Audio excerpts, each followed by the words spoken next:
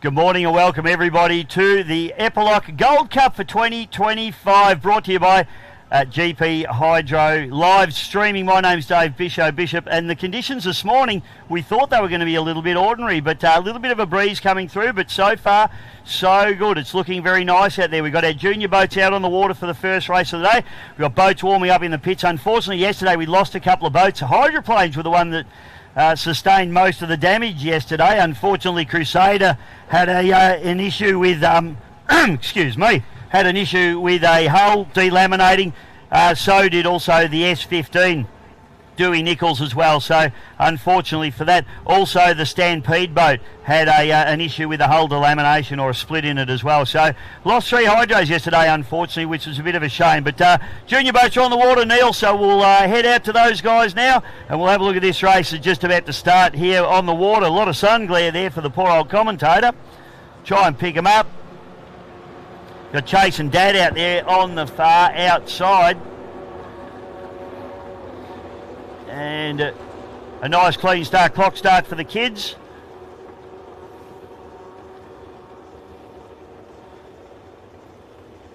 And that's Emerson Walker on the outside, just trying to pick up lead boat now as they come up the back chute.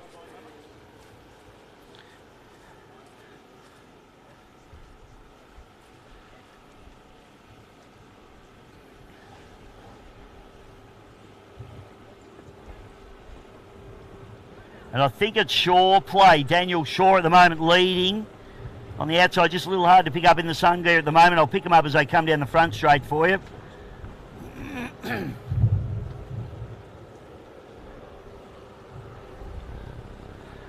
So I'll pick them up now as they come through.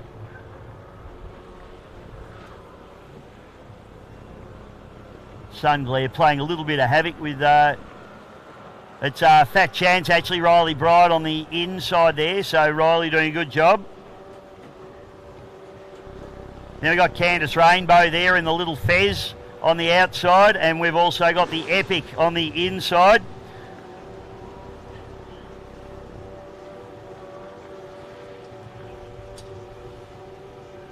This is Scarlett Gilligan, I think, in the She's More Epic machine.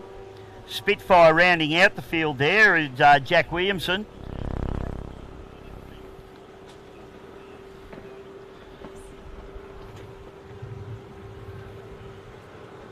So Riley Bride's poked her nose into the lead now.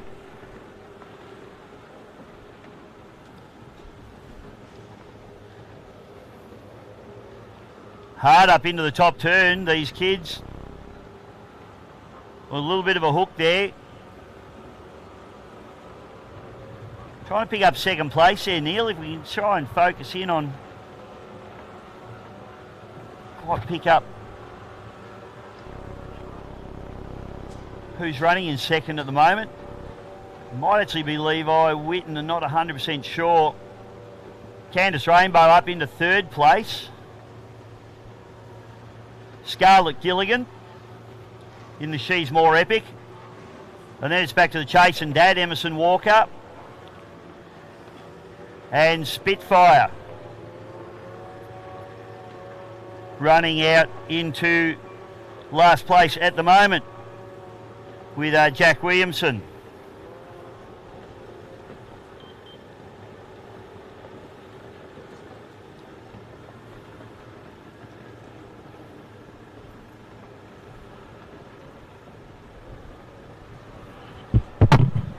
Green flag still flying. Actually, we've got yellow flag. Should have been coming out now. It does. So 1 lap to go for Riley Bride.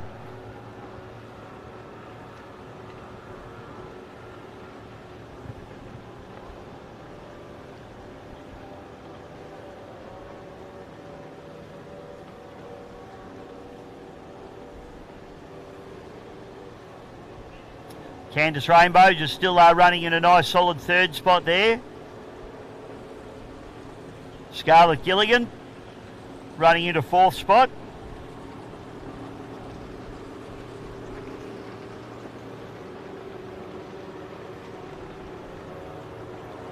Then it's the Chase and Dad machine Back to the Spitfire with Jack Williamson.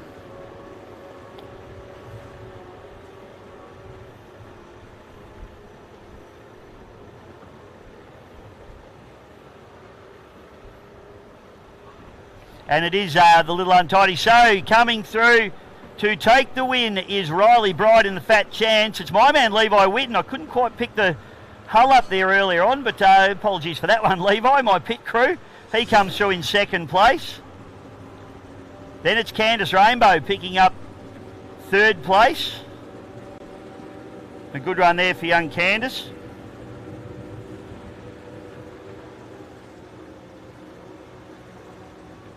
In the little Fez machine.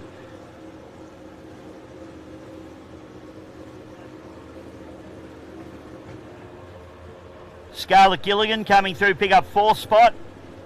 Then the Chase and Dad machine coming through with Emerson Walker. Good job there for young Emerson. And rounding out the field there in the Spitfire is Jack Williamson.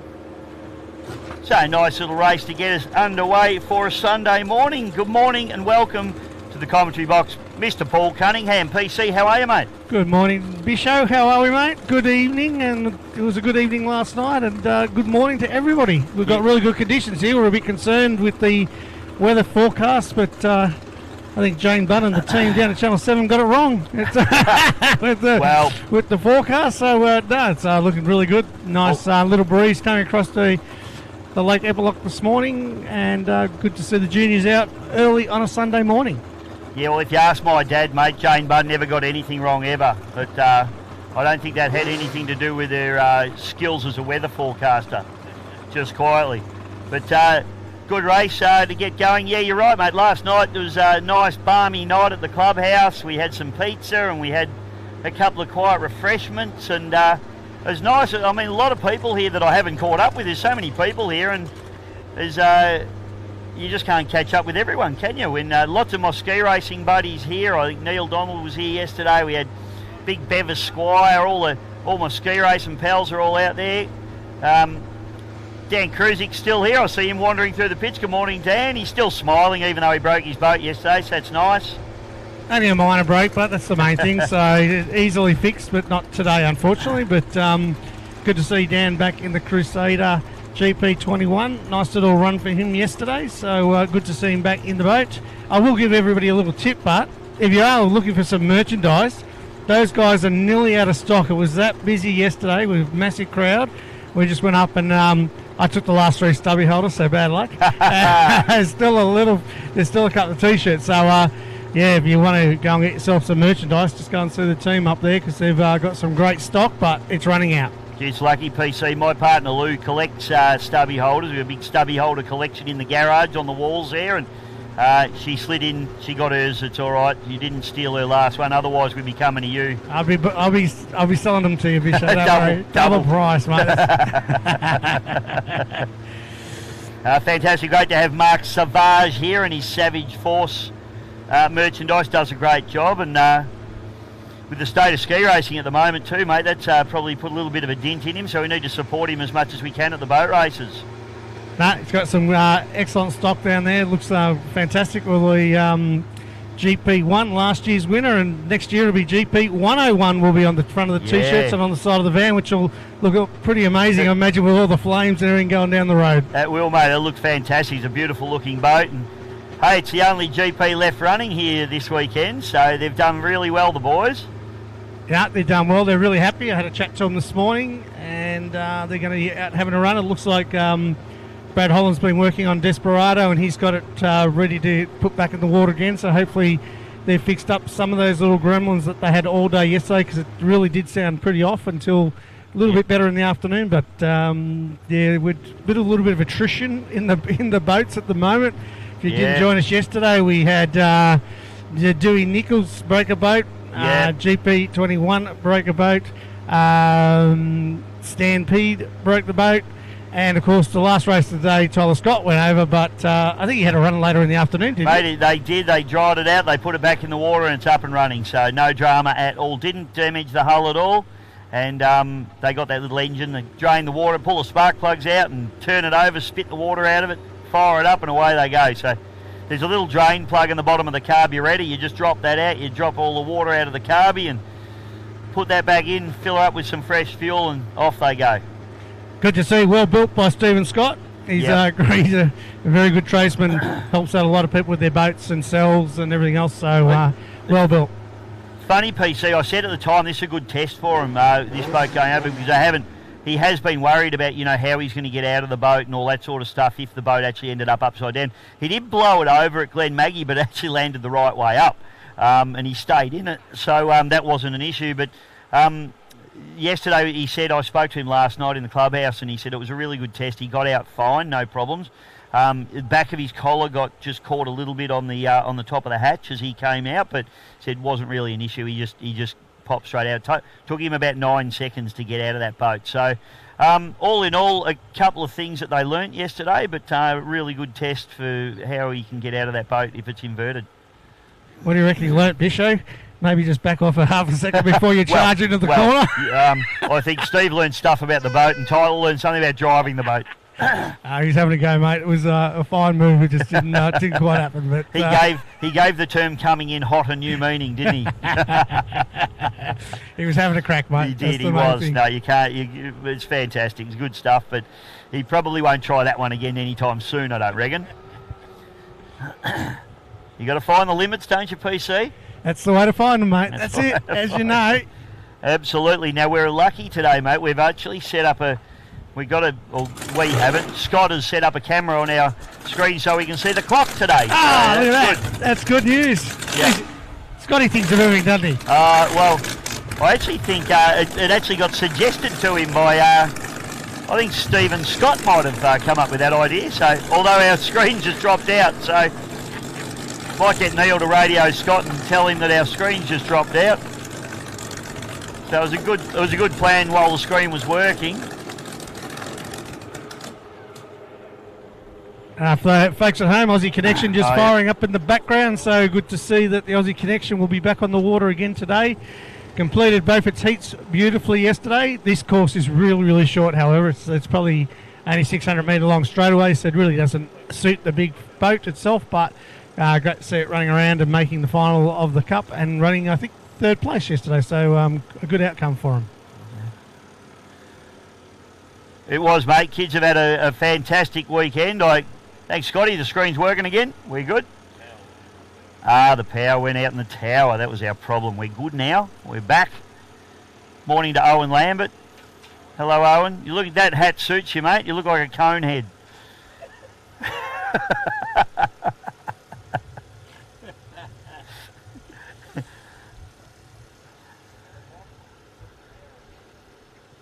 I met Candice Rainbow's mum last night, mate, at the clubhouse, and she was very quick to point out to me that I got one of them wrong yesterday. I think I got one wrong all day. Anyway, so always good to know.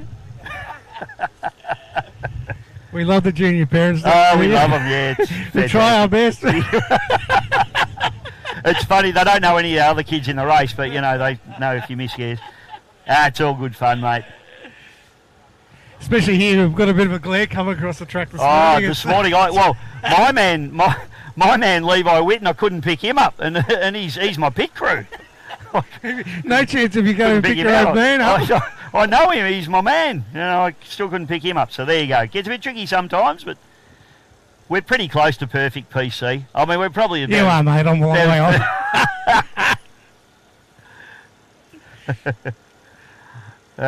So we got JD Land in the tough luck. We got Shaw play with Daniel Shaw, Bud Light Jr. with Harry Mead, She's Epic with Ella Gilligan, Flat Out with Chase Hamilton, and the Little Liberty with Jet Howard. Good to see my man Brad Hollands down there all suited up, so he reckons he's going to be heading out. I think Brad had a run in the Desperado last night, and I didn't see it run, but I could hear it in the distance, and it sounded like it was going all right. So hopefully Desperado has a good day today. Well, they're on race 3, so it'll be the Max Kerwin, and that'll be Desperado GP 101 and Aussie Connection. So that'll be after this as we see the clock. My clock's disappeared. The clock's dropped away, Bishop. It's making too soon. Our clock's disappeared. Anyway, they're all charging the line. We'll assume they're all legal.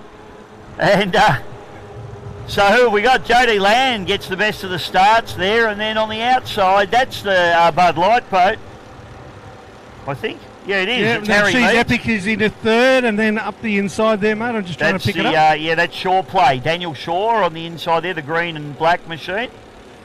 Flat out, a little bit late to the starters' orders, Chase Hamilton. And I didn't quite pick up who was on the outside That's there, a Little Liberty, mate. That's a Little Liberty of Jet Howard. Jet Howard doing a good job. He got a good start, actually, Jet. That boat's a little underpowered compared to the rest of the boats out here, so... And Jet is provisional as well, mate, so he has to start on the outside.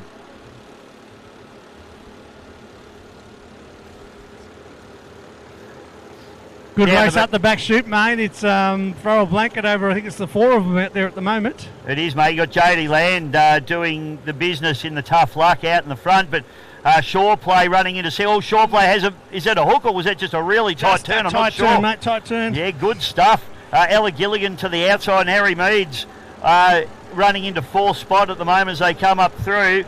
And then flat out, Chase Hamilton, he missed the kick at the start. He had a little bit of a hook there as well. So it hasn't gone too well for Chase this morning. No, Chase was asleep. He didn't hear the 9 o'clock bell go off. He was in bed on a Sunday morning. I hope he's got all his race gear on. He probably didn't even get dressed properly. So doing a good job. And then Jet Howard rounding out the field here, mate. So this is a really good battle here at the lead, at the head of the pack. Yeah, JD Landy had a good day yesterday too, mate. A couple of good wins, so Tough Luck leading the way at the moment. Yeah. Looks like there's a little bit of a chase down in the back straight, some movement on the outside. Tell you that Shaw Play boat's got plenty of pace in a straight line, hasn't it? Probably just making about half a mile an hour, I reckon, but they're all tipping in pretty hard into this bottom turn, mate. I'm just keeping an eye on them because I reckon... Oh, jeez. Ella Gilligan up the inside there, mate. Yes. Having a little sneaky look. She's having a sneaky look, but I tell you what, how hot Shaw Play came in. I was a bit concerned Shaw Play might have had a hook, but he's obviously pretty confident in that boat. Turning it in very hard. No, he's actually very hard. He's going making a little bit of ground. Might actually have a bit more pace, but looks like JD Land in the Tough Luck. He's just holding that inside line nice and tight as they head down. Though he will still have 2 laps to go, this Victorian Championship, heat number 1. So I think we a 4-lap event today.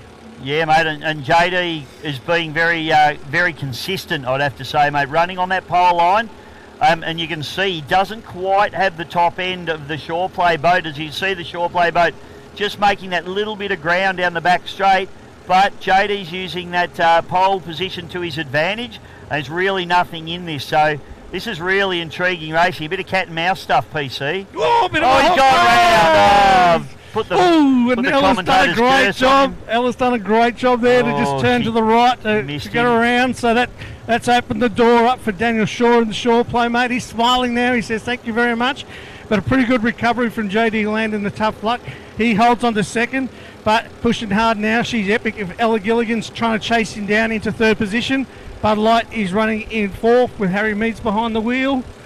Fifth is Chase Hamilton and Flat Out, and Little Liberty and Jet Howard's rounding out the field. But we've got 1 lap to go. The yellow flag is out, Bisho. Fantastic. So coming down to the wire, mate, you've got to be... I put the commentator's curse on JD, didn't I? I said he was being so consistent and doing such a great job, and then he hooks it and nearly gets T-boned by poor old Ella Gilligan as well, which is, she, as you said, mate, did a great job to avoid him. So good driving there from all the kids. But JD be absolutely kicking himself, and he'll have the bit between his teeth. But I don't think he's going to have the top end. He's going to have to hope for a mistake from the Shaw Play boat here, I reckon.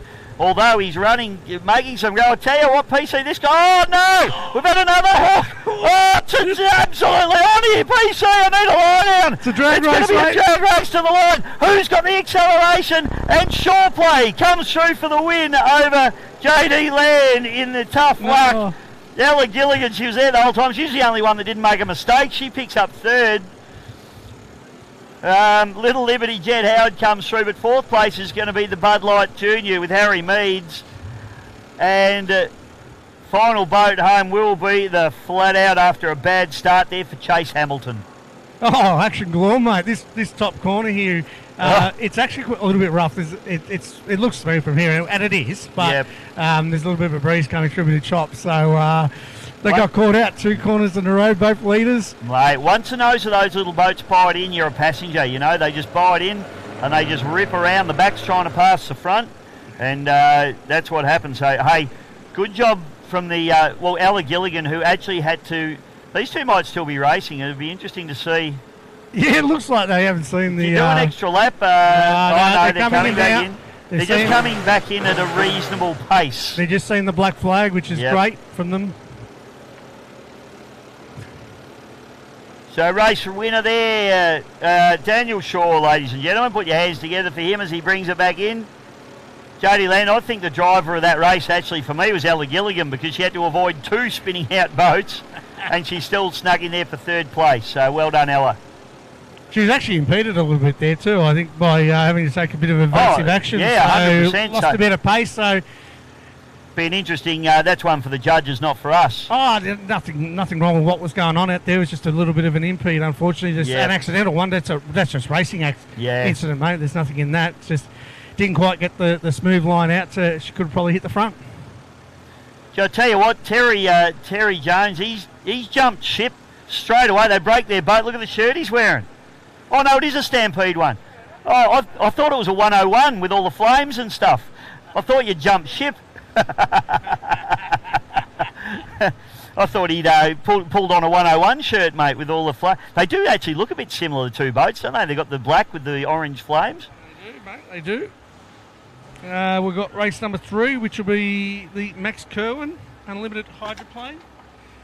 Desperado is going to be in pole number 1. GP 101 out of 2. And Aussie Connection with Russell James behind the wheel. I think we spoke yesterday. Did Russell drive this boat before? And yes, he has. Oh, excellent. You went and got some intel for me, PC. Yeah, so he's never raced it, but he drove it about 30 years ago when it was in its old configuration with the open cockpit here at Lake Eppalock in a practice session. Wow, there you go.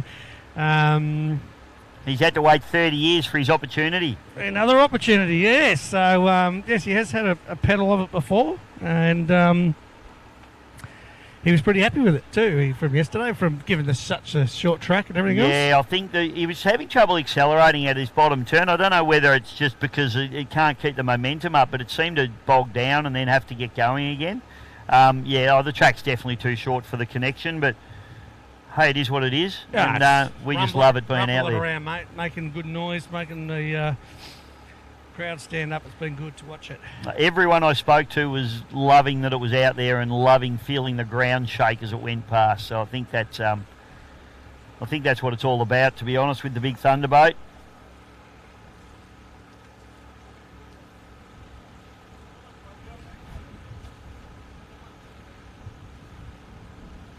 Of course, Barry Taylor, the owner of the Aussie Connection, he's an absolute stalwart, isn't he, PC?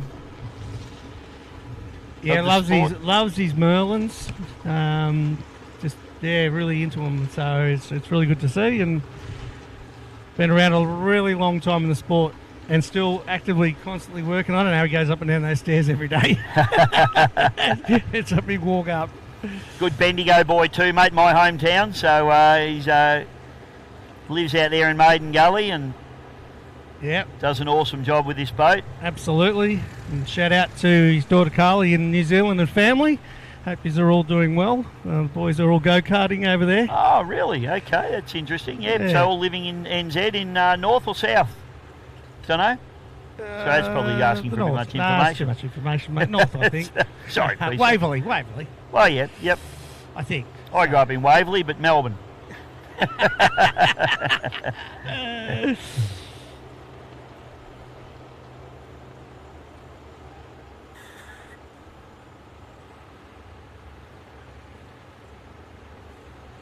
Oh, Rolf's here as well, Bisho. He's come on his own this weekend. He's been a bit lonely, apparently.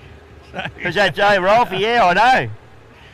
The man who does 10,000 kilometres in a couple of weeks chasing down photos. Have you ever seen Rolf Stanisic not smiling? I don't think I ever have. He just loves it. So good. I think he wasn't smiling at the time when Ricky Howard made him run real quick. Oh, he still smiled. I think he was laughing.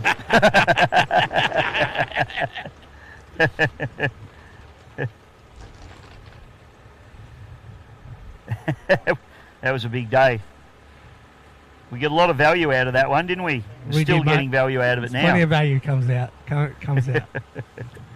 For those that maybe don't know or are here watching, we're at Yarrawonga at the Griffith Cup, and if you know the swimming pool that hangs out into the lake, Ralph was actually out on there because he's an official photographer. He's allowed to be out there. The general public aren't, because it could be a little bit of a dangerous place to be if a boat went Australian. It was Ricky Howard, I think, wasn't it, in White Noise. Ran very, very wide to the point that Rolf went, I'm out of here, and I've never seen the man run so fast in all my life. He's your bigger gentleman, so it was a pretty funny day, but we did actually all think Ricky was going to clean up the pool that day. Looks like we've got an 85 race coming out, mate, before this. Yeah, mate, we're just going to change the program slightly around race 4, just while they're waiting for Aussie Connection to be put in. So I think we'll be just going to the 105s for the second. So Jason Jones in the Bad Temper. He had a great day yesterday. I think it'll be Tantrum with Justin McLeish. Let's see who we can pick up who's actually going out there. Yeah, we've got Tantrum, Point Blank, and Stampede won't be going out, mate, although it's on our list. Because that boat has a broken hull, unfortunately. So it looks like it's just Temper and Tantrum at the moment. Oh, no, we got Point Blank. Point Blank. So we must be missing one more, I think. Yeah, we're missing Bud Light at the moment, which unusual for Meadsy not to be out there. He's normally... he'd go to a race on a pond with two tadpoles racing around. It looks like Point Blank don't want to start because I can see a crew member having to do the walk of shame out to the boat. So it looks like it's going to be a race in 2 PC. Don't know where Bud Light's gone, and I can see Point Blank, but unfortunately the boat doesn't look like it wanted to fire. So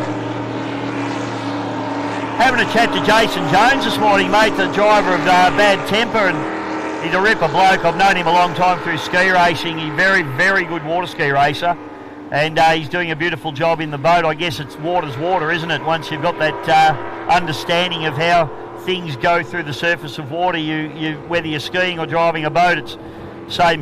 But Jace, he's a pretty young and fit guy too, so you know that always helps when you're racing as well. But that boat's beautifully turned out. They've done a really nice job on that boat. Yeah, no, it looks great and had a good day yesterday. So just the two of them at the moment. Bad Temper will be on the inside, the yellow boat. Jason Jones and Tantrum, and Justin McLeish on the outside. Unfortunately, Point Blank is Shane Northey. He's just making his crewman go for a swim, which is not too bad, I think, because it's beautiful in the water. It is nice. I went for a swim last night after the racing, mate. It was beautiful out in the lake. Had a quiet refreshment and a float in the Derrinal pool. Nothing wrong with that. Nothing wrong with that, mate. What more could you do on a Saturday evening than that? Here we go. White flag on Tony Dempster's Bandit start boat. He brings them down. He lets them go. Here we go. We are racing. Temper and Tantrum. Temper on the inside, Tantrum on the outside. Jason Jones. He's going to be hard to beat with that inside running, I think, mate, given the fact that they're limited to 105. Yeah, mate. So head down. It's a nice clean start by both guys. It is the Bad Temper leading them up the back straight with Jason Jones behind the wheel. Tantrum's not far behind, but it's been a pretty good weekend so far. Don't want to put the miles on him. The Bad Temper just opening up about a 4 or 5 boat length as they head up the back straight for the first time. This one will be 3 laps, Bisho. Both of these boats are probably technically 95 mile an hour boats, PC, stepping up into the 105 class. But it means for Jason that he can really open it up, because the boat probably doesn't run much over 100, 105 as it is, so he's probably not too worried about breaking out. He can just drive the boat. But this particular category from next season is going to be cockpit boats only, so this is sort of their last opportunity to have a run around in this particular class. As I say, both these boats really built for the 95 class. No, he's doing a fantastic job as they head up the back straight now. It's the Bad Temper with Jason Jones behind the wheel.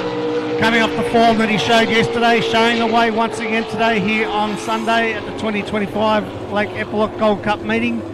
We've got Justin McLeish in second position, chasing hard, but just doesn't have the power to go with. Bad temper at the moment with Jason Jones behind the wheel. Yes, it'll be a shame to see them have to go to cockpits at this point in time next year, but they've got a hot season to run with them like they are at the moment. So Jonesy having a bit of a wild ride out of turn number 2 there. He struggled to get the boat settled. He finally did get it settled and he fires away. So he's just got 2 advantages. I think he's probably got a little bit of top end speed over the Tantrum boat, and also given that inside line that he can run Tantrum just with Justin McLeish, just not able to get around the outside of him, and now that he's been slotted back, unable to bridge that gap. But a great drive there from Jonesy. He used everything to his advantage and takes a very nice win in the 105 mile an hour category. Tantrum comes through, Justin McLeish, good drive from him as well. And another beautifully turned out boat is the Tantrum machine, so good job there from Justin as well. So that's the 105s, race number 3 for the day. They're just moving around a little bit. We got, I think we'll be up now for the Max Kerwin, and we've got on the water ready to rock and roll is Desperado with Brad Holland behind the wheel. GP 101, Benny Clark, yesterday's winner of the Gold Cup. A great drive indeed. Pipping Sam Lucas in a pretty tight battle. And Aussie Connection with Russell Jones will be out of number 3. So yesterday we saw a little bit of a good initiative, I think you'd call it, Bisho, where they actually let the Aussie Connection go just before the white flag went up. Yep. It worked well too, didn't it? It's a great initiative because, you know, sometimes we've seen in the past where the white flag's gone up, it's been a bit slow to get up on the plane or even get cranking. Yesterday in that final when it went out early, made the start line. It was a beautiful start and it was great for the spectators. Looks like you're up, PC. I think you're getting pit crew duties coming your way. Tara's giving you the big word, mate. And when Tara speaks... Oh, you got to run. Paul runs. Thanks, mate. I'll see you after you guys. Good luck. Is that guy going to give you a drive of that boat? Your microphone's off. It's all right. We'll talk about that later. His name's still on the boat. That's good. Did he spell it wrong? What an idiot. Oh, well. He's only been your best mate for about 20 years. Yeah, he doesn't know how to spell your name. Perfect. He's coming, Tara. Jeez. Imagine being married to Tara. A nightmare.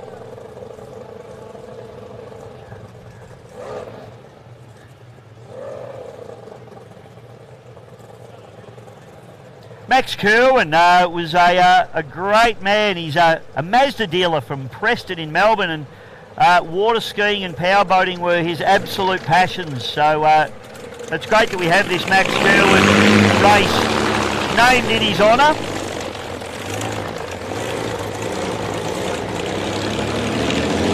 And this is the Max Kerwin for 2025.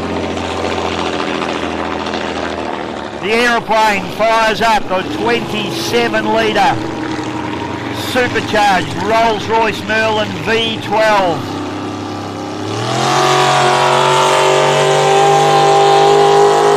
Brad Holland brings that beautiful little 6-litre hydroplane, the Desperado, up onto the plane as well. And the DB 101, the current Eppalock Gold Cup winner, brings himself up out of the water as well.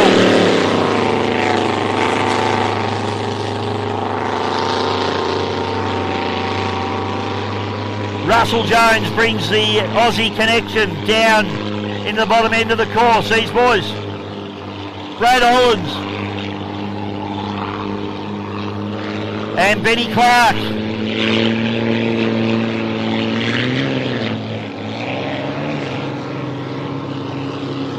Play catch-ups. Tony Dempster in the start boat. trying to pick up where the start boat is at the moment. Right down the bottom end of the course, just hiding down there. Okay, start boat's going to pick him up.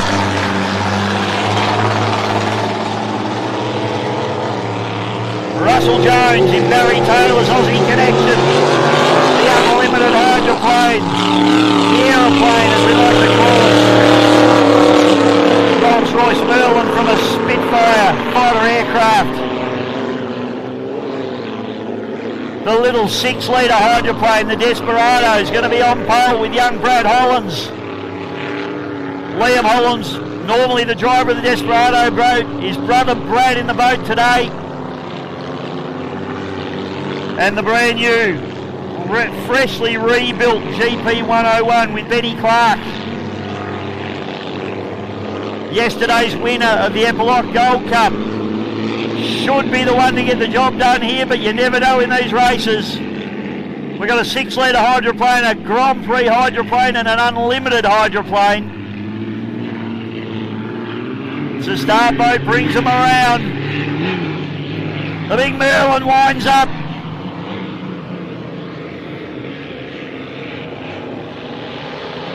Russell Jones leans on that 27 litres. And the Merlin fires. The 101 fires.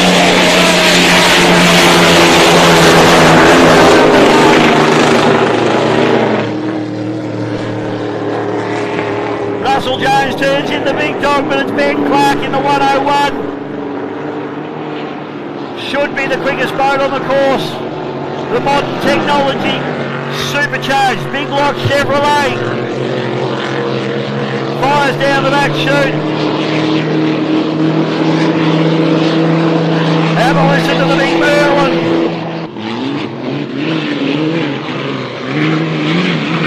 Russell Jones sliding and drifting the big Merlin around the bottom end of the course. He dies off. Unfortunately, his foot happened yesterday as well.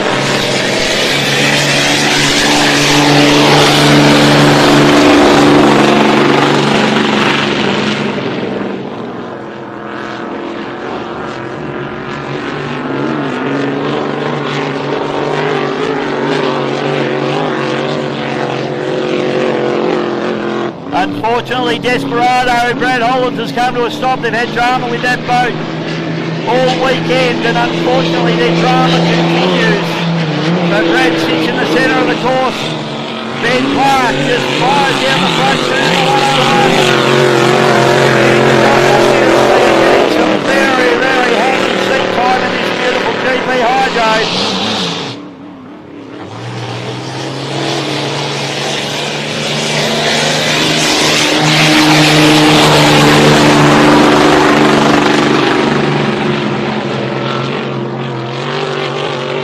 Have a listen to that Merlin. Absolutely epic. As Russell Jones brings it down the back chute. Just having that little bit of a hiccup every time it exits a corner. Yellow flag comes out to the 101.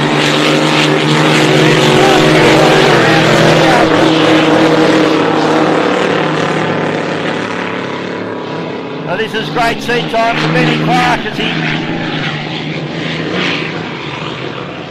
gets prepared for the National Drivers' Championship. You can see that the Aussie Connection just cuts out on the exit of every corner.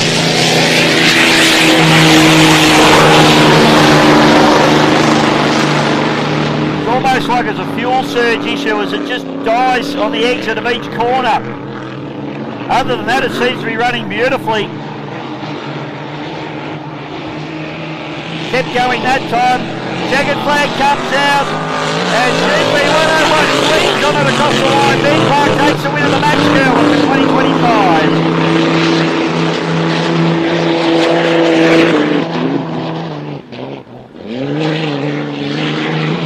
You can hear Russell Jones trying to keep the momentum up, keep the pace on as he slides the big old girl down through the bottom turn.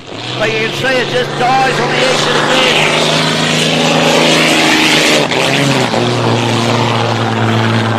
Unfortunately, Aussie Connection's got a couple of little issues there. Probably wouldn't have won that, but Hopefully they get on the top of them. We said have a really clean run, but I'll tell you what, how good does it sound? The Max Curlin for 2025, ladies and gentlemen. Run and won. Unfortunately, Desperado drops out. Brad Hollands have had drama with that boat all weekend. Sadly, it doesn't look like it's sorted. But the GP 101 team, they have had an absolutely epic weekend so far. And what a credit to this team. This boat, when they purchased it, was just a centre section with two separate sponsons. They've had to reassemble the entire boat and put it back to its former glory after it had a huge crash in Taree many years ago. And the team have done an absolutely epic job. Fantastic stuff. And Ben Clark brings it home, pops the hatch open, and he could not be happier with the weekend that they've had so far, and they'll be taking some serious hardware home. They've locked away the 2025 Eppalock Gold Cup, and now they've locked away the 2025 Max Curlin as well. Congratulations, Team 101.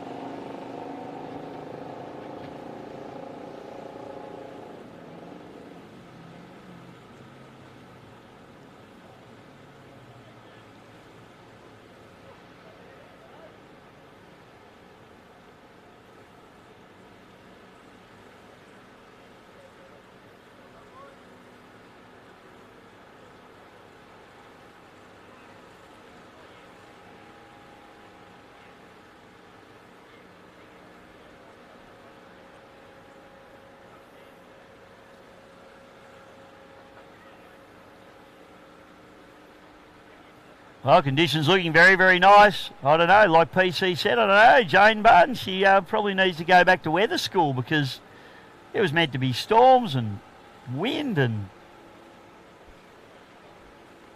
none of that. I'm pretty happy with that too. So next race on our card, as we see 1.6 is starting to be lowered into the water, but according to my program here, we got Vic Championship Heat 1 for F4s.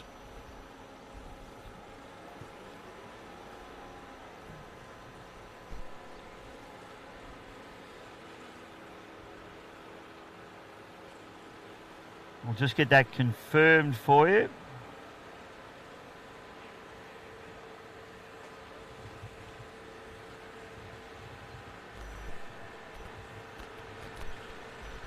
F4 category really starting to build in momentum in Australia now. We've got lots of young fellas that have come out from the juniors and 25 ranks and stepping into these F4 boats. The likes of Jack Meads, Tyler Gilligan, Lockie Bride, Max Seckham and Joshy Taranto. It's a really great group of kids. They're all similar age. They've all come up through the ranks. They all know each other. And it's great to have these young blokes, and they're all good mates off the water, but I tell you what, they're all arch enemies on the water, and this is heat number 1 for the Vic Championships for the F4 category. So won't be long. I'll take a short break. We will be back with F4 racing in just a moment. Hope you're enjoying the racing. It's the Eppalock Gold Cup for 2025.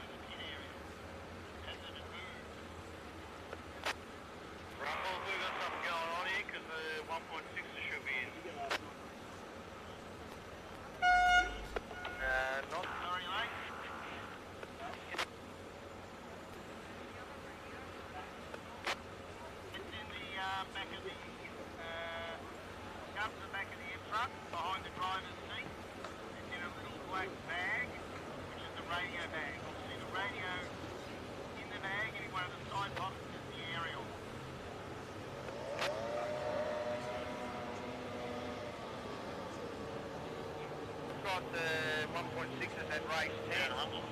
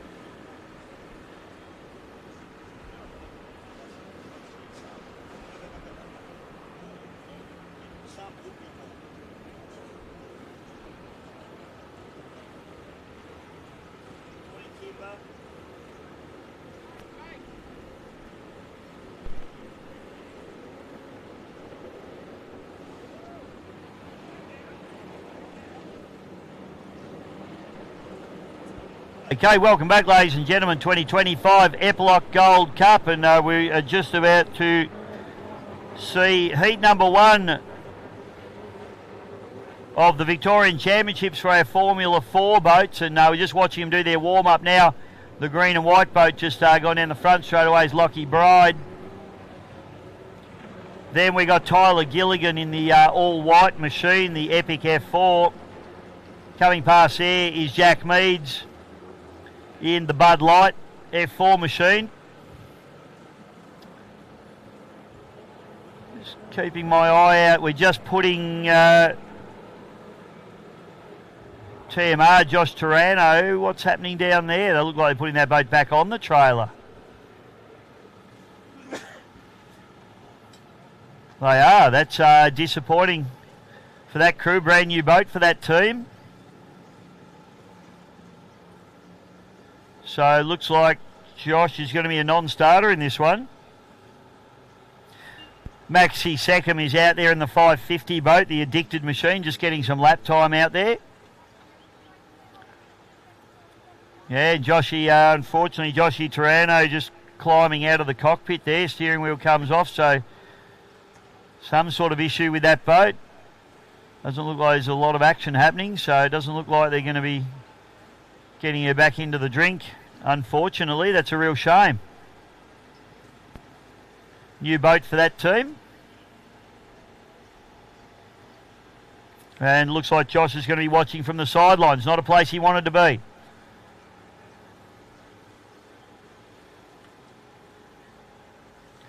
Rest of the teams are out there. Looks like Jack Meads is going to be our pole man. And the clock is ticking. So coming up to 45 seconds to start now. So we'll start looking at the boats. I'll be watching the clock now. It'll be 30 seconds in 5 seconds. 4, 3, 2, 1. So 30 seconds now to start. They'll start making their way towards the clock. Most of these guys will know how long it's going to take them to get from the milling area up to the start line. I imagine it's probably around about 15 seconds, which we're coming up to in 3, 2, 1. 15 seconds now to start. Boats, you can see they're all moving off of 15, but the problem for some of them is they're a little bit back. Lockie Bride, if he judges this right, and I reckon he has, is going to be the man of the moment. He was right on the number. He's done a great job. He's going to be around about 2 to 3 seconds late, which is about as perfect as you get. Gilligan, then Meads, and then Seckham. So Lockie Bride was the man to absolutely nail that start. As I said, he's probably around about 3 seconds late, which is about as fine as you want to cut it. So you'd have to say a perfect start there from Lockie Bride. Into second position at the moment, Tyler Gilligan. And I tell you what, in these stock engine categories, all these boats are very similar speed. Your start on these clock starts is where you win them and lose them. And unfortunately, anyone that was behind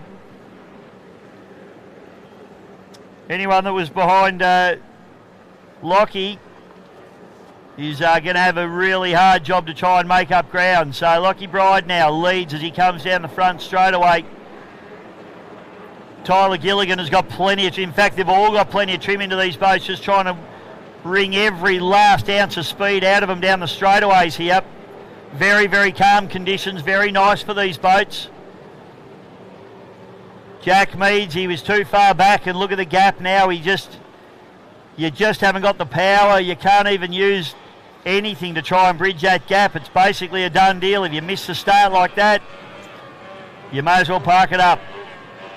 Maxi second, of course, it's a 550 boat, so he hasn't got the power of the other boat, so never anticipating to go out there and win. But I tell you what, he missed the start by a long way as well, so he might be getting in some good practice, but his starts need to be better than that.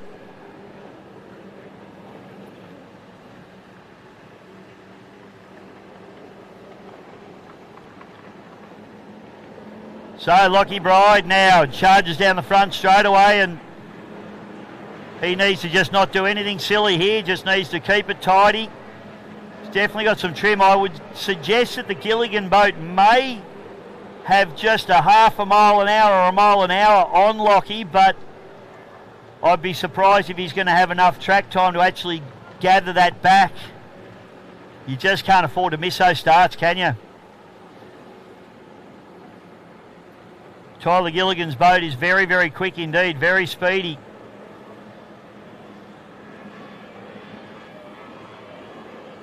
But Lockie Bride's the man of the moment, and as I said, I can't see Gilligan bridging that gap. So Lockie Bride goes up through the top turn, beautifully turned out. All of these boats are beautifully prepared. The beautiful Mercury 60 horsepower 4-strokes on the back, just providing very reliable horsepower. Tall, dark and handsome on any transom. If it ain't black, take it back, Nilo. If it's white, it's probably not right. Yellow flag's out. 1 lap to go. For those of you watching at home or on site, yes, I do bleed black.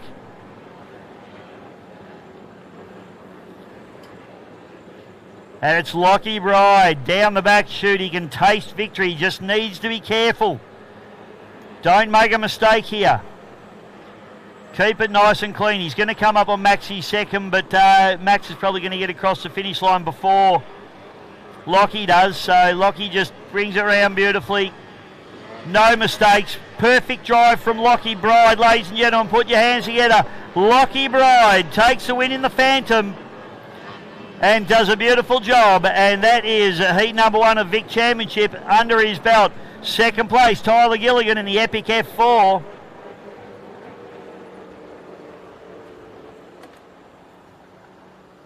And coming up for a third place points is Jack Meads in the Bud Light. He'll be kicking himself, started too far back. And Secco will bring the little 550 boat down the back straight away and get the job done there for 4th place. Great little 550 boat, this one. A little bit outgunned in this Formula 4 category, but it's great seat time, and I tell you what, he's learned something about his starts in that race. He had a terrible start, to be honest, although he may have been starting provisional, so he may have... oh, no, he wasn't provisional, so he did start too far back. But a nice, tidy drive. He kept out of everyone's way, which is a good job there for young Maxi. And it comes through to collect some points.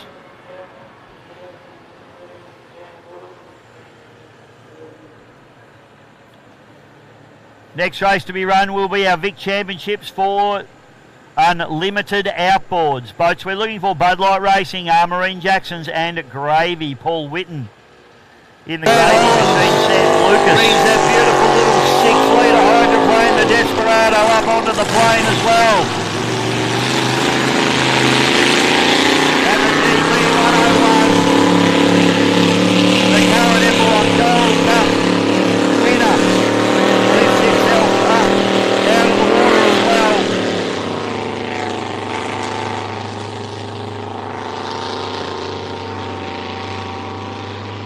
Russell Jones brings the Aussie connection down into the bottom end of the course. These boys Brad Hollands. And Benny Clark.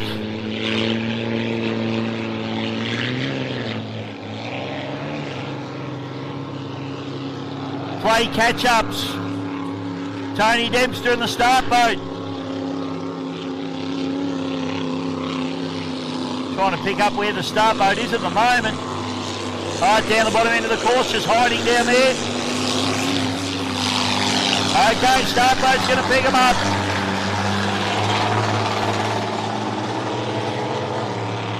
Russell Jones in Barry Taylor's Aussie Connection. The unlimited hydroplane. The aeroplane, as we like to call it. Rolls-Royce Merlin from a Spitfire fighter aircraft. The little 6-litre hydroplane, the Desperado, is going to be on pole with young Brad Hollands. Liam Hollands, normally the driver of the Desperado boat, his brother Brad in the boat today. And the brand new, freshly rebuilt GP 101 with Benny Clark. Yesterday's winner of the Eppalock Gold Cup. Should be the one to get the job done here, but you never know in these races. We've got a 6-litre hydroplane, a Grand Prix hydroplane and an unlimited hydroplane. So start boat brings them around. The big Merlin winds up.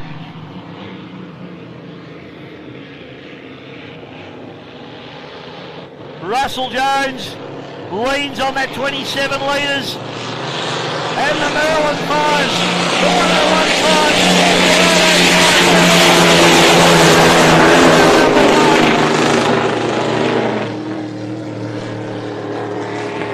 Russell Jones turns in the big dog, but it's Ben Clark in the 101.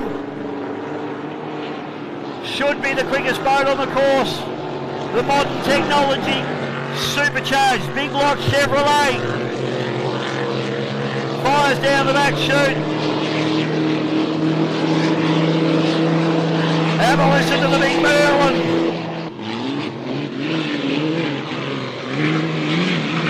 Russell Jones sliding and drifting the big Merlin around the bottom end of the course. He keeps the momentum up. He dies off. Unfortunately, his foot was happening yesterday as well.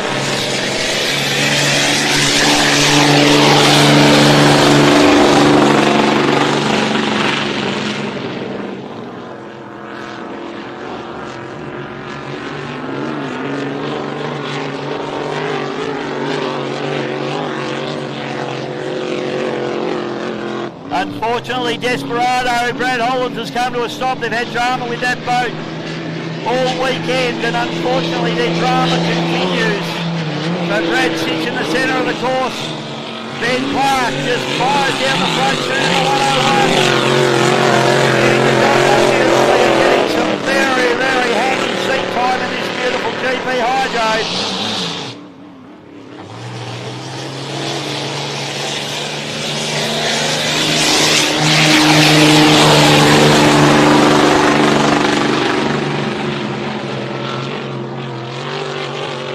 Have a listen to that Merlin. Absolutely epic. As Russell Jones brings it down the back chute.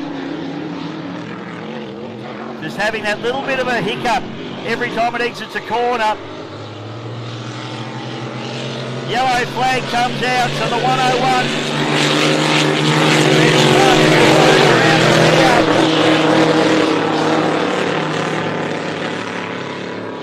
Now this is great seat time for Benny Clark as he gets prepared for the National Drivers' Championship. You can see that the Aussie Connection just cuts out on the exit of every corner.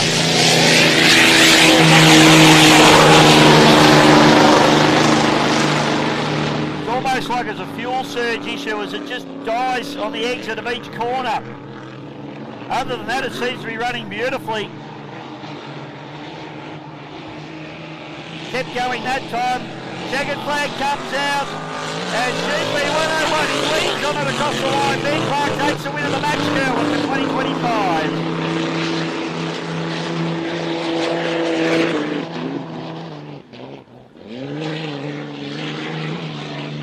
Russell Jones trying to keep the momentum up, keep the pace on as he slides the big old girl down through the bottom turn. But you can see it just dies on the exit again.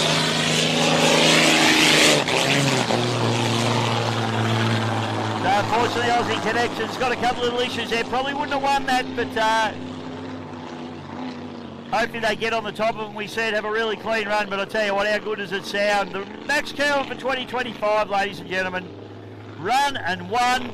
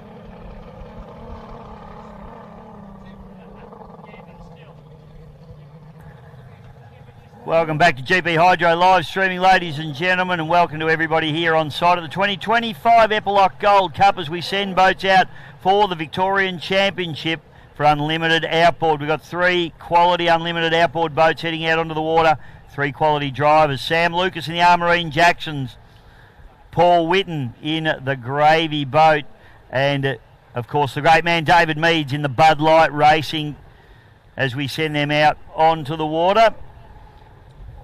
Should be an interesting one. Sam Lucas got the most horsepower out there and should win this race, but it's never over till that overly endowed lady sings that song, so it'll be interesting to see. He's running probably around about 400 horsepower, S3000 Mercury race engine, EFI.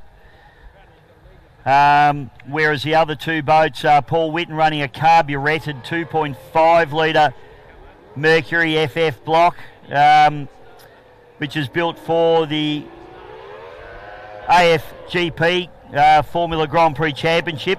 And Dave Meads is running the Optimax power, so a 2.5 litre high pressure direct injection, around about 200 horsepower, that particular engine. So 3 very different engine configurations here. Sam Lucas by far has the most power. And probably the least power would be Davey Meads in the Bud Light, in the Optimax. But in terms of reliability, I would think that the Optimax would be the most reliable out of all these arrangements. The other 2 engines are a little bit more highly stressed. Chatting to Dan Cook, one of the crew from Armarine Jackson's, turning that engine, well, they hope to be with the propeller choice today of up near 10,000 RPM, about 9,800 RPM they want to run that thing to. So that's a lot of RPM in anyone's language, even with a 2-stroke 2.5 litre Mercury. I'll give you the tip, you're rebuilding them pretty often when you're revving them that hard, folks.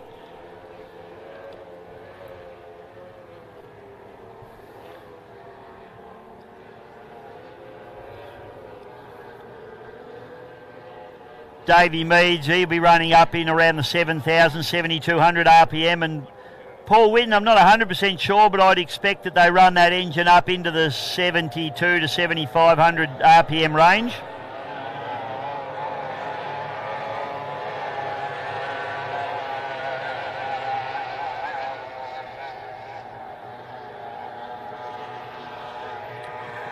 So this is for the Victorian Championship, heat number 1 for unlimited outboards here in Victoria.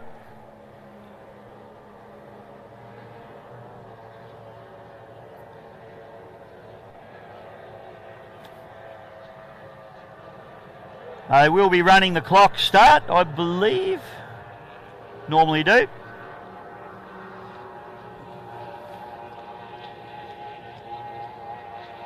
So we'll run through them. Dave Meads in the Bud Light, the Armarine Jacksons with Sam Lucas, and Paul Whitten in the Gravy, in that order for the unlimited outboard category for Victorian Championships.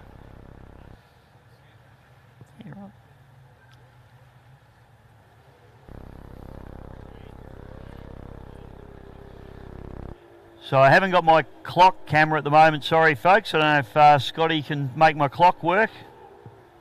Neil might ask him for me, potentially. There we go, I've got my clock. Thank you, Scott, you must be able to hear me. So we're 45 seconds to start, just going now. So here we go, boats will be watching. So we watch with the F4 boats at about 15 seconds from roughly where they are now. In fact, the F4 boats are a little bit closer. So these guys will start charging the start line. If Sam Lucas is going to sit back there, he's probably a little bit longer than 15 seconds. So he'll have his crew chief on the radio to him. All these guys have got communication back to their teams. Coming up to 20 seconds now. 15 in 2, 1, 15 seconds to start. So all of them a little bit lazy on the start, I would have thought. They will get going. Sammy Lucas coming up to 5 seconds to start in 1 second. 5 seconds to start. 3, 2, 1, 0. So all of them very late on the start. That surprises me. Paul Whitten gets the best start. Sam Lucas comes charging hard. It's probably not going to be a problem to him as he just arrives past everybody in that Armarine Jackson's machine. Tips it in hard into the port turn at the bottom end of this beautiful Lake Derrinal pool course. And Sam Lucas goes from last to first in one straightaway. So he is making some epic horsepower out of that particular engine. Paul Whitten going very, very nicely indeed in his grey machine, the Gravy boat. And Davey Meads, as I said, probably the least horsepower out of these three boats, so just not the top end speed required. So Sammy Lucas charges down into the bottom turn for heat number 1 of the Victorian Championships Unlimited Outboard. Very impressed with Paul Whitten's boat at the moment. It's going very nicely. Just had a fresh engine rebuild and seems to be running very strong.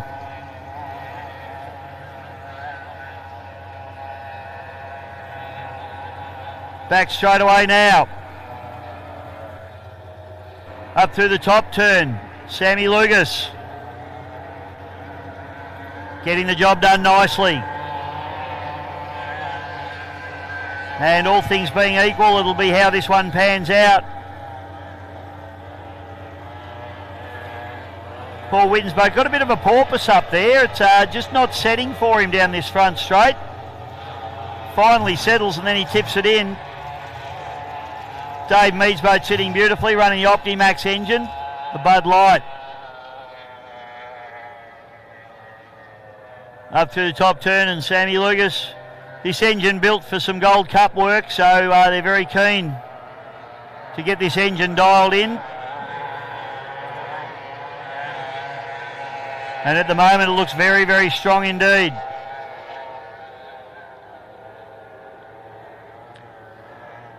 Paul Whitten still looking good, just might have come off the pace just a touch, but the yellow flag comes out. Sammy Lucas just needs to run up the back chute. Meadsy and the ever reliable Opti just getting the job done nicely. Lucas charging hard. This is a good practice for him, just getting some seat time in this relatively new boat to this team. They do run a couple of boats in this team, but Sam Lucas, ladies and gentlemen, takes the win in the Victorian Championship heat number 1 for Unlimited Outboard.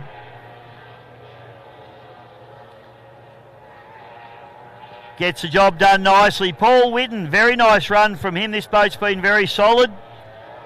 And this is great seat time for him as he's campaigning the Australian Formula Grand Prix Championship in this boat. So that's a good run there for him as he backs it down. And Davey Mead's into third place. Well, that's it for our unlimited outboard heat number 1. We'll be back with 1.6 litre action in just a moment.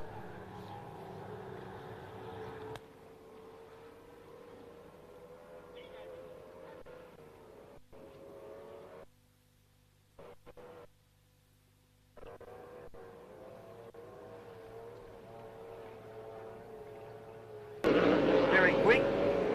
Let's see what the outboards can do. They won't have the power of the inboards, they won't have the top end speed, but they will have the corner ability.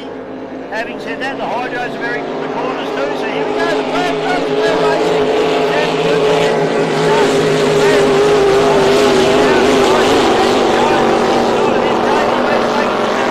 One of those boats a little bit off, PC.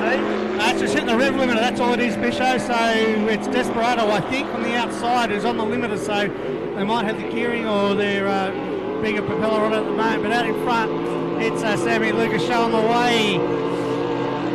Ollie Jones into second position, Bud Light into third, and Brad Holland is struggling up the back of the field at the moment as they come down here. The Hydro's drinking the wide line as now Bud Light takes advantage and moves into second position. Sammy Lucas is doing it in lights on the moment. In fact, he's pulling away from the field, just making an absolute meal of this at the moment.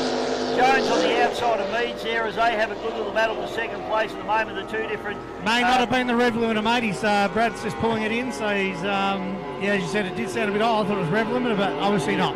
No, it did sound like it was popping and crackling, so unfortunately the HBR boat comes back into the pits, and Brad Hollands, who got a good start, but he's not going to continue on in this one. So Meadsy now, Sammy Lucas leading this arrangement quite comfortably as he picks up the yellow flag and sets off on his final lap. Dave Meads and Paul Jones having an absolute cracking battle for the other boat. And this is enthralling. Such different boats, such different characteristics, BC. Yeah, no, it's great to see. We love the opportunity to race these different types of boats with each other, and as you can see, pretty evenly matched. The Bud Light on the inside and Paulie Jones on the outside, but Sammy Lucas now is all him as he starts across the finish line and takes win number 2 for the day here. That's a half a lap win there for Sam Lucas. That is absolutely epic. He is flying, so I tell you what, he spent a little bit of time out of the boat this year, but it hasn't bothered him. Second place is going to be Jonesy, the Stampede, and David Meads in the Bud Light Racing coming through for third place. But unfortunately for Bradley Hollands, the Desperado boat that's got such a great pedigree has got a little bit of an issue.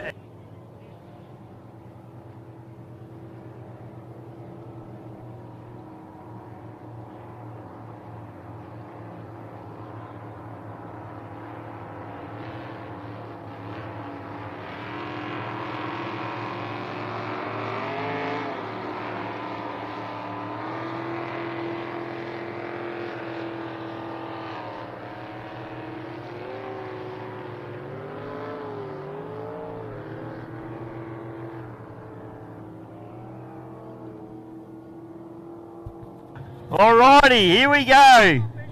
They're not 1.6s, are they? I think we've got some bracket class racing going on here. So, start boat will pick up our fleet. We've got the Demon,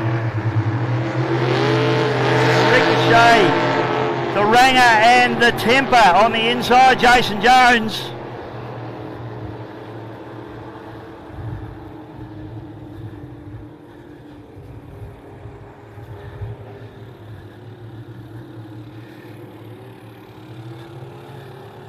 So big Tony Dempster brings them down through the bottom end of the course, down the back straight. We'll get them started. White flag flying high on the Bandit start boat.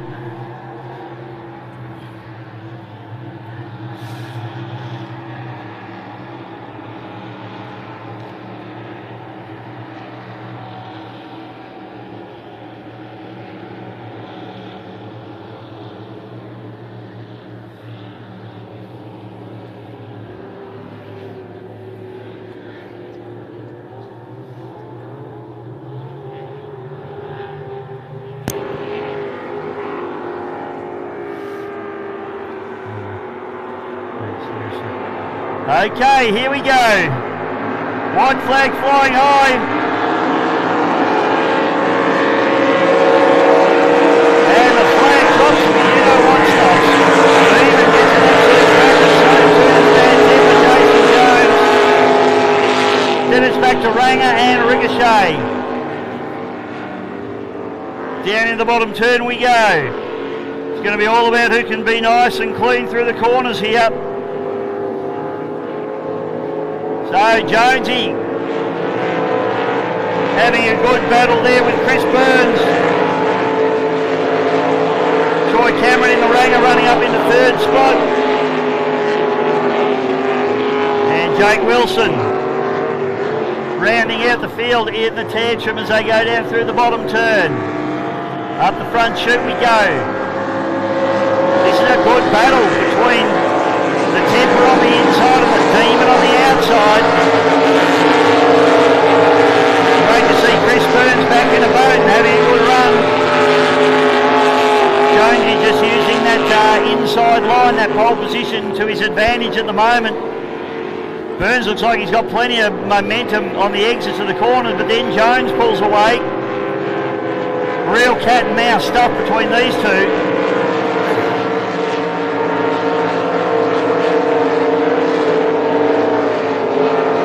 Up in the top turn we go. And Jones has made a little bit of a break now on this lap.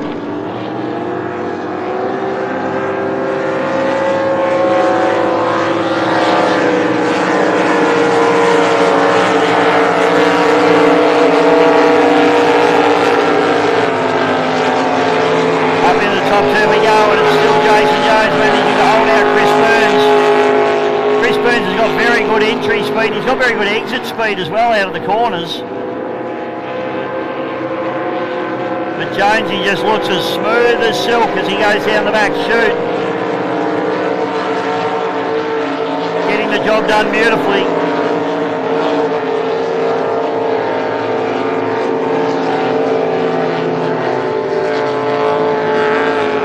And the checkered flag will be produced, and it is going to be Jason Jones in the bad temper. Taking the win over Chris Burns in the Demon. Troy Cameron in the Ranger in the third place. And rounding out the field is Jake Wilson in a Ricochet.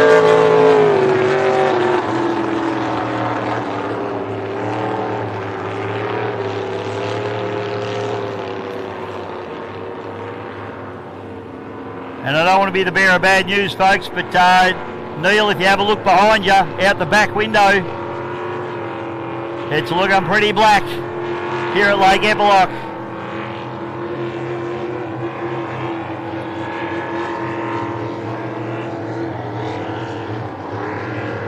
.6 litre hydroplanes are next on the card. We'll definitely get these guys done. Probably still... I reckon we're still an hour away maybe from this rolling through, but it's a bit hard to say.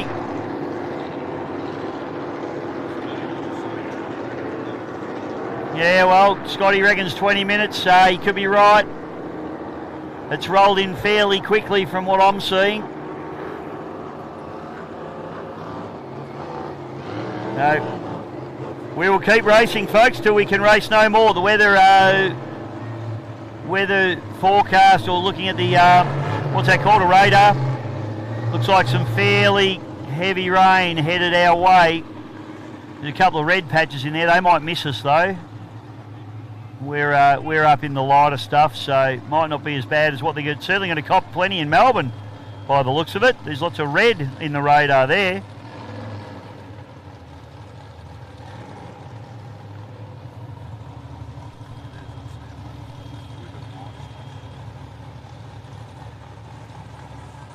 Well, the radar says we're going to get some rain. The clouds behind us suggest we're going to get some rain, but at this point, I'm sure we're going to get a few more races in before that happens. Sure the officials are well and truly aware of the weather forecast today, so it's just a matter of trying to get as much in as we can today, folks. And here we go, 1.6 litre hydroplane action. We've got Unfortunately, Twister's been out all weekend with Brad Hollands. We got Predator with Andrew Donoghue. He had problems yesterday.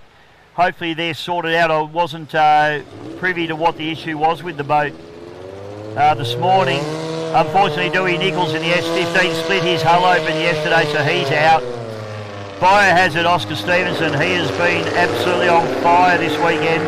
The Melton Toyota 100 with Grant Harrison and the Miss Hydromania with Wendy Nealon.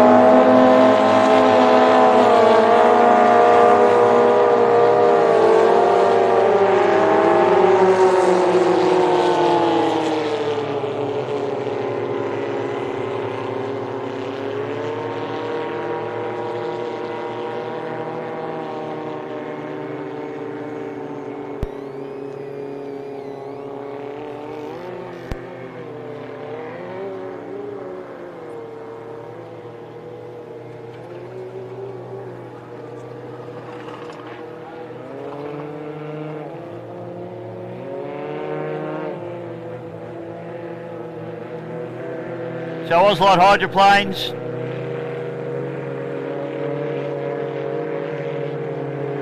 just doing their warm-up now.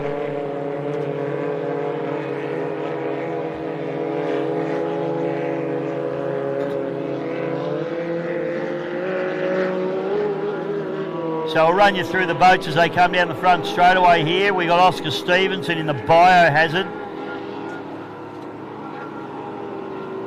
He's put in a great effort here yesterday. He's probably the only guy to really take anything up to Harrow in the Melton Toyota 100 boat. On the outside of him in the orange and black machine is Andrew Donoghue out of South Australia in the Predator, representing the Adelaide Speedboat Club. The black machine, the Miss Hydromania, Wendy Geelan. And on the outside there is Grant Harrison in the 101, 101, what am I talking about? The Melton Toyota 100.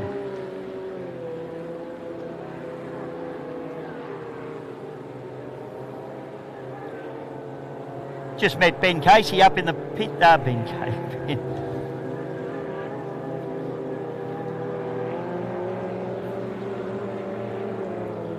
Ben Casey's a ski racer. Ben Clark up in the pits, and the driver of 101, he's had a wonderful weekend. He's very, very happy. He came down to Melbourne all the way from Tamworth, about 15 hours, and it's fantastic to have that team here. We're very thankful for him to make that big trek down here to the home of powerboat racing, Lake Eppalock here at the Victorian Speedboat Club.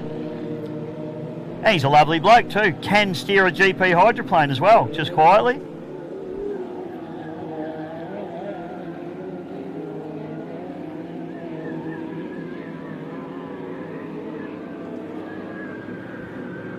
Okay, so nice little lineup coming up here now.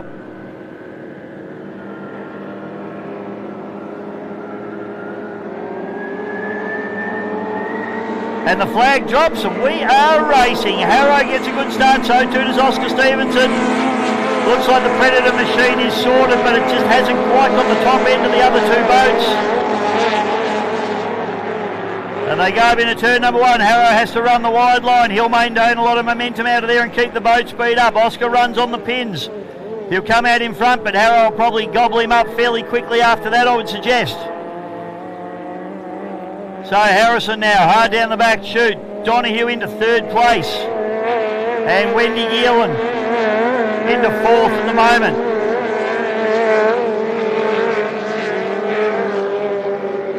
Back straight away we go now, top turn. Oscar Stevenson turns it in nice and hard. He runs hard on the pins, giving Harrison a little bit of hurry up again today as he actually pokes his nose back into the lead in the Biohazard. Melton Toyota 100 goes past him in a straight line. A little bit of bumpy water now from the start washers coming through.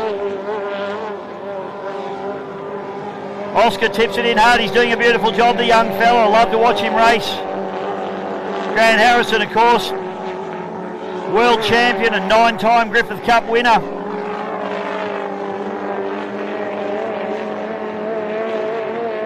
doing a beautiful job around the outside, and I think he'll be hard to beat, but Oscar's giving it his all. Harrow tips it in hard. So too does Oscar. Oscar makes up some ground. Harrow drops out the back door a little bit. This is real cat and mouse stuff. Fantastic racing. Front shoot now. Harrow pokes his nose back into the lead again.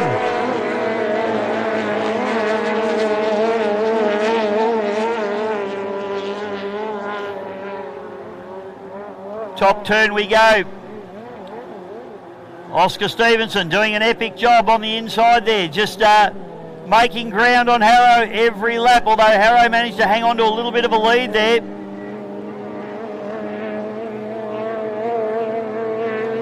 And Donahue pulling in, unfortunate there for Team Predator, as that sounds like possibly that issue continuing that they had last night. Wendy Gill coming through, but here you go, it's going to be a drag race to the line. Harrison just pokes his nose into the lead. I'm sure he'll have the pace to go from here. And Grant Harrison in the Melton Toyota 100 takes the win over Oscar Stevenson in the Biohazard.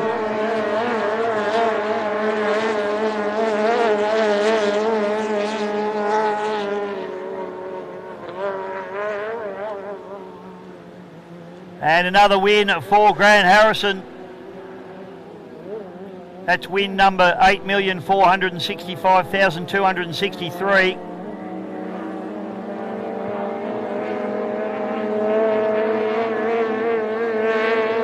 Wendy Gillen's still racing, so I'm not sure. Oh, sorry, yellow flag. Commentator got a bit confused. It's happened. I did mention I'm far from perfect, so it's checkered flag now, so it's going to be a drag race to the line. It's going to be the same result though. Harrow, as they both sneak up the inside of Wendy Gill, and checkered flag comes out. And Grant Harrison takes the win in the Melton Toyota 100 over Oscar Stevenson in the Biohazard. And a lap down there for Wendy Gill, and still picking up third place though. Reliability is everything in these races.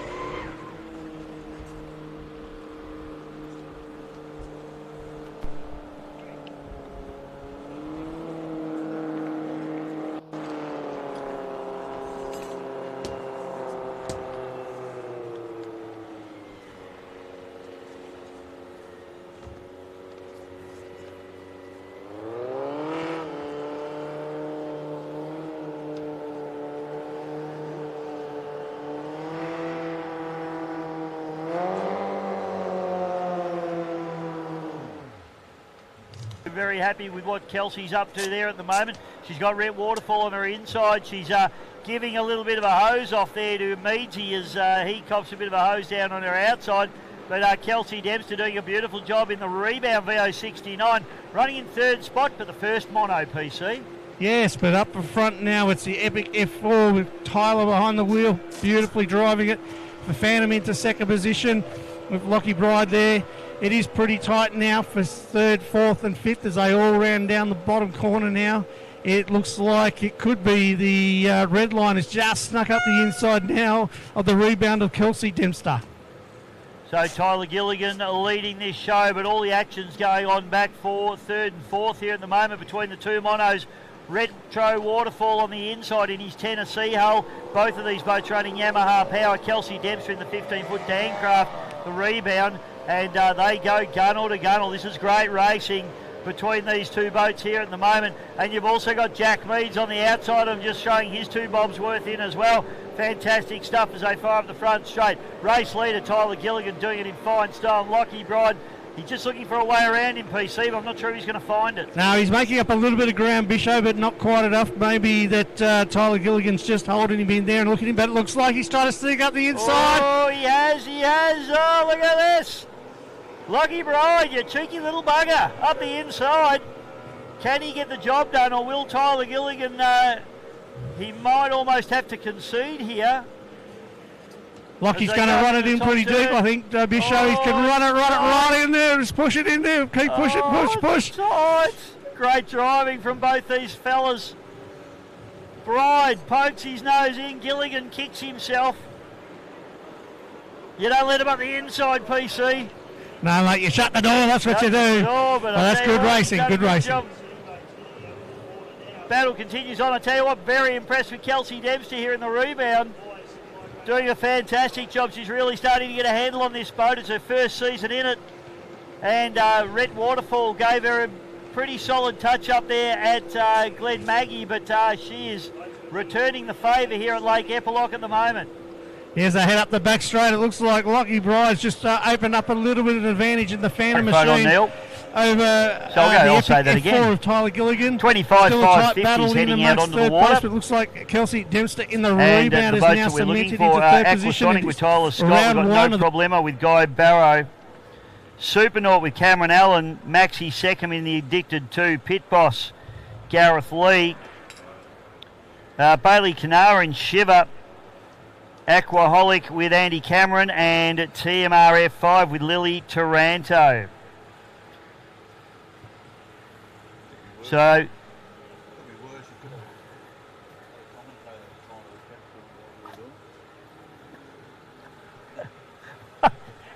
thought I was a commentator. Anyway, thanks Neil for your input. You're like it's like on Hey Hey It's Saturday when you're like John Blackman just yelling random stuff out from the wings and no one can hear you or see you, and I just have to relay the stupid things you say to me.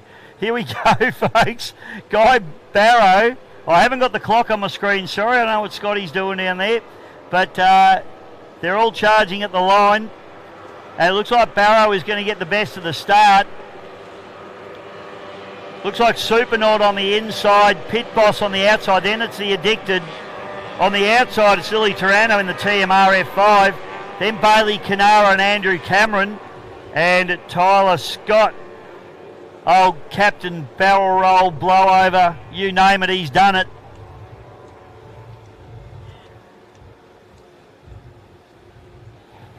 You're not a racer if you're not having a go, that's for sure. And a few drops of rain starting to come through now, folks. We can hear the rain on the roof of the commentary box here. So it could get interesting for him. Guy Barrow doing the job out in front at the moment. I tell you what, for an old fella, he's not scared of it. He's having a real crack in this little 25 horsepower boat. Boat actually owned by Timmy Martin, but it's Maxi second pulling up alongside him in the Addicted 2. Doing a very nice job. Cam Allen in Supernaut and Gareth Lee having a nice little battle up through the top turn. Cam Allen on the inside, Gareth on the outside. And now Max second pokes his nose into the lead, so it's Max second back to Guy Barrow. Then it's Gareth Lee. Then it's back to the Supernaut with Cam Allen. Have a look at the Aquasonic. Tyler Scott has charged his way up through the field, makes his way up into fifth spot already, and he's about to overhaul Cam Allen here. Bailey Canara. Then it's Lily Taranto back to Andrew Cameron.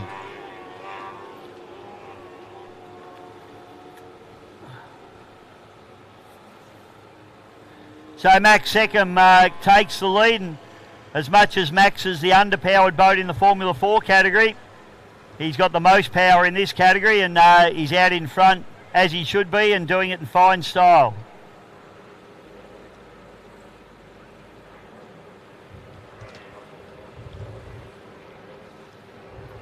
Up through the top turn.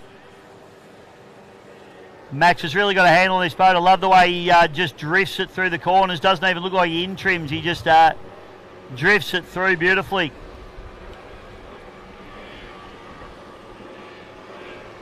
So the Addicted now in front with Max second. Then it's back to Guy Barrow in the No Problema, owned by Timmy Martin, stalwart of the Victorian Outboard Club. This is the one here. Gareth Lee now is being challenged by Tyler Scott. Tyler Scott's on the inside of Gareth. That's the race in this race at the moment that you want to keep your eye on as they go up into the top turn. And Tyler just gets his nose in front of Gareth as they come into the entry of the corner. So Gareth knows he's there. He'll just give him a little bit of room. Not much though. I tell you what, he gave him the bare minimum, which is fantastic. Cam Allen having a good little dice there with Bailey Canara as well. And also Andy Cameron and Lily Tarano having a nice little battle as well. So there's little fights going on all over the track at the moment, particularly down towards the back markers as Max Seckham drives away from everybody.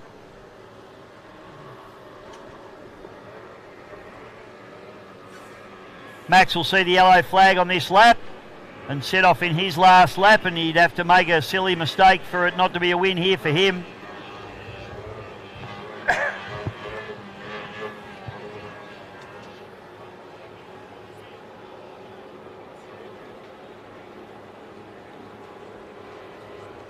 Okay, first of the 25 horsepowers is Guy Barrow, but it's this man here, Tyler Scott, that's trying to make up the ground on him. Barrow doing a beautiful job.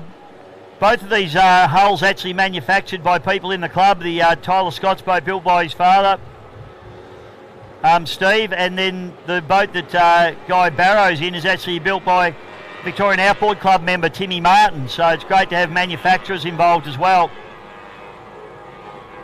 Bailey Canara has done a nice job to get up into fourth place as this three-way battle goes on between Andrew Cameron, Cam Allen and Lily Taranto. A little three-way battle going on for who doesn't want to be last out there. But it's going to be an easy win here for Maxie Seckham as he comes through and takes a win in the Addicted Machine. Beautiful job from him.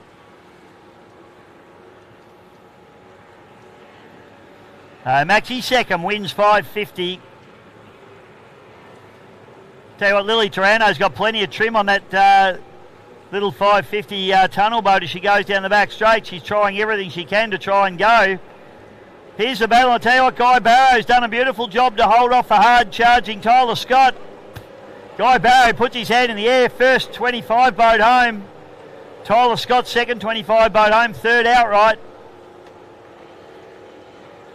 Then it's Gareth Lee and the pit boss comes through for fourth place.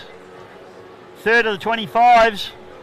Bailey Canara, a good fight back through the field from him. And tell you what, Lily Taranto really showed some gumption there. Plenty of trim. She comes through and gets in over the top of Andy Cameron.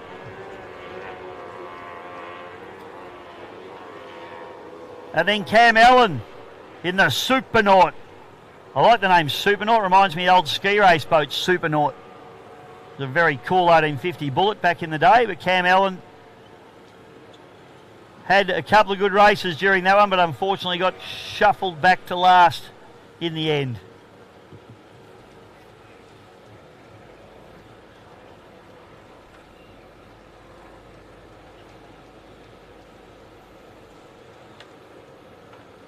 It looks like we're lining up our 1800, 2100 boats now.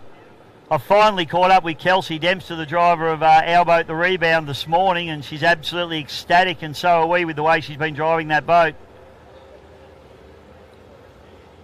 Rhett Waterfall definitely had the advantage at Glen Maggie, but I think yesterday it was Kelsey over the top of Rhett. So it's been a great battle between those two so far this season. It's a long season to go. So I can't wait to see how it ends up.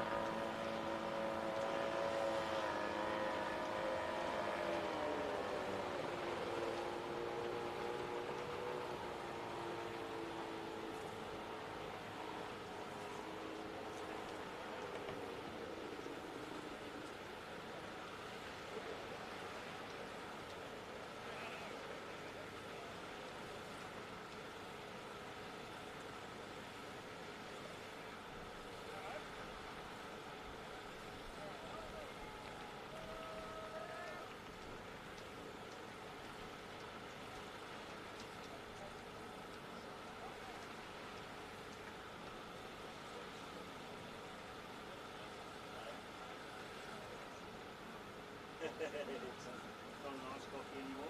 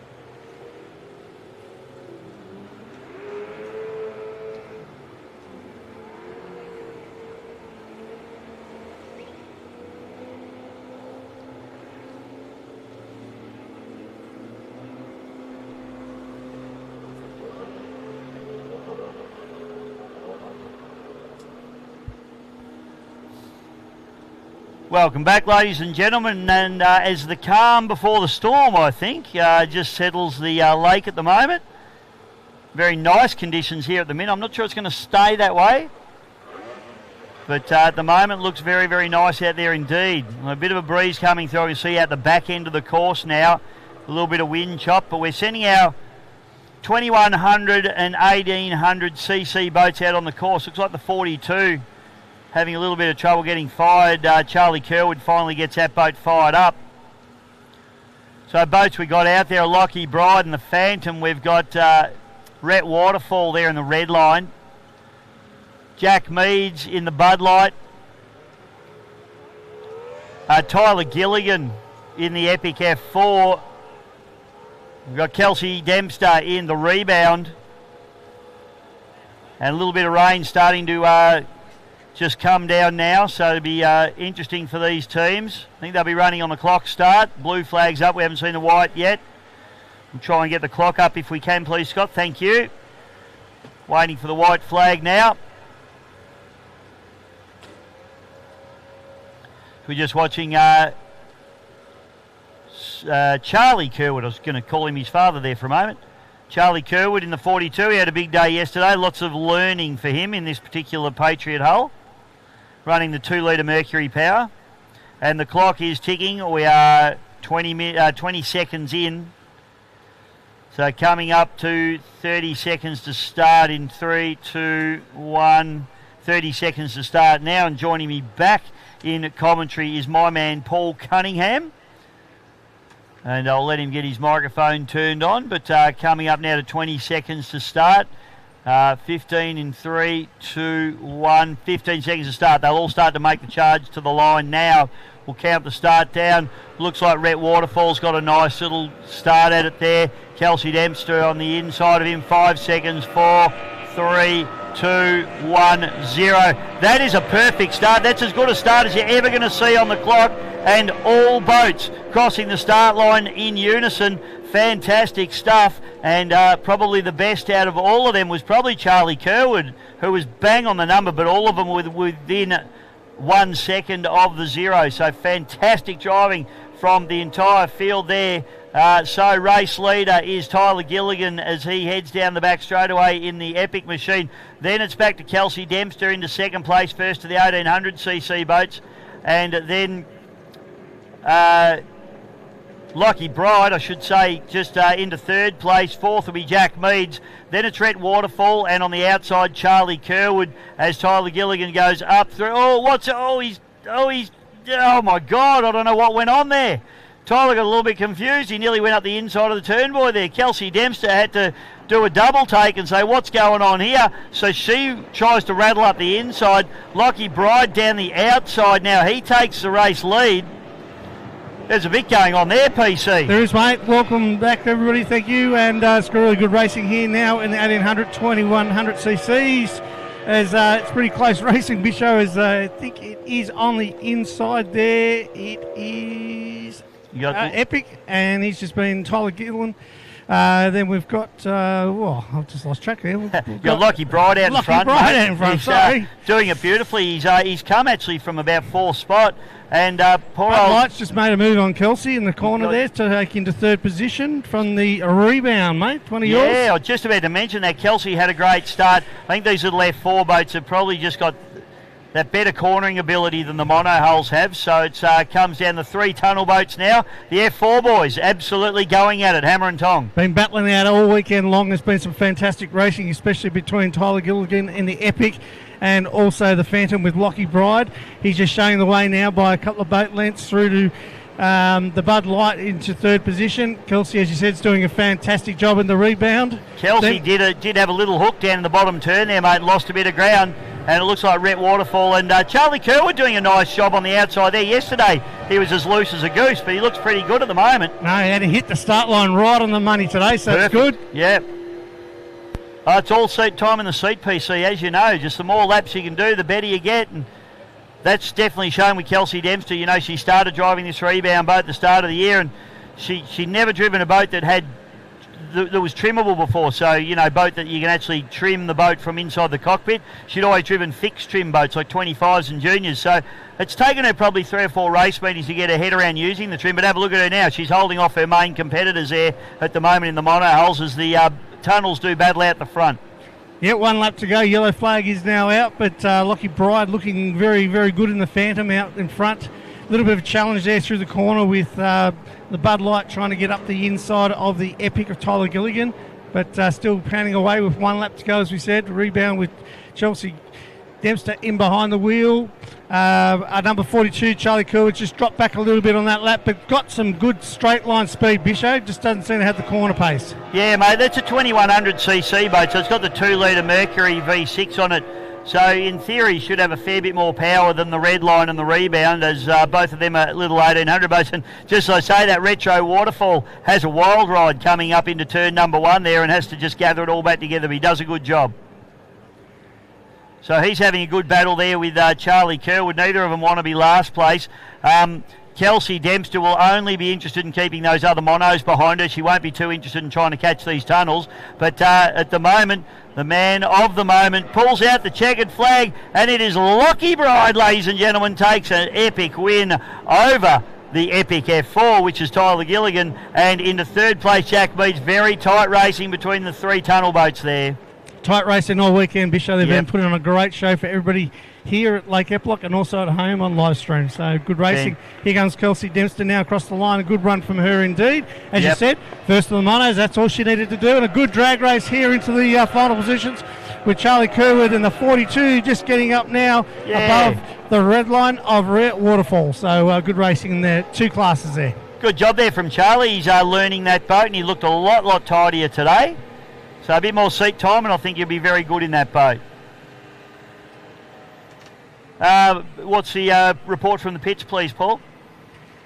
From 1.6, yeah, we're pretty happy the Melt Total 100.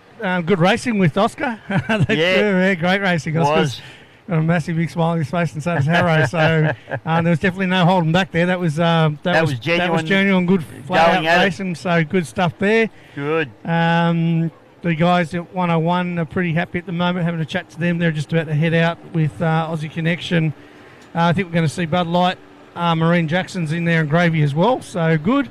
Not so good on the Desperado side. They've just been plagued all weekend with troubles and still working away on it now, so still trying to get that up and firing for this afternoon. So it's a matter of finding the problem, isn't it, PC? Like, once you know what the problem is, they're easily fixed, but it's a matter of pinning it down to what that actual issue is, which can be very frustrating.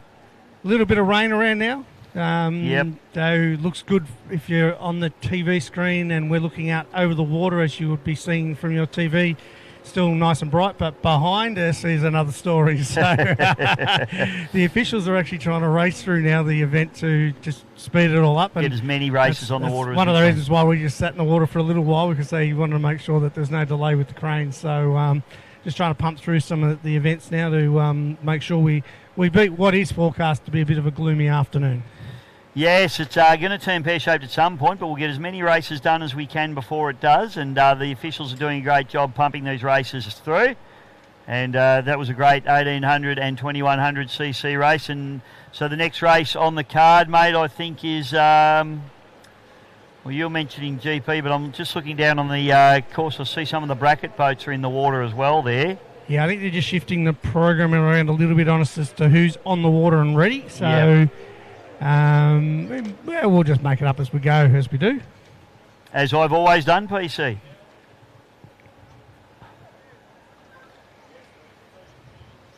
All right, we'll take a little bit of a break just while they get these boats loaded up and ready to go, and we'll be back with more racing in just a moment.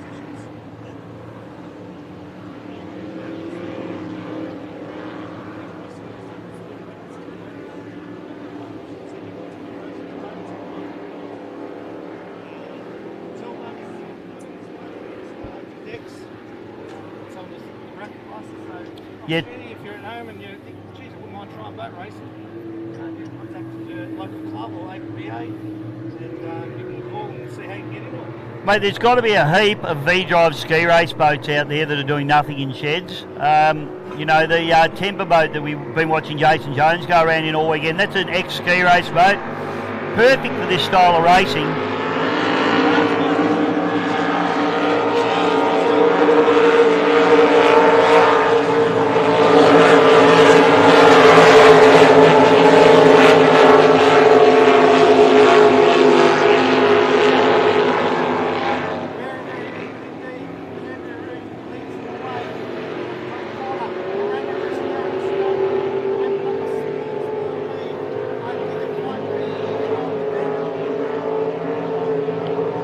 Well, PC might have been off the air, sorry. He was commentating, folks, but he lost his microphone there for a moment.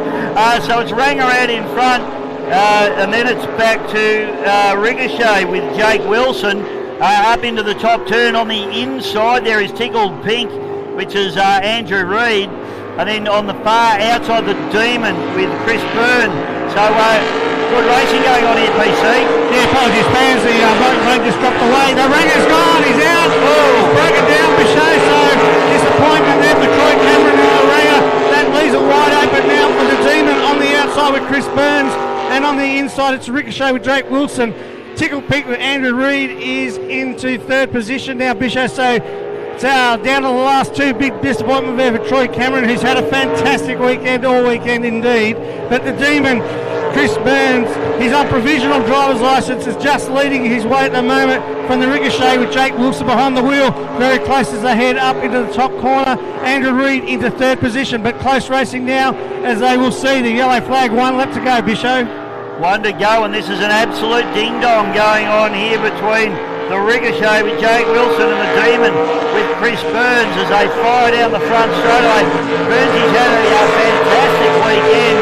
The Demon boat has run very, very strong. It's a new deal for him, and he's doing a beautiful job in it. Andrew Reid doing a nice job up into third place. And see, I don't know what went on with Troy Cameron there, mate, but it ripped a port turn pretty quick, didn't it? It did, mate. Unfortunately, he's had a great weekend so far, but not to be in this particular race. Hopefully something is fixable for later on today. But out in front, it is the Demon of Chris Burns on provisional at the moment. It's Jake Wilson up the inside in the Ricochet. Andrew Reid, as we said, into Tickle Pink, falling into the third position on the podium at the moment. But it is all the final straight away. So the checkered flag comes out, Bisho, and he's got the Demon on the outside, the Ricochet on the inside, the Demon on the outside, the Ricochet on the inside. The Demon got it. There was a half a boat length into the Demon, I think, in the end. Demon there, Chrissy Burns just holds out the Ricochet. Jake Wilson and Andrew Reid coming across the finish line now is the Tickle Pink. Oh, magical racing in the 85 miles an hour class. Fantastic stuff. What a drag race of the line, and Chris Burns and the Demon. He's had a ripping weekend, PC, and that was absolutely epic. What a great finish. And what a great drive by both the drivers, Jakey Wilson on the inside and the Ricochet, and Chrissy Burns on the outside. Andrew Reid did a nice job as well, coming in third place, a little bit underpowered on the other two boats, but he was there and fighting for the lead. Troy Cameron, unfortunately, he's going to get a tow in, which is a little bit sad for him. Yeah, he's had a pretty good weekend all weekend, Troy. He's been battling away and a couple of wins, a couple of seconds, and unfortunately something did sound a little bit nasty as he pulled up. Yeah, I don't know. When it pulled up, it pulled a very hard left turn. In fact, I think Andrew Reid had to avoid him a little bit. So whether it was something, something let go and actually pulled the boat to the left or something like that, I don't really know. But anyway, that's boat racing. Everyone survived. Everyone's okay. That's the main thing. Ricochet comes back into the back. Jake Wilson, give him a round of applause because that was a great drive. Just couldn't hold off that storming Chris Burns across the line. Chris will be absolutely ecstatic with that one.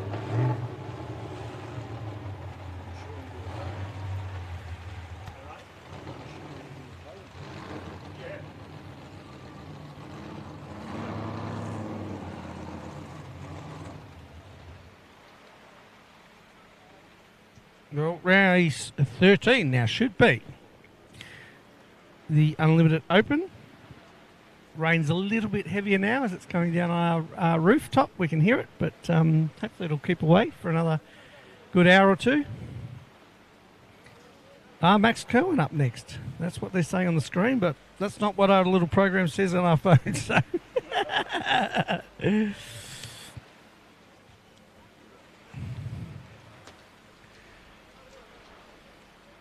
so Maxie Kerwin, or do we just... Looks like the boys from Desperado haven't made the start line. They're still on the bank there with looking at the engine, so they'll be out. So it'll just be, I think, GP 101 and Aussie Connection making the start line for this one.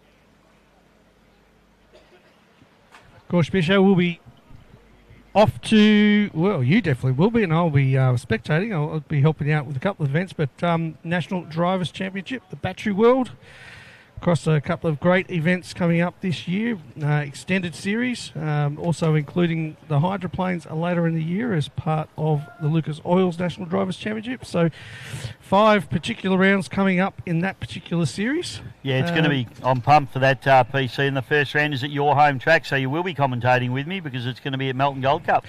It will be, mate. So 14th to 16th of February, starting on the Friday afternoon. So get on down. It's a magnificent event. Friday, that's Australian for anyone that's watching overseas. That's Australian for Friday. Friday, that's a good day.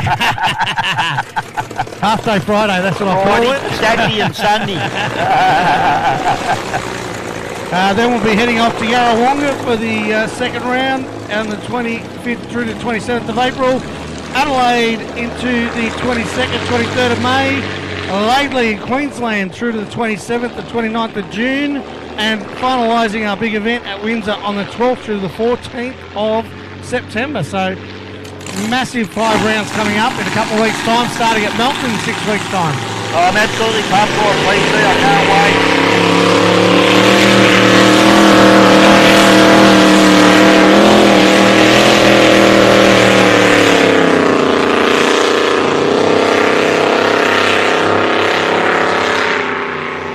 PC, I only just met Benny Clark in the pits about half an hour ago, and what a lovely guy. He's a ripper bloke. I hadn't met him before. He said he's been listening to me commentate for 20 years, and I said I'm sorry about that. He's a pretty quiet guy, isn't he? So yeah, very nice guy, and knows how to pedal by the looks of it. Not scared of it at all, is he? But the good thing is, like, and you know yourself, mate, better than anybody else, but these GPs with their alcohol supercharged engines making a lot of horsepower are quite hard things to keep together. And they've just crept up on this boat, haven't they? They haven't really, I haven't even seen it falter yet. I don't want to put the commentator's curse on, but it's a learning curve for them, and they knew that when they built this thing. They went out. The Bud Light's going out with them, so I'm not sure what's happening here. Oh, okay, missed start there for Bud Light. Jackson Marie's in the middle, so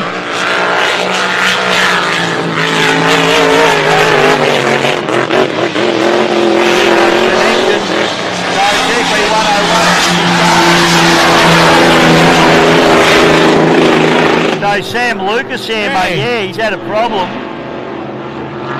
So it's all going on here. Sam Lucas, I don't know what happened. Oh, you picked that up, I didn't pick it up.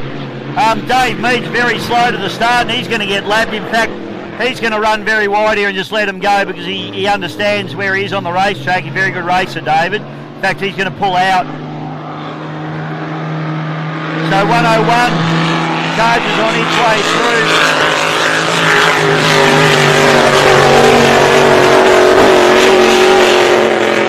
And Ben Clark, about the only guy that's managed to do everything right here. Aussie Connections had this problem, PC. It drops out every time it exits the corner.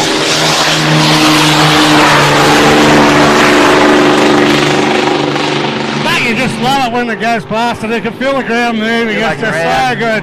Unfortunately, it is having some troubles getting out of the corners. That's happened all weekend in about the same spots on not so much at each end of the track. See, it stops there, mate. It's like a fuel surge, isn't it? But Benny Clark, you watch this thing, it's turning on rails. It's so good on the turns. And as I said, they've been creeping up.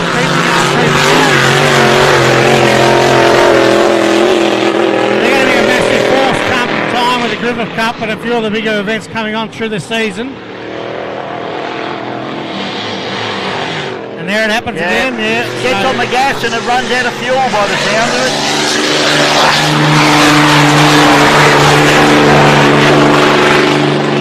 I'm wondering if that's some sort of fuel surge issue, potentially. It does sound like it.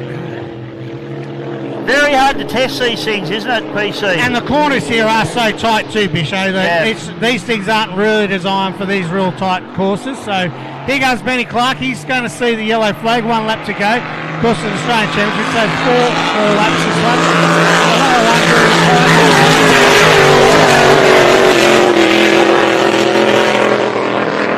Sounds like he's got a pretty fat tune in it still, that 101, doesn't it, PC? Yeah, he's sounding a bit more fatter than the last time. Man. He might get a hose off here.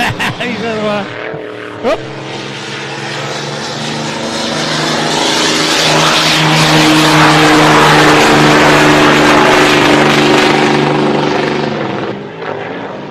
As I said, I think Ben's done probably just as many laps in the last year or so in the GP, just creeping up than probably anybody's done in 5 years, apart from maybe Harrow in Australia anyway. Yeah, not so much the guys in New Zealand and overseas. Fantastic to have someone like him that's prepared to do the hard yards, and this is going to be a win for the Max Kerwin for him, mate.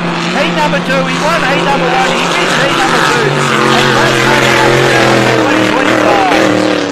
And a massive commitment, travel from Tamworth, that's a 15-16 hour drive, so the guys have done well.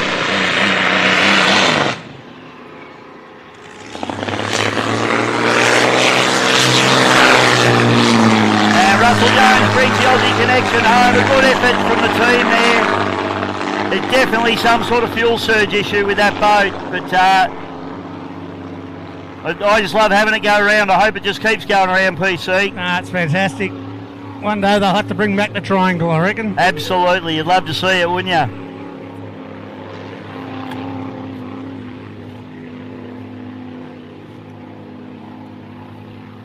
So I'm not sure what was happening exactly because we were told it was the Max Kerwin, but then I've got here that there was going to be the Marine Jacksons in it and the Bud Light and Gravy. So yeah, well, our Marine and Bud Light did go out. So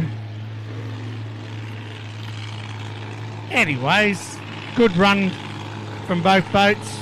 Great to see Aussie Connection out there having a crack, and definitely Benny Clark. As I said, he'll be sneaking up on it lap after lap. The tune's getting better and better. Yep. He's just come off a bit of a hurt at St George, and where the boat went really well there. They're pretty happy with themselves. I think they picked up, a couple of big trophies this year, and they'll be setting themselves for the EC Griffith Cup, I believe, at Yarrawonga in April. So guys will be just getting seat time for that, getting in. So it's great to see. It's the holy grail, isn't it, mate? It's the Bathurst of hydroplane, or of unlimited racing. It's the one for Australian Unlimited, which includes hydroplanes and displacements. Kids like you used to go to bed dreaming about Griffith Cups. Mate, we still do. What was it like even winning one? Even at 51, mate, you still dream of it. Oh, mate, amazing. It's, the family were lucky to have won 2 with 2 different types of boats. Dad chased it hard for, 20 years. He'd come here to Lake Eppalock. He'd be racing against Miss Bud, Solo, Basewater Bulks. Yep.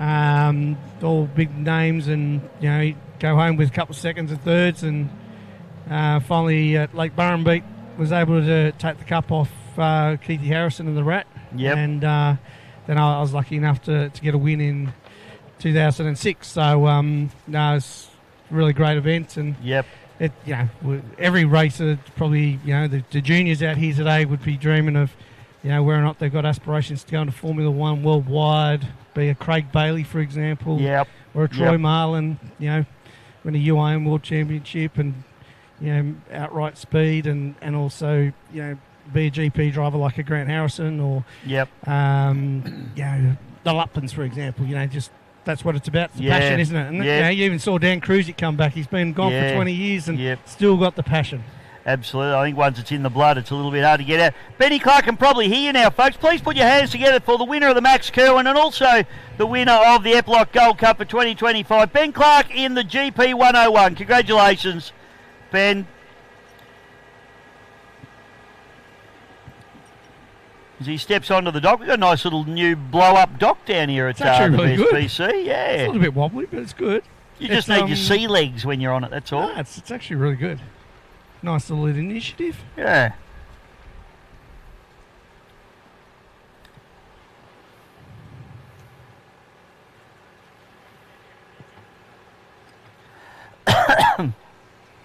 How's your breakfast going, Neil? Good job, Osk.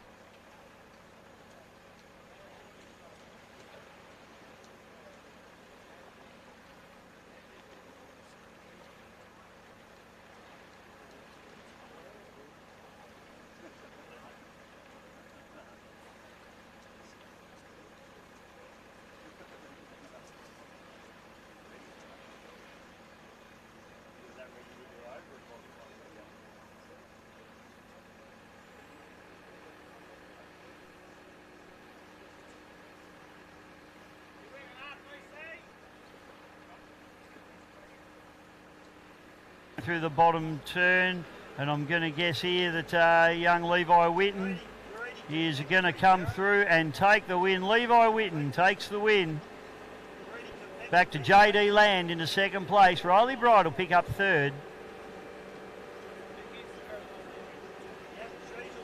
And this battle going on down the back straightaway between the Chase and Dad machine, which is provisional driver Emerson Walker, and on the outside, Scarlett Gilligan. So Emerson doing a very, very nice job here as they come through and charge down to the finish line. And a good job there for fourth place for Emerson. Back to Scarlett. Then we've got always a good day when Grant Harrison Williamson rolls into the commentary box. I don't know if that's on, Harrow. Give me a look at that. It's on. Oh, good. G'day, mate. How's your day been going? How's your weekend been going, please? Nice racing indeed from the kids. No, Been just getting a cheesel in, folks. No, it's been good, Bish. Always love coming to Lake Eppalock. It's a great course. Have a look at the water. It's grown up here as a kid watching it from the days of, Miss Barden Stampede and that as a kid. And they had a big long course back in those days, 2.4 Ks I think it was round, and Yep. the straights were like a kilometre long, and yesterday they're like 500 long, a bit longer today. But having said that, in the 1.6 Bish was a fun, and that last race I had with young Oscar was awesome. I was really sitting there grinning and laughing and just having fun in that last race. It was what boat racing's like. Boat sat well, and was enjoyable. I tell you what, that little boat of Oscar's, that's a really good hull, isn't it? It seems to sit right up and dance on its sponsons and does all the things that your boat does, really, and it's quite quick. So he's landed on his feet there, but he's also driving it really well, isn't he? Yeah, he is. He's doing a great job, and he came over to me, and we had didn't have a hug, but we had a bit of a laugh, and we spoke about how it was a good race, and he was pushing me absolutely, and we've been racing for a long time, and I've had a lot of good people around me to give me good product, and he's only a young kid, and he's flying, so give him another 5 years or so, and he'll be number one in the class, I'm sure. But Brad Holland might have something to say with that, and there's a couple other guys in the class, and the 1.6 class is looking up. I just wish there's a few more hulls available here in Australia because, as most people probably know by now, we sold our second boat maybe a couple of months ago, and then since then a few people said, "Oh, Grant, I'd like to buy your boat," and I said, "Too late, too slow, too bad." Yep. They'd like to. Where can we buy another 1.6 hydro? And problem is, there's nothing out there, Bish. Yeah, and you had one that ended up going back to America. There's no one to buy it, didn't you? So it's silly, isn't it? Yeah, and I regret doing that, but at the time there was no one prepared to spend, let's say, 50 grand on a boat, and nowadays they're going 50 grand's cheap. Well, price really hasn't changed that much. I think they've realised that to run a class like this now, that's the sort of money you've got to be prepared to spend. And, we're running 95 mile an hour out there and doing it very safely and reliable. And that's the thing, mate. If you said to a car guy that you can have a competitive car for 50 grand, they'd all go, that's the cheapest form of racing you'll ever do in your life, wouldn't they? It's nothing money really to be in a late model, current, competitive, nice bit of gear. Yeah, and I think a lot of people, Bish, have been thinking back to the 80s when you could buy these little Formula Fords, come 1.6 Toyota motors for $500 and an old timber, Donzi hull or something for a few grand, and they'd go racing for 5,000. And that's how the class did start out, and it was absolutely right. But remember, that was 1985, right? Yeah, you could buy a house in 85 for about 90 grand, things have moved on. Yeah, exactly. And today's 2025, and unfortunately you've got to spend money, but, we're also most people probably earn a bit more money today than they were back then. But, not everyone can afford the class, and I get it, and that's why it's great to have 25 horsepowers and other classes as well. And some people like displacements, some are hydroplanes, some some guys like outboards. It's horses for courses, and I just love hydroplaning. Yeah, and you're pretty good at it too, mate, I have to say. Now, we need to be quick because we've got our juniors are signing up, but just quickly, GP1, obviously Griffith Cup coming up. Plenty of competition, it sounds like, this year as well. You guys pretty focused on getting the boat ready for that? Oh, absolutely. We're really disappointed that we're not here today. The Griffith Cup was over 6 months ago, and we still can't put a boat back on the water in 6 months, and that to me is embarrassing. Unfortunately, I've issues with propellers. We are at the extreme end of the sport, pushing out a fair bit of horsepower, and things do fail. And to not be able to fix a boat in 6 months, in other motorsports, in IndyCar, NASCAR, Supercar, they'd all say, "Mate, you can't fix a boat in 6 months. What's wrong? You're an amateur." And I guess we are. But we're getting close, Bish, and we want to be running by the 1st of March. That's our plan. We need to race before the Griffith Cup. And problem is, a lot of guys just turn up for a Griffith Cup and think they can race, and then they wonder why they fail. But I'm out of here. Hey, thanks a lot, Harry. Thanks for the chat, mate. We've got our juniors on the water, and we've got Williamson in the Spitfire is about to hit the clock, and he's hit the clock at about 10 seconds late. So not a bad start, but not the best start I've ever seen in my life. But here we go, mate. So the next boat through is Chase and Dad. Then we've got Scarlett Gilligan she's epic. Then it's Candice Rainbow. Then on the far side's my man, Levi Whitten. And then Riley Bride in the Fat Chance coming through. So this handicap race, Riley goes through about 30-second mark. So she would have been handicapped around about 30 seconds if she was on the money. So she's got some work to do to try and catch up. So the Spitfire is the lead boat at the moment, mate. And doing a very, very nice job. Yep, Jack Williamson got a good little lead at the moment. Bisho's, again, they're using the short course for the juniors this weekend, so you'll notice them going around the short course. But yeah, he's Jack Williamson in the Spitfire, of course under handicap conditions where their race times have been taken from previous events and put out there, and asked them to start on the money on the time clock. Yeah, the Chase and Dad is the boat having to do all the hard work to try and catch up here at the moment, mate. So Chase and Dad is Emerson Walker. Then you got Gilligan, back to Witten, and then Bride after that. So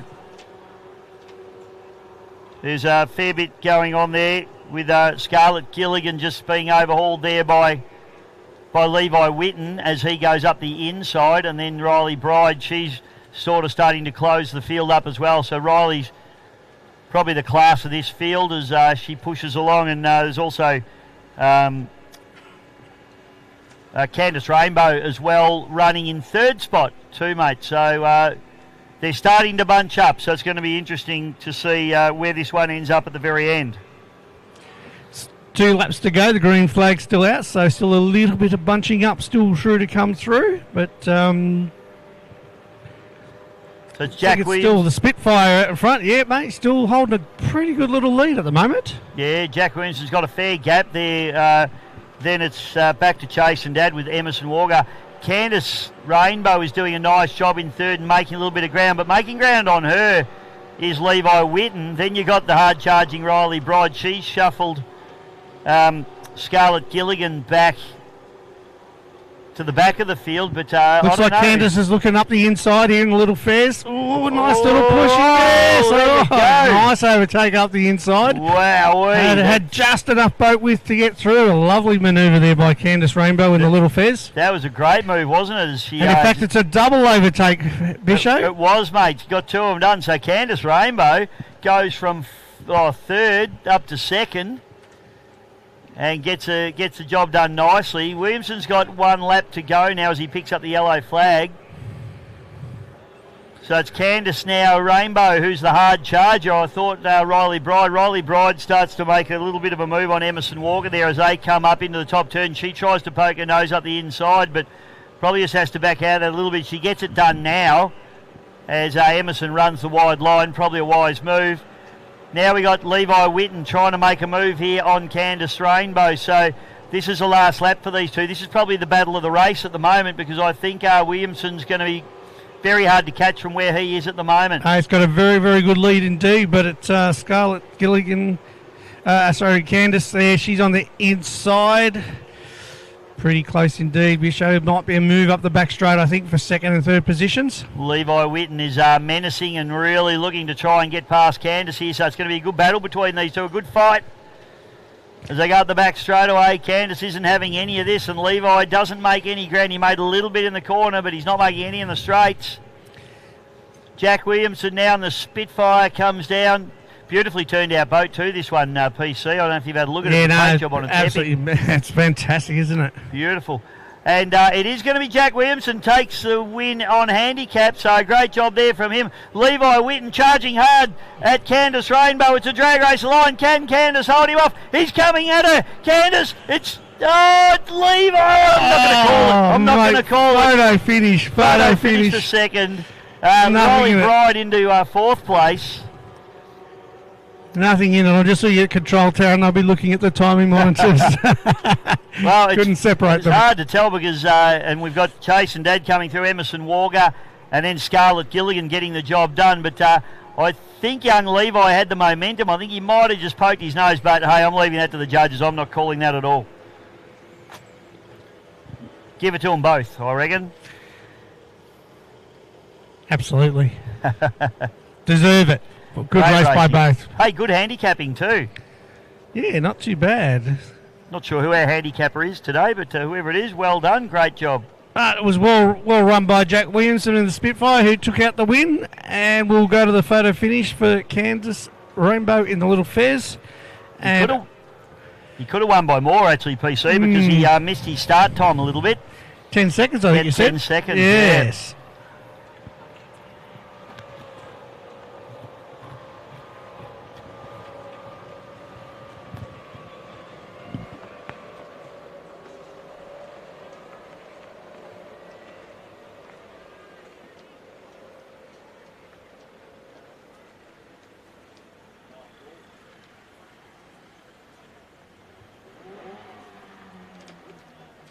White flag on Tony Dempster's Bandit start boat.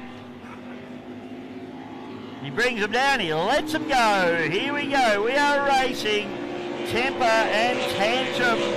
Temper on the inside, Tantrum on the outside. Jason really hard to beat with that inside running, I think, mate, given the fact that they're limited to 105. Yeah, mate, so head down. So a nice clean start by both guys.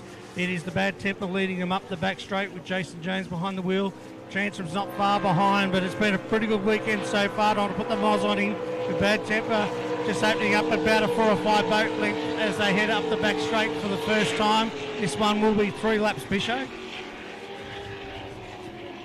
Both of these boats are probably technically 95 mile an hour boats, PC, stepping up into the 105 class. But it means for Jason that he can really open it up, because the boat probably doesn't run much over 100, 105 as it is. So he's probably not too worried about breaking out. He can just drive the boat. But this particular category from next season is going to be cockpit boats only. So this is sort of their last opportunity to have a run around in this particular class. As I say, both these boats really built for the 95 class. No, he's doing a fantastic job as they head up the back straight now. It's the Bad Temper with Jason Jones behind the wheel. Coming off the form that he showed yesterday, showing the way once again today here on Sunday at the 2025 Lake Eppalock.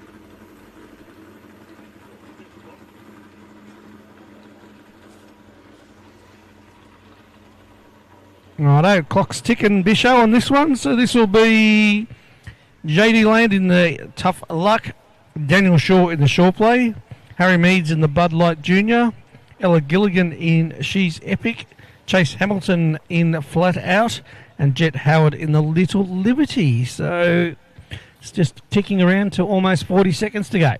Here we go, mate, coming up to 40 seconds to go, and we'll count down to the 15-second mark now. So they'll start making their way towards the starters. Zero boat should be the Little Liberty, which it is. He might be a little bit late, I think, PC. Oh, we can now 5, 4, Yep. 3, 2, 1, 0. So he's missed the kick a little bit there. We'll have a look and see when he crosses the line. He's missed it by a fair bit, actually, because the boat, not the quickest boat out there, so takes a little while to get to the start line. So that's taken him, so 15 seconds late on that one for the Little Liberty with Jet Howard. So all the boats now start to attack the line. You've got the Flat Out, then we've got the Bud Light, then it's the Epic, the She's Epic, then the Tough Luck, and rounding out the field, the Shore Play with Daniel Shaw. So let's see if Daniel can round them all up here, PC, on the handicap. We'll see how they go.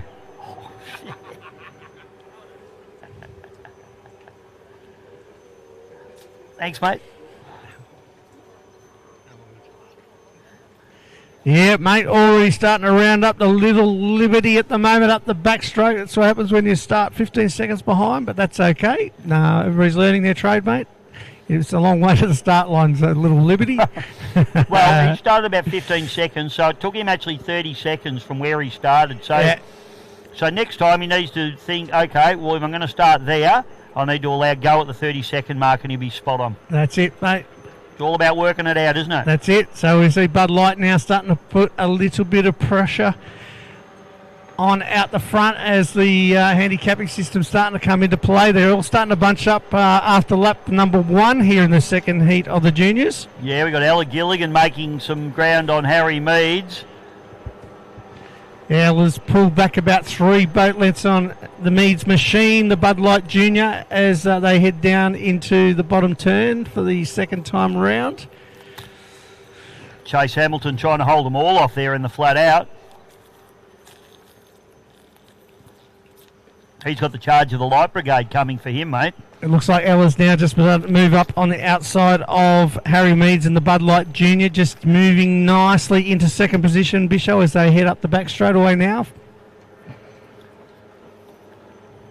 These handicap races are great, aren't they, PC? Because it, really does level out the field, albeit if they miss their start times.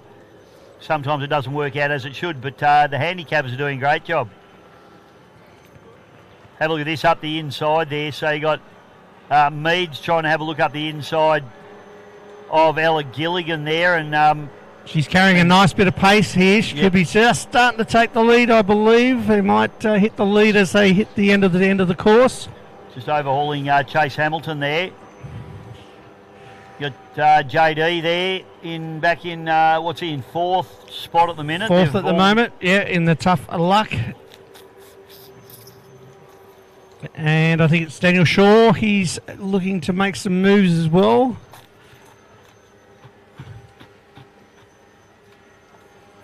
Ella's just opened up a nice little gap at the moment up the back straight by about 3 to 4 boat lengths. Quick boat in a straight line, isn't it? That yeah, it is. Boat. She's got plenty of straight line speed in that thing. And she drives it beautifully in the corners too. But I think her advantage here is just that top end speed in that boat at the moment.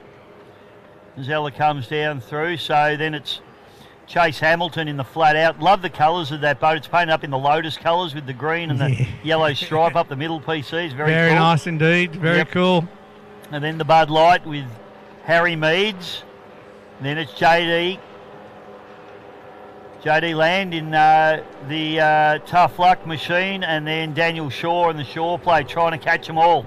It is the yellow flag, Bisho, so we are on the last lap. So a little bit of work to do here from the back markers that started last within the handicapping system. They've got a little bit of ground to make up on Ella Gilligan in She's Epic, doing a fantastic job out in front. I think Jet Howard wants some more horsepower. He'd be looking for a bit more horsepower, Mum and Dad. He is a provisional driver, so still in the little boat. Hasn't quite got the power of these other boats. Got a little move from JD Land there on the Bud Light Junior as he's moved into third place, LD Land. Yep, and this is checkered flag, mate. So Ella Gilligan takes the win beautifully in the She's Epic. Second place is going to be Chase Hamilton in the flat out. Third place, a hard charging JD Land. Then into fourth place is going to be Harry Meads. Daniel Shaw couldn't quite bridge the gap there. He comes through into fifth. And sixth place will be the Little Liberty. Yep, driven by Jet Howard. So another really good race, good handicapping.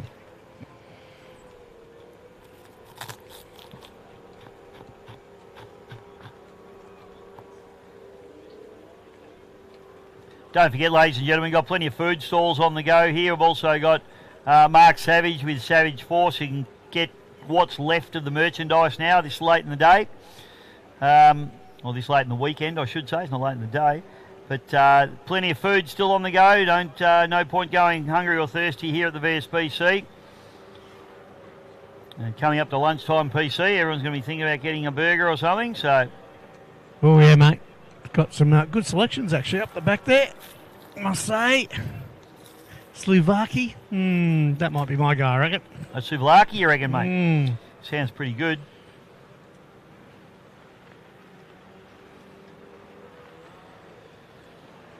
So the next race on my card is not what's out there, I don't reckon. So we'll just call it as we see it. As the kids all come back in. I think it's just it looks like the two of them, Bisho. I think it's just a 105 miles an hour with Tantrum and Bad Temper, I think. Looks that way, doesn't it, mate? These guys had a fantastic race earlier on. Absolutely gunnel to gunnel the whole way around. Justin McLeese, Jason Jones. These boys love their racing. Looks like we might be down to 3 in the 1.6s. A good start, about 8 at the start of the weekend, but Predators on his side now, heading back to South Australia. So unfortunately for Andrew and the team, it looks like their weekend has been run and done. Yeah, it's up into turn number 2, and hard on the Cavs, really cranking that boat through. So Point Blank doing a fantastic job there. Shane Northey, race leader, back to Jason Jones in the temper. Then it's the Tantrum, the Bud Light, and the one more out the back door. First race for the one more, doing a nice job though. And Nathan Bartzak will be wrapped to be out there and trying to give Dave Meads a little bit of hurry up, PC. Up the back straight now, it is all about this place a second. Oh, looks like we've got the Bad Tampers. He's gone down, unfortunately. He's had a great day up until then, so second place is now taken over by the Tantrum. As we see, the Bad Temper has come to a stop on the infield. The Bud Light now takes into third position with rounding out the field, the one more. But out in front is the Point Blank. He's really come back hard after a stop earlier in the day. So fantastic run here for the Point Blank. Jason Jones is up and going again in the Bad Temper, so I don't know what went on there, but that's put him well back into the field. Unfortunately for him, he's been super competitive all day. Point Blank comes down the back straight, but then it's back to Tantrum, Bud Light, and one more, and then a Temper. So Bad Temper, Jason Jones, he'll be... Might have got a bit of water, Bichogas got very much close up there. Gee, the checkered flag comes out now for the Point Blank. Takes the checkered flag and the win. A great comeback after stopping earlier. In the second position, we've got the Tantrum, closely followed by the Bud Light. And across the line now, one more takes out fourth place. No, Nathan Bartzak up into fourth there, and rounding out the field will be Jason Jones into fifth place. Yet again, good racing from our 104, Jonesy. Mate, you don't need to try that hard, PC, when you're already done, I don't feel. Sometimes, mate, you just get the angers up because you knew you were in the fight and something's gone wrong. I reckon you copped a bit of water because that was deck-to-deck racing up the back straight there and into the turn. So might be a discussion after that one, do you think, mate? Oh, it looked all pretty fair and square from up here, but, you know, like everything else, from water, it splashes. It does splash, there's no doubt about that. That's the 105 miles an hour done for the moment. Next up will be with heat number 2 of the Victorian.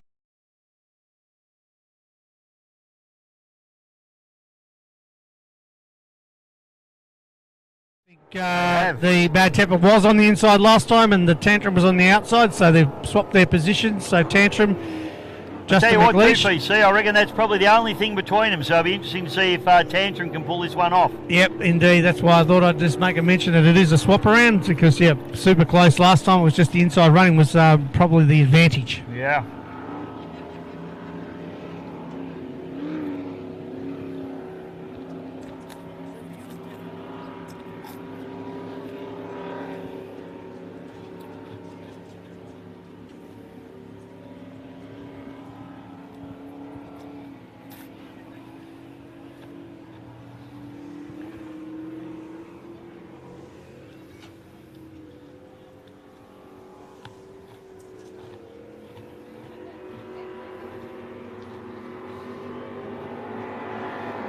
All right, here we go, PC. We'll let them go here and see who can take advantage this time. Tantrum on the inside, Temper on the outside. They find it into turn number 1. Will that inside run be the advantage? That's going to be the question here in this one as Tantrum runs down onto pole. Makes up a little ground on the exit as we expect, but I tell you what, Temper. Jason Jones held on to Justin McLeish pretty well. Down the back straight, there's nothing in this, PC. It's great racing, Bisho, as the Bad Temper is on the outside. Tantrum on the inside. It is nothing between them at the moment. They're running deck to deck here as they running down into the bottom end of the course. Absolutely beautiful water conditions here for today. There's unbelievably good water. Justin McLeish just holding out Tantrum at the moment from Bad Temper with Jason Jones behind the wheel. There's nothing, and as we said, the inside path pretty important. They'll be running pretty hard. It's 105 miles an hour, and I reckon they'll be running pretty close to that mark at the moment. I reckon they would be, mate. And this is absolutely enthralling. We saw the exact same but opposite happen in the last race. So that inside run, that's the advantage you get. And these boats are almost identical in performance, are they? It's amazing. Yeah, I think the Bad Temper might have just 1 or 2 miles an hour on the outside, but of course the nice tight line that Justin is holding in the Tantrum on the inside, holding in good stead to be just holding probably about a half a boat length lead at the moment. They'll see the yellow flag, I believe, with 1 lap to go here. Bisho in the 105 miles an hour class. It is once again Jason McLeish just hanging out over the Bad Temper of Jason Jones. But Jason Jones is back in the mood, Bisho. I tell you what, this is going to come down to the wire, PC. Who said you can't have a 2-boat race? Fascinating stuff out here as these two almost identical boats in performance. Justin McLeish on the inside, Jason Jones on the outside. They light them up down the back straight away. This is going to be a last corner drag race, PC. Make no mistake about that. And I reckon they'll be checking the GPSs too at the end of this in case somebody just sneaks over by 1 mile an hour. But we'll worry about that later on. It is Jason Jones going in a little bit deeper that time, Bisho. It is going to be a charge to the finish line. It is on the inside, the Tantrum, the Bad Temper. The Bad Temper's on the outside. Just going. Jason Jones, Temper, tucks the win over Justin McLeish and Tantrum. What a race. Fantastic stuff. Good job there by Jonesy, and I guess he's got bragging rights now because he won from the inside and he won from the outside. Oh, great race, Bishop, not for much in it. McLeish should be looking for that 1 mile an hour, I reckon, that he's needing. There's nothing in it. Absolutely nothing in it. What is it? Every mile an hour at that level costs you about $1,000 a mile an hour, doesn't it? Well, he needs to find 1,000 then. He'll be right. Don't tell the missus, but.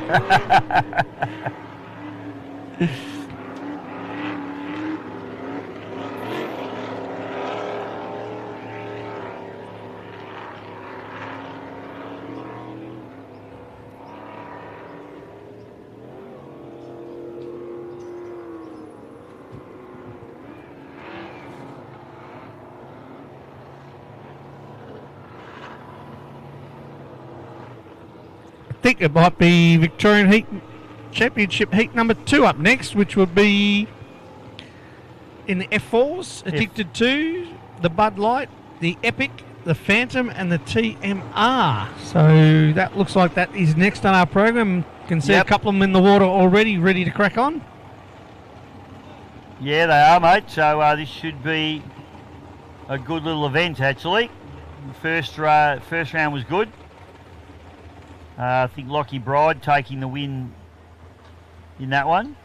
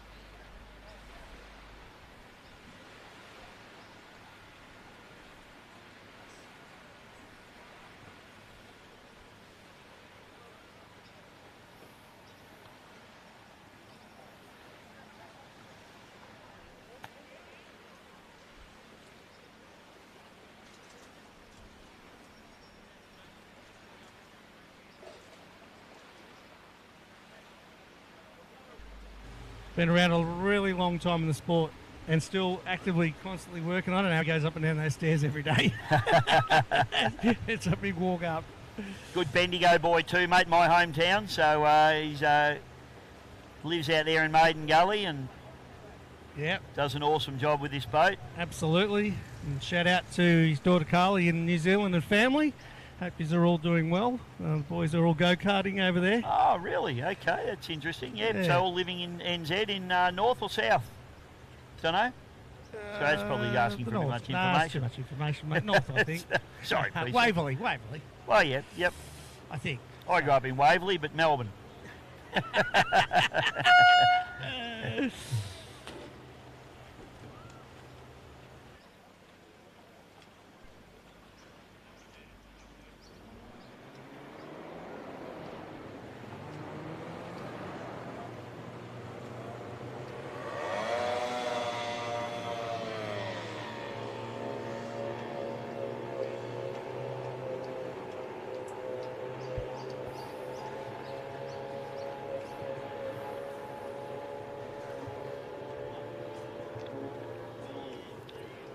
Okay, blue flag goes up, and our F4 competitors, Vic Championship heat number 2, head out onto the water, and the man of the moment is Lockie Bride.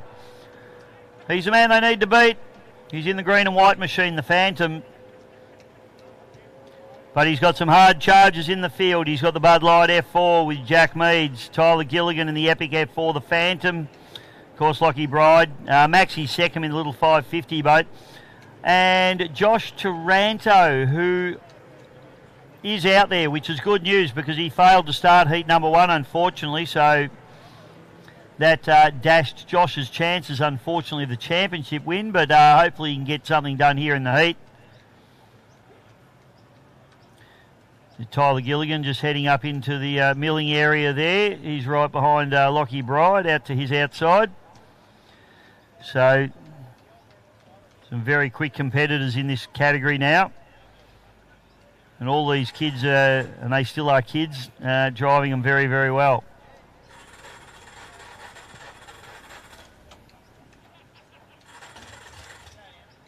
Clock starts ticking, so we're 5 seconds into the start sequence.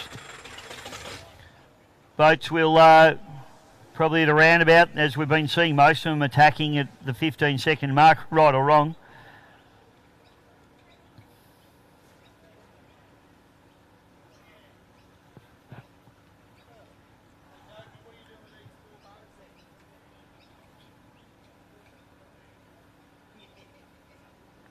.30 seconds now to start. This is round number 2 of the Victorian Championship for Formula 4. 20 seconds to start. 15 seconds now. They all start to make the charge.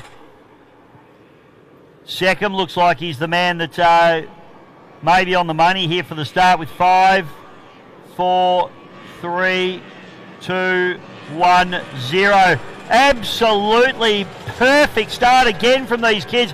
Unbelievable. Lockie Bride absolutely nailed that. So too did Tyler Gilligan on the inside of him. And they all round up into turn number 1, ranging through. And just great driving from every single driver in the field there. Joshy Taranto on the outside hasn't quite got the pace, but he certainly nailed the start just with everybody else. He did a great job. Tell you what, there's some pace here. Look at this. Bride is out the back door a little bit. Surprising.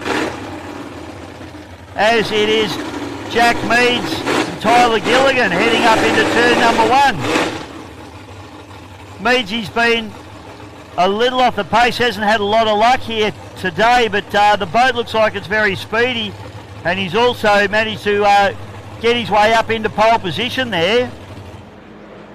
So it's Meads, Gilligan, Bride at this stage as lap number 1 gets completed. Oh, Bride's got a problem. That's he's out the back door. He's got a problem. Oh, what devastating for Lockie Bride. He won heat number 1 and the hatch comes up and it is all over for Bride Racing. What a disappointment. I haven't got the points on me, sorry folks, but I think if Tyler Gilligan can remain where he is, he's probably going to look like a chance of winning this championship out of heat number 2. Up in the top turn though, it's Jack Meads doing it. Oh, he hooks the boat just a little bit. Nice gather, nice save. He's really running hard on the pins because he knows Tyler Gilligan's going to try and sneak up the inside. For these guys, they all have the same amount of horsepower. There's really nothing in them. So it's all in how you attack the corners, and being on that pole like Jack Meads is at the moment is exactly where he wants to be. Can't believe Lockie Bride. He was down the order a little bit, and then the boat comes to a stop. So maybe a problem from the start. It was a perfect start for him. And now he's sitting stricken on the entry to turn number 1. Secco just getting some seat time in this particular boat, now doing a nice job in that 550cc boat, the Addicted.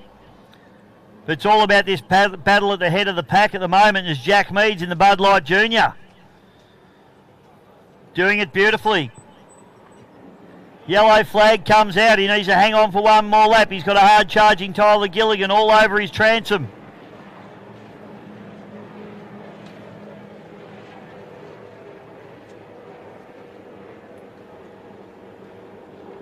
So Meads with probably about 6 to 8 boat links now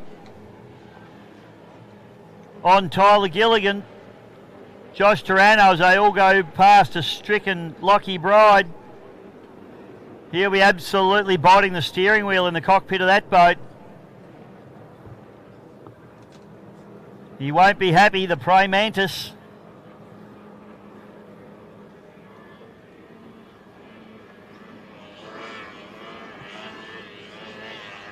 Secco comes through, completes another lap. But I tell you what, folks, we're going to have to crunch the numbers now for this Victorian Championship. But in terms of heat wins, it's going to be Jack Meads in the Bud Light taking a beautiful win. Plenty of trim across the line as well. What I like to call a bit of show trim. Tyler Gilligan comes through into second place. And that may be enough for him to secure the championship, but we'll have to wait on the results from the judges there. And Joshy Taranto picks up a cheeky third place after unfortunately failing to start in heat number 1.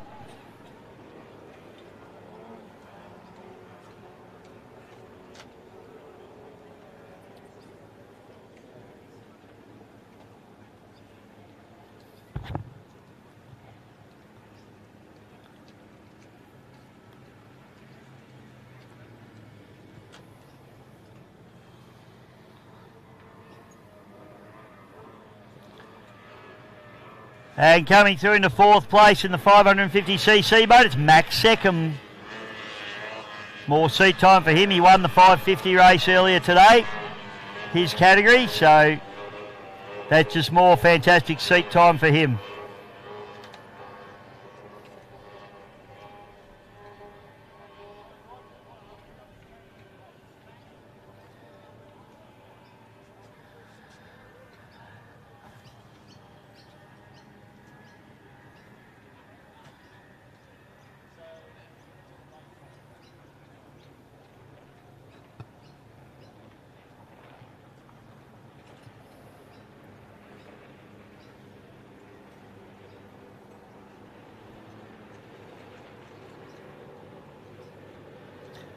Okay, so coming up now, next race on the card is 95 mile an hour. We're looking for Ricochet, Ranger, Bad Temper, and Demon.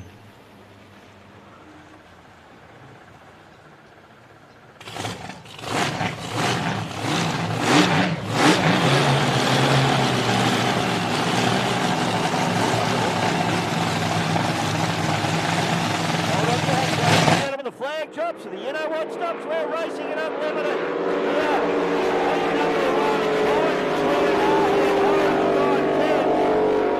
And Brett Nidri gets the best of the starts, turning off that rev limiter seems to have worked for him here, Linny, as they tip it down into the port turn at the bottom end of the bridge end course here at Windsor and fire down the front chute. Yeah, look at this Nidri, but on the inside, Odin, right comes the ball. Look at the power of Odin. This charged into the creek corner on the inside. B&R pushed him out right, but B&R comes back on the back straight. Look at this, ladies and gentlemen. Odin now puts the power down. Nice little hose off there for Odin as the B&R jumped up onto its starboard side. Obviously, Sadley's got major drama there. That boat's doing what it did yesterday afternoon, but the race is at the head of the pack as the yellow flag comes out. Yeah, look at this, ladies and gentlemen. B&R, he's opened up a gun now over Odin. Dave Bishop got early this morning about the 8,900 revs is thoroughly correct because Benar, he's charged away from Aiden on the back straight. He's had a problem. It's had a big problem. Goes again. They might have hit the limit at 8,900, but the Odin comes back at him. This is going to turn into a drag race on the line, Lenny. I need it. It's too early for this stuff. Yes, and Benar comes onto the front straight. Odin goes wide on the West Cranes front straight. Look at this, and Odin's taking the lead. Odin takes the CMS Plumbing checkered flag. Benar second. Holy moly, wowee. Oh, I can't. I don't know that my heart can handle this stuff, Lenny. Oh, It's out of control. I just speaking to Graham Hart, our good, great friend from West Crane. Yeah, just repeating, Dave. Bad Influence out of 1, Tough Enough 2, Abigail 3, Real Culprit in 4. Abigail Craig Storm will be very, very keen here. And look at that thing line up right on no one can go with him except Darryl Quinn. Quinny will be up the inside. What about Abigail? Wow, Abigail, but that leader's been sliced in half. In fact, Quinn's come up on the inside of Abigail. So Quinn leads out from Abigail second. Toughen up back in third to the Darryl Quinn. Another little battle going on between Dave Clark on the inside, Nathan Barry on the outside. Down the back, now takes the corner. And the Abigail really starting to get that first goal in. But Darryl Quinn is the man of the moment. So coming out of Precise Plumbing, it's still that man, Darryl Quinn, the local favourite, leading out, taking the yellow flag. Abigail is second. I tell you what, Real Culprit and Dave Clark are having a great battle for third and fourth. Here they go, and Bury is the outside. From the Precise Plumbing, back straight. Darryl Quinn said ta-da and goodbye. Quinny has absolutely brained him as he goes up into the bridge end turn for the final touch. They'll bring it home inside. Unfortunately, Clarkie's had a spin down the bottom end. Nathan Barry gets third place opened up to him, but it's Darryl Quinn comes through and takes a strong win in heat number 2 of Unlimited. Craig Stormer and the Abigail, a nice run there from him. He brings that boat home, and young Nathan Barry up into third place with a solid run from She's the Culprit. The real culprit, I should say. She's the Culprit's his dad's boat. And Clarkie, I missed that spin out.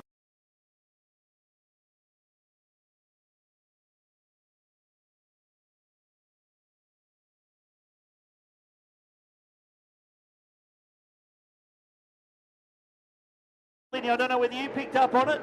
Oh, look, I just saw him driving out of the corner. Yes, I knew he looked it.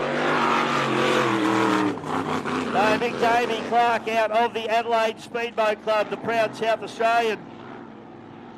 A little bit of a whoopsie down in the bottom turn there, and I was actually watching Immortal and Paul. As the rain starts to fall here at the Darrenal Pool Lake, Eppalock. We send our 95 mile an hour category boats out onto the Darrenal Pool.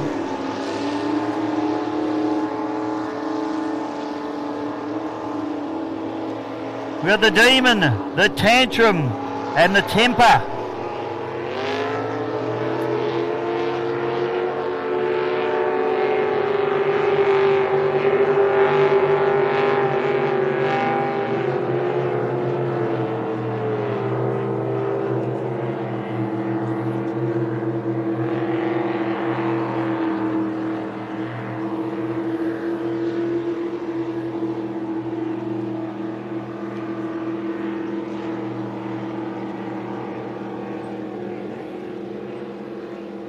So Ricochet out of 1, should be. Looks like Demon out of 1 actually, oh, is it? Oh yeah, no it is, it's Ricochet out of 1. Ranger Troy Cameron not out there in this one, obviously stopped in that last race, so there's a problem there that they haven't been able to get it turned around. Bad Temper with Jason Jones and Chris Burns and the Demon on the outside. Here we go, flag drops, you know what stops, we're racing. So the Ricochet Ricochet. On the inside, it's Demon and Bad Temper, who rolled out into turn number 1, Gunnel to Gunnel. The Ricochet holds pole 1. Jake Wilson did a fantastic job to hang on to that. They shoot at the back, shoot Gunnel to Gunnel, deck to deck.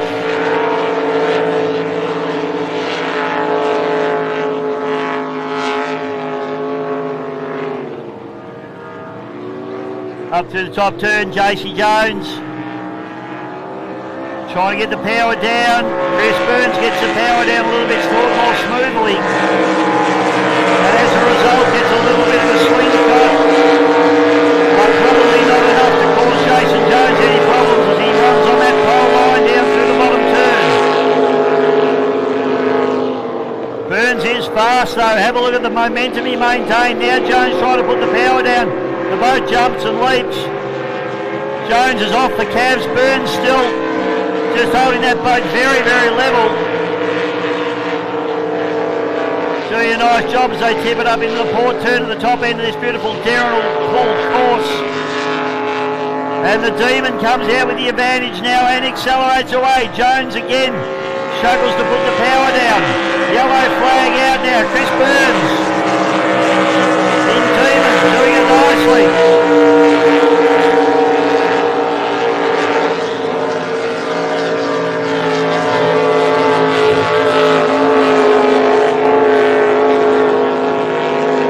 Tip the boats into the port turn. Back shoot. Chris Burns now has a stranglehold on this race.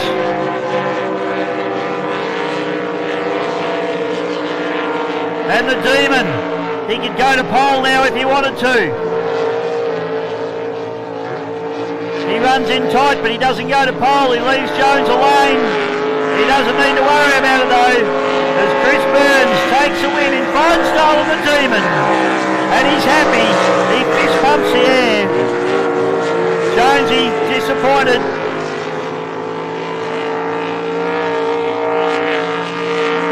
And the Ricochet comes through for third place with Jake Wilson.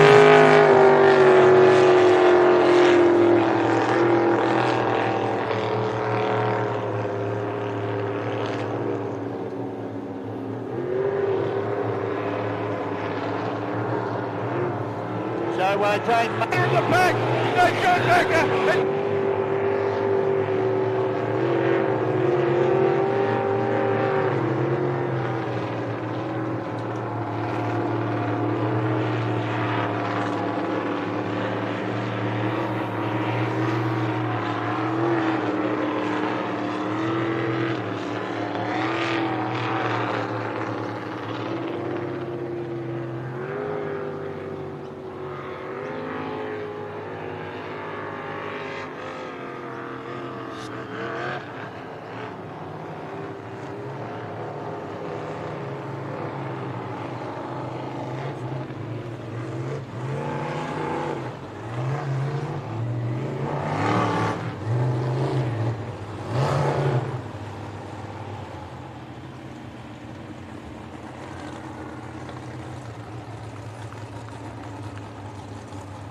Tate Ramsey. Wow. In the lay it on. Okay, well that's not such a dark horse in my eyes. But, well, it's not dark horse. Brand new boat. He's not looks like we got he already has been, but here we go. Here we go, number folks. 2 of our. Face your eyes towards the mighty Hawkesbury River here at the Windsor Marine Stadium as the flag goes down. We're racing and it is on. And right on gets a cracking start.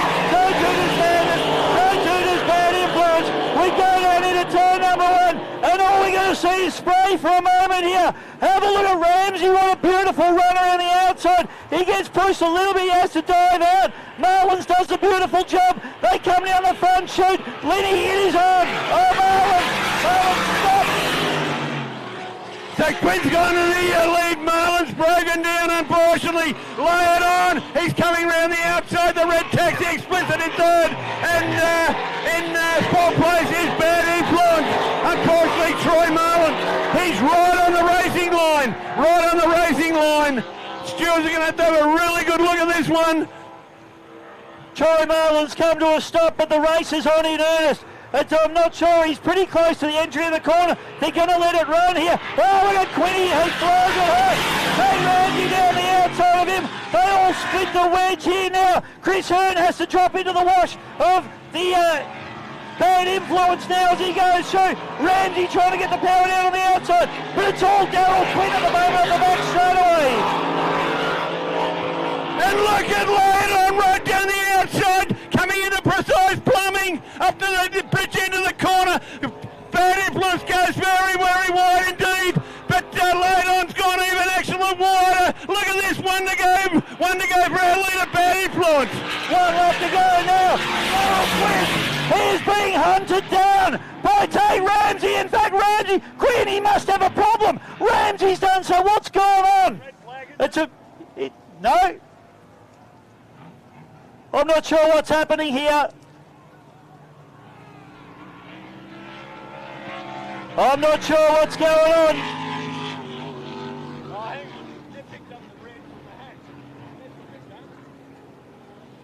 Yeah, Lenny thinks they might have picked up the red from Troy's hatch and thought it was a red flag. So absolute chaos here. This has absolutely turned to chaos. So Chris Hearn's the only one that may have realised what's going on. The checkered flag is going to be produced. He's slowing down. I don't know. Nobody knows what's going on here. Get on it, Chris. I'll tell you what. If he comes home, it's going to be lock and load. Lock and load. Ryan McIntosh. Does Ryan McIntosh win? Ryan McIntosh wins King of the River! I tell you what, the bookmakers are absolutely cheering. Oh, the recount leader! Wow! The one that I said wasn't going to win! Ryan McIntosh! The rest of them will be scratching their heads. I don't want to be around for that discussion later on, Lenny. I'll read about it on Facebook. Thank you very much. Ladies and gentlemen, please put your hands together for Ryan McIntosh, winner of the King of the River. Lock and load, the 6-litre boat. Sometimes you just got to be smarter than the other blokes. I'm confused. I'm confused. What a way to finish an epic weekend, Lenny. It's been unbelievable. Oh, we've had everything. It's had everything. It's been like an onion. That many layers. Oh, mate. But you know what? I just saw when the hatch come up, I saw the red, and I think, I wonder if the drivers are picking that up as a red flag. Yeah, quite possible, mate. Quite.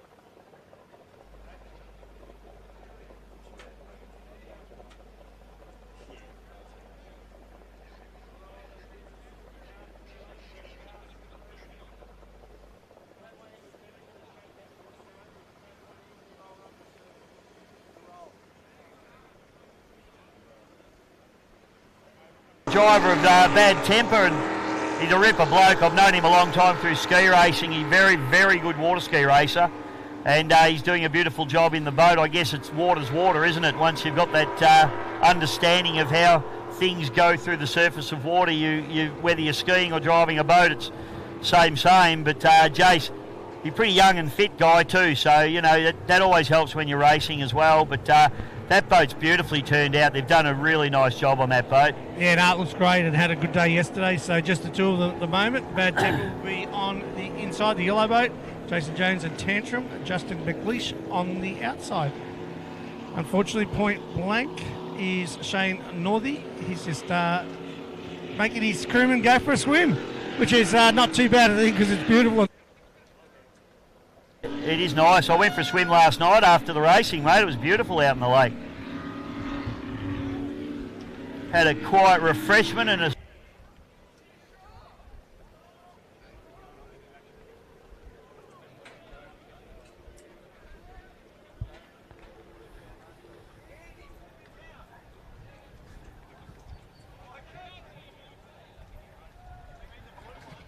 Okay, folks, Unlimited Outboard's about to head out onto the course. A little bit of breeze coming across the course now. That's just enough to get them sitting up on the air. They won't mind that too much, as long as it doesn't get strong.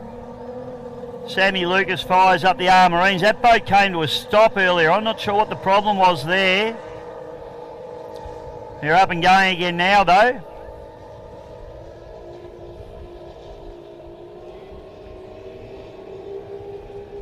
Davey Meads lifts the big Optimax up onto the plane, and Paul Whitten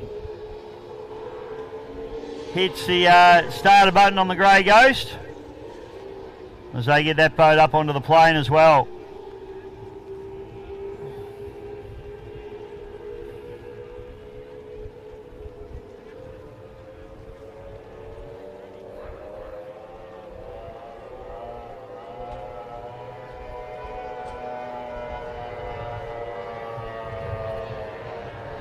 Sammy Lucas, as I mentioned a little bit earlier on, when these boys were racing, running the what they call the S3000 Mercury Racing Powerhead, it's a 2.5 litre 60 degree VV6 two-stroke.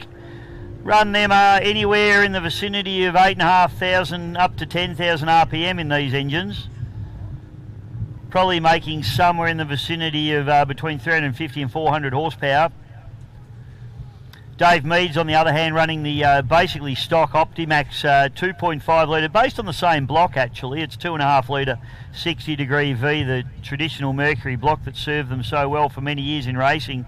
But with the quite late model high pressure direct injection, fuel injection, it runs an air compressor and it runs high pressure air and fuel direct into the cylinder heads. A more fuel efficient engine that was built for the environmentally friendly market. And it's an engine that's discontinued now, but is still being run in the Formula Grand Prix Championship. The third boat that's out there is again running a 2.5 litre V6 Mercury 60 degree V two-stroke, but running with carburettors on it, which is Paul Whitten's boat, the Gravy boat. And that is the other engine that does run in the Australian Formula Grand Prix Championship. So Sam Lucas more focused on Gold Cup type work with his screaming 2.5 litre S3000, and as you can see has a lot more horsepower than the other two boats. He runs very wide and deep, just keeping well out of the way. He knows he's got a lot more pace than the other boats, and you'll see Sam Lucas just able to drive away from these guys as he heads up the back straightaway. Paul Whitten doing a very nice job as he goes up the inside there at Dave Meads. The carburetted 2.5 litre, probably making somewhere in the vicinity of 250 to 280 horsepower. And the Optimax making probably around about 200, 230 horsepower. So Sammy Lucas running very wide line, sort of giving the other guys a little bit of a run here. As you can see, he's got a lot of boat speed in a straight line on the other two boats, and he should have a pretty comfortable win here. But this boat's really been built to run Gold Cup style racing against the big inboards and against the big blown boats, which is their ambition with this particular boat. Sam's raced internationally on the World Championship circuit, so he's become a very experienced driver. Over the last few years, he's done a lot of racing, a lot of different conditions, a lot of different boats. And he really does have a handle on these tunnel boats. He's driving very, very well indeed. Paul Whitten, a relative newcomer in the Gravy boat machine.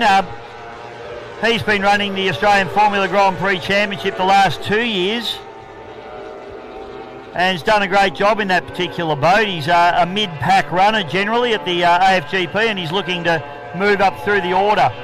So weekends like this are fantastic for his development, both of the boat and of himself as a driver. Davey Meads, an absolute stalwart of the Victorian Outboard Club in the Bud Light racing machine. Yellow flag comes out for Sam Lucas. Dave Mead's incredibly good mono-hull driver. Back in the days when there was a lot of mono-hulls out there racing, Dave absolutely dominated in his bullet hull. I then moved into the tunnel boat ranks quite a few years ago now. He's done a lot of tunnel boat racing. He's also torn a lot of tunnel boats up. He's certainly not scared of them. He's had some huge crashes, particularly in his black tunnel boat, which was completely destroyed. This Bud Light boat's been a great acquisition for him. It's a GTR hull, built by the Trash Brothers up in Queensland. As the checkered flag comes out, Sam Lucas takes the win. Second place will be Paul Widow Witten in Gravy. And David Mead's coming through for third place. Black flag comes out, return to pits.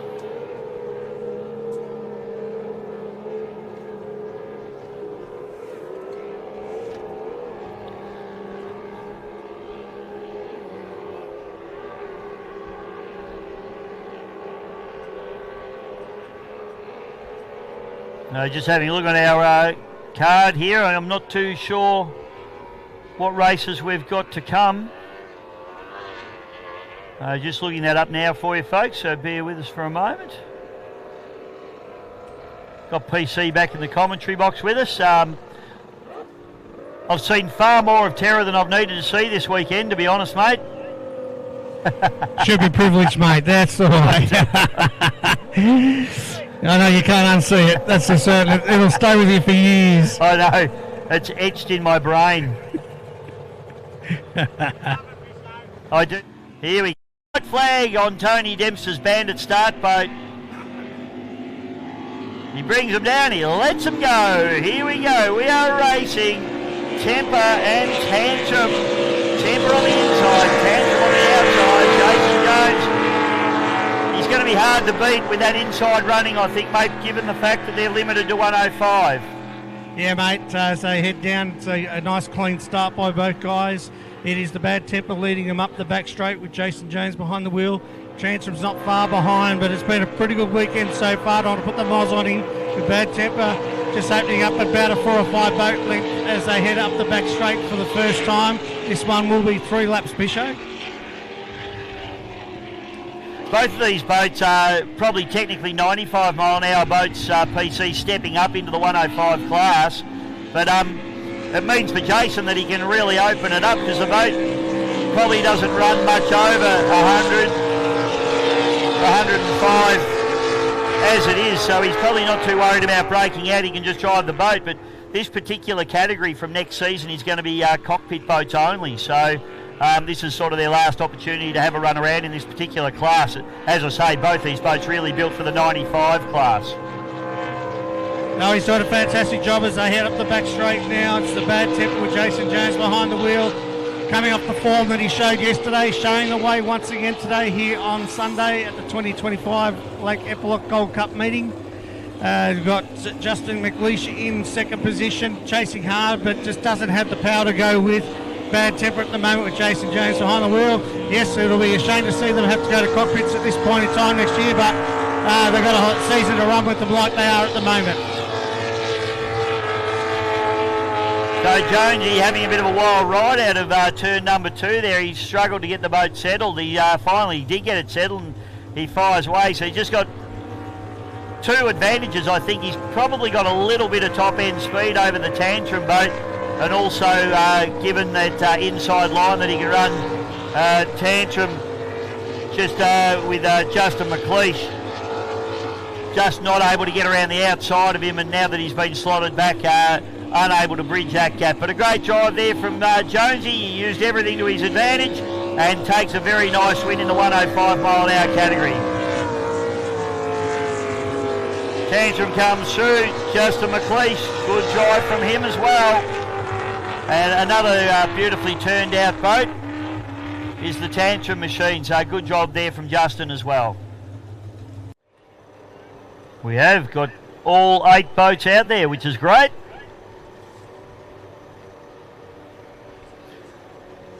So we'll send them all down into the milling area, and we'll set that clock going, PC. And once it gets to about, I've noticed they've all been sort of charging to the line at about that 15-second to go mark. So it all worked out. It's about a 15-second trip from the milling area to the start line at full lick.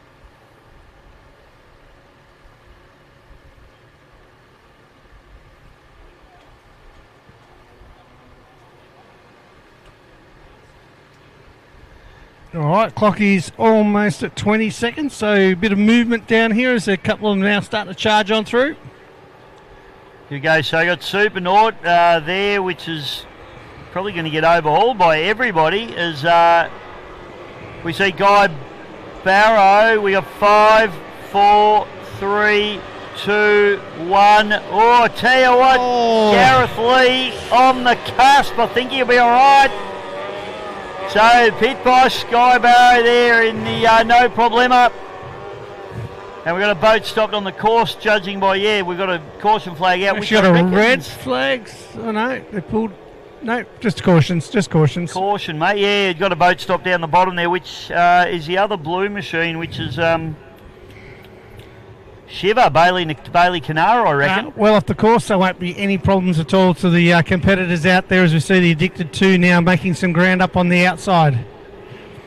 Yeah, Maxi Seckham having a bit of a go there. So this lead pack of 4 boats pretty tightly bunched at the moment, but all being led by Gareth Lee and the Pit Boss machine at the moment as he fires up. Tyler Gilligan, oh God, he's going to roll up. Is he on the inside or the outside? I can't quite pick it from him. He's on the outside. But this is where he rolled the boat yesterday, so he'll probably be being a little bit cautious up through here. Plenty of spray going on, but great driving from everybody. Maxi Seckham runs a wide line. Guy Barrow up the inside having a real crack there. You got Supernaut on the inside, and then Aquaholic, Andy Cameron on the outside.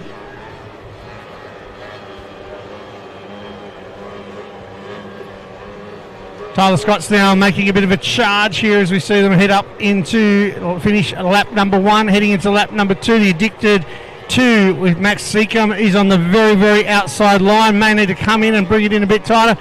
Not much between the first 3 here. Bisho as they exit the turn here. There's a blanket across the 3 of them. This is great racing, isn't it, PC? As they'll be getting a little bit of water in their visors now, so a little bit of rain falling here at Lake Eppalock. Nothing too serious, but it's a good run here. Addicted Max Seckham's managed to poke his nose into the front. They've shuffled Gareth Lee back into 3rd spot now because Tyler Gilligan has had that inside run. And I tell you what, he's certainly not scared of it, is he? He's crashed and bashed this boat, but he's still just charging hard. He's a racer. Have an absolute go indeed. Can't wait to see him in a big boat when he gets a bit older. I'm sure he says the same thing, mate. He'll be having a crack. Dad's 6-litre hydroplane might need to be fixed up very soon. May well have to. So it's Seckham, back to Scott, and then it's Lee and Barrow. In that order, they're our lead 4 boats. And we've got the Aquaholic coming up with Andrew Cameron behind the wheel. Yep, and then Can Allen. Aquasonic as well. In the Supernaut. And then on the outside is Lily Taranto in the TMR.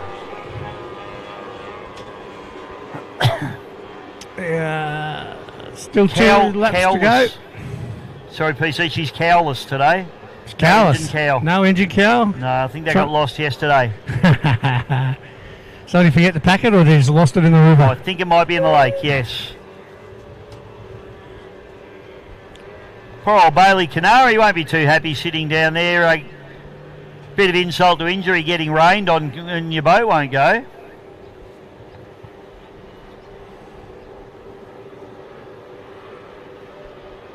Good run here still from Addicted to Max Seacombe. Nice little opening up lead now over Aquasonic with Tyler Scott. Into a nice second position at the moment. I think it's Pete Boss into third place, if I'm not mistaken, with Gareth Lee. Rounding out the podium with 1 lap to go, Bisho. Yeah, it's good racing still, although starting to spread out a little bit. Maxi Seckham's got a good break there on Tyler Scott. A potential little dice for the last lap between Gareth Lee and Guy Barrow there. Then you got Andy Cameron just having a bit of a lonely run. Lily Taranto just coming around the outside of Cam Allen. There, she's doing a nice job in the little tunnel boat. 550cc boat. So on the last lap now, Breeze just starting to pick up. This will actually assist these guys, but looks like it's going to be a really good run here from Max Seacombe in the Addicted 2.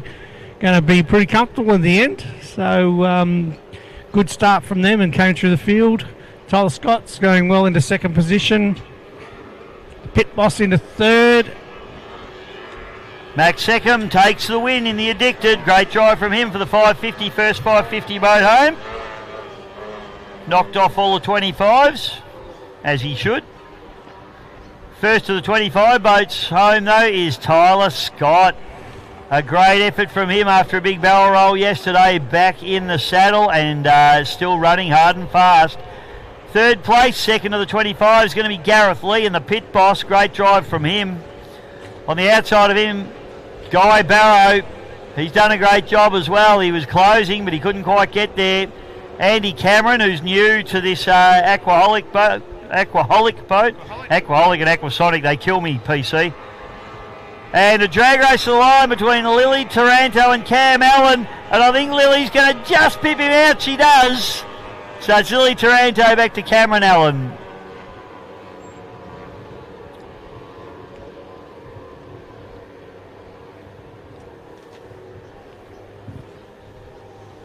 Good racing there again from our 25 550 boats.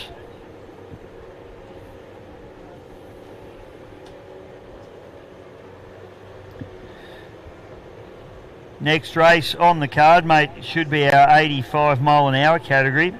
We're looking for the Tickled Pink, the Ricochet, the Demon and the 42.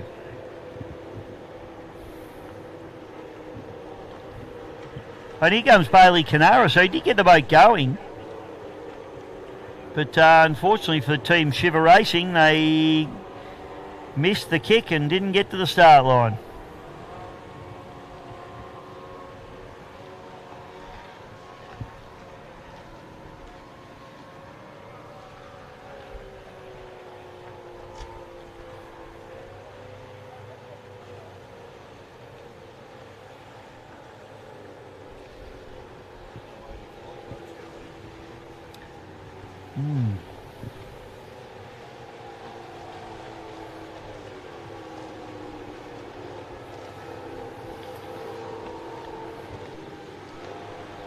Andrew Reid.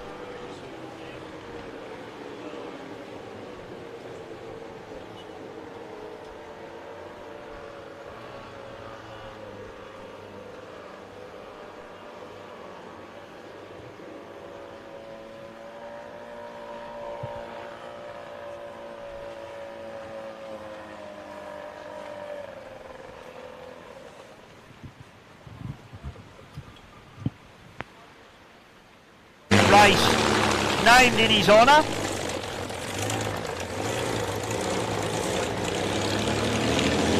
And this is the Max Kerwin for 2025.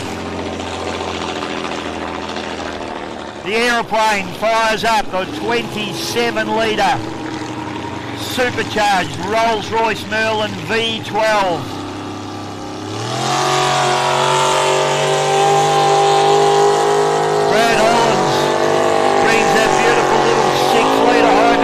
Desperado up onto the plane as well.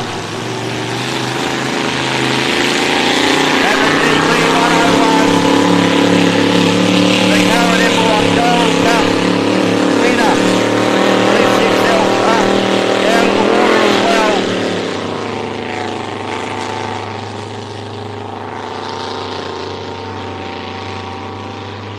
Russell Jones brings the Aussie connection down into the bottom end of the course. These boys. Brad Hollands. And Benny Clark.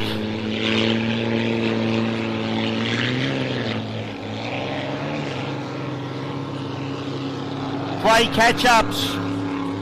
Tony Dempster in the start boat. Trying to pick up where the start boat is at the moment. Right down the bottom end of the course, just hiding down there. Okay, start boat's going to pick him up.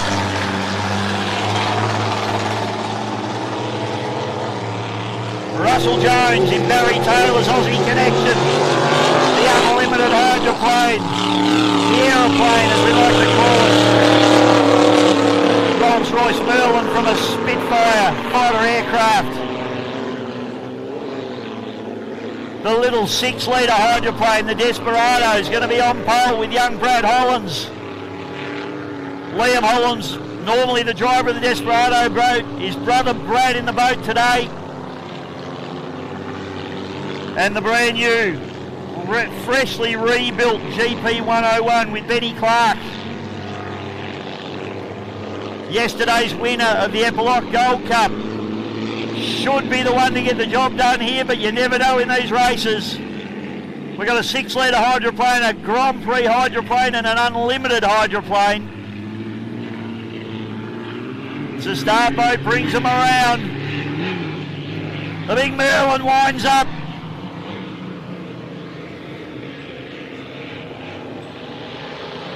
Russell Jones leans on that 27 litres.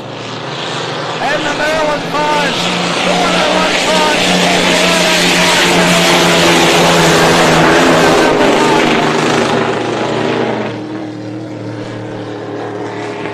Russell Jones turns in the big dog, but it's Ben Clark in the 101.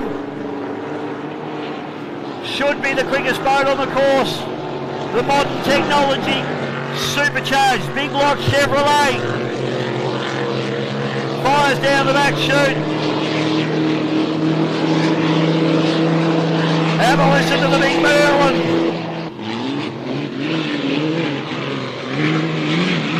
Russell Jones sliding and drifting the big Merlin around the bottom end of the course. He keeps the momentum up. He dies off. Unfortunately, his foot was happening yesterday as well.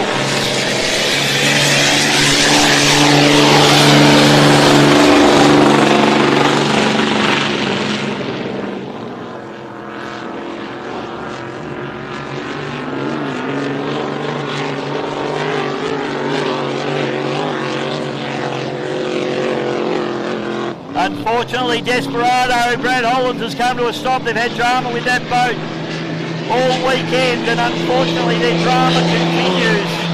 So Brad sits in the centre of the course. Ben Clark just fires down the front chute of the 101. Getting the job done beautifully and getting some very, very handy seat time in this beautiful GP Hydro.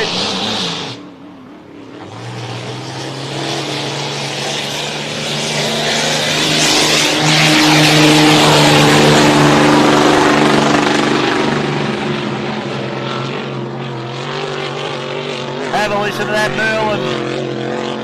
Absolutely epic. As Russell Jones brings it down the back chute. Just having that little bit of a hiccup every time it exits a corner.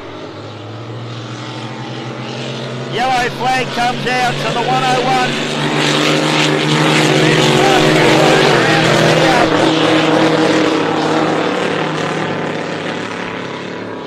Now this is great seat time for Benny Clark as he gets prepared for the National Drivers' Championship. You can see that the Aussie connection just cuts out on the exit of every corner.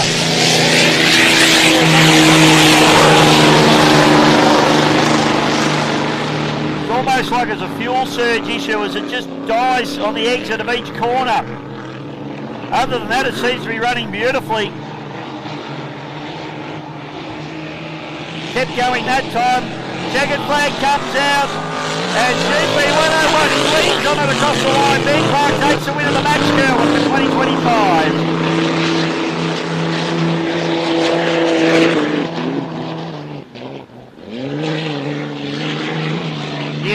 Michael Jones trying to keep the momentum up, keep the pace on as he slides the big old girl down through the bottom turn.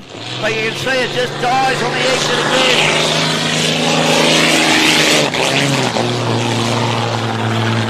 So unfortunately Aussie Connection's got a couple of little issues there. Probably wouldn't have won that, but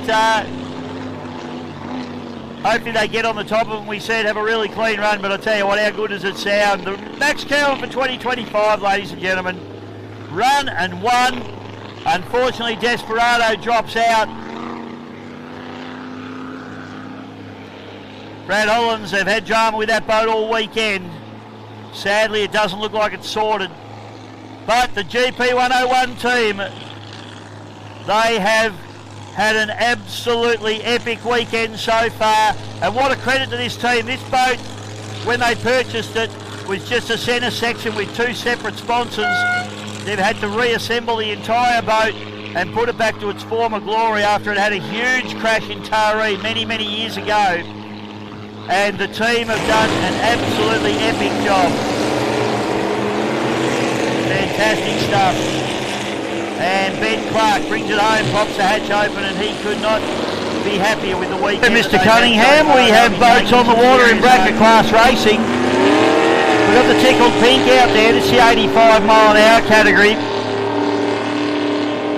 Andrew Reid. In the Tickled Pink, we've got the Ricochet with Jake Wilson and the Demon with Chris Burns. And we're supposed to have 42 out there as well, mate. I don't know whether he's a scratching. It's, I believe he's a scratching by looking at it at the moment. Yeah, currently is.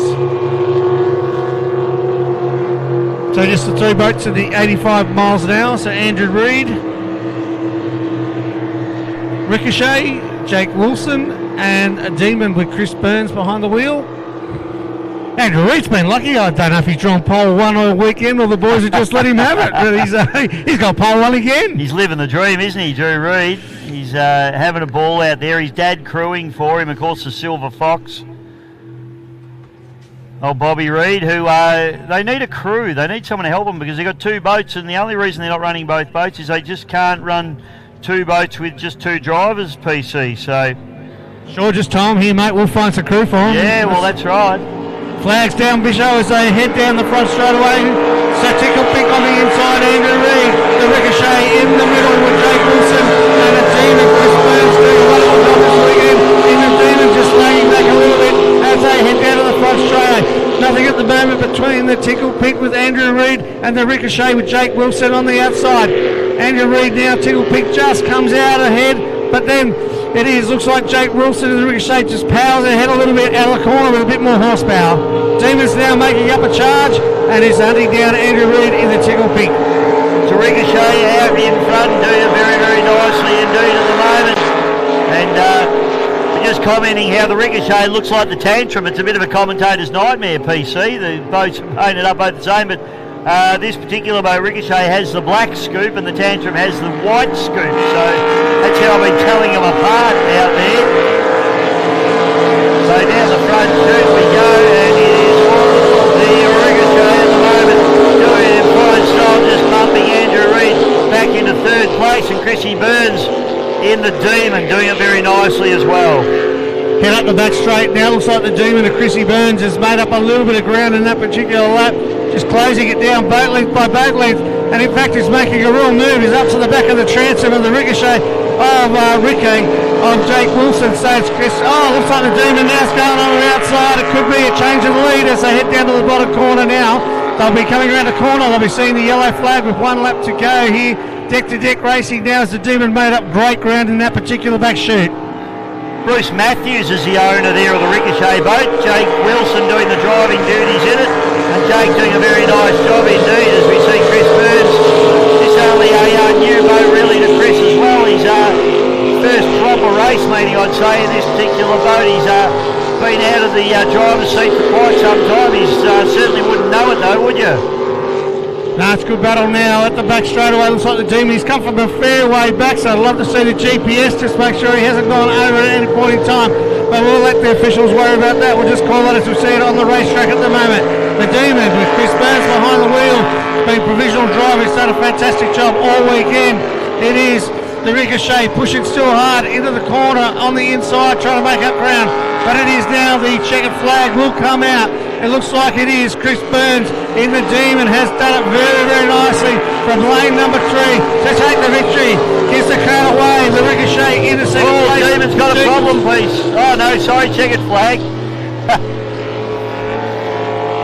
And bringing up is Andrew Reid. Good run in the Tickle Pick. Demon was pretty happy. He was just waving to the crowd, mate. I missed the checkered flag. I heard him come up. I thought, oh, they got a problem. But checkered flag lap. Good race there for the Demon and Chris Burns.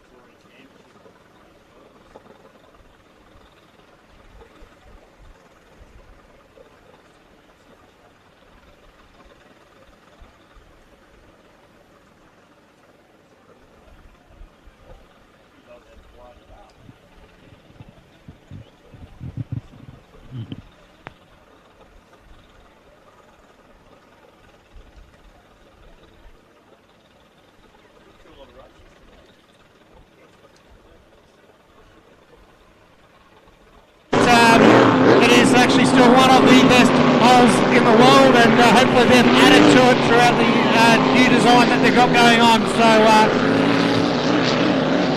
Alright, here we go. Smell the methanol in the air, PC. That's what we like. I think Dan Kruzik's made a little blue here. He's turned too early. So very wide line. I hope he doesn't ding his propeller here. He's very close to the lane.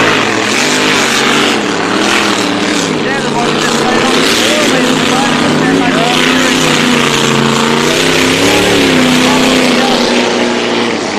It's completely lost the start. Anyway, he'll be a lap down. Harrow, as we'll see, about a flag to drop. Hopefully they just keep going.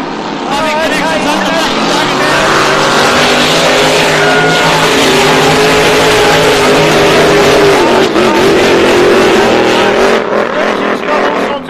He's missed the kick, and unfortunately Aussie Connection. So we've got 1800, 2100cc boats heading out on the course. And unfortunately it looks like we've lost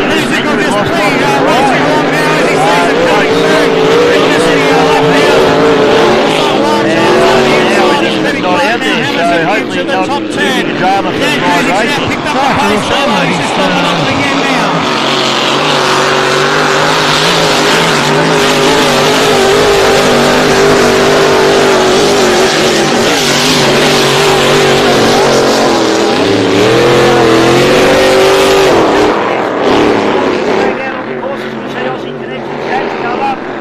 The Dog's ready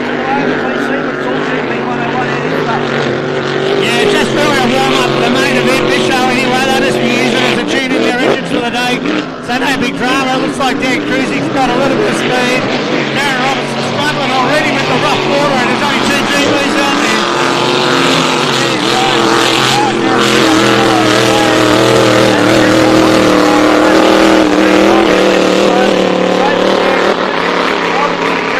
Wash of these big hydroplanes, absolutely struggling here.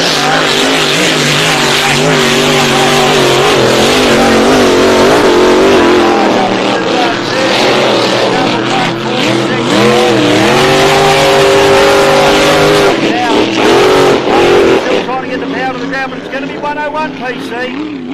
Yeah, no, he's done it well. He's just taking it around the course nicely. The boat looks like it's turning well. Good acceleration. I'm looking forward to seeing it later in the day.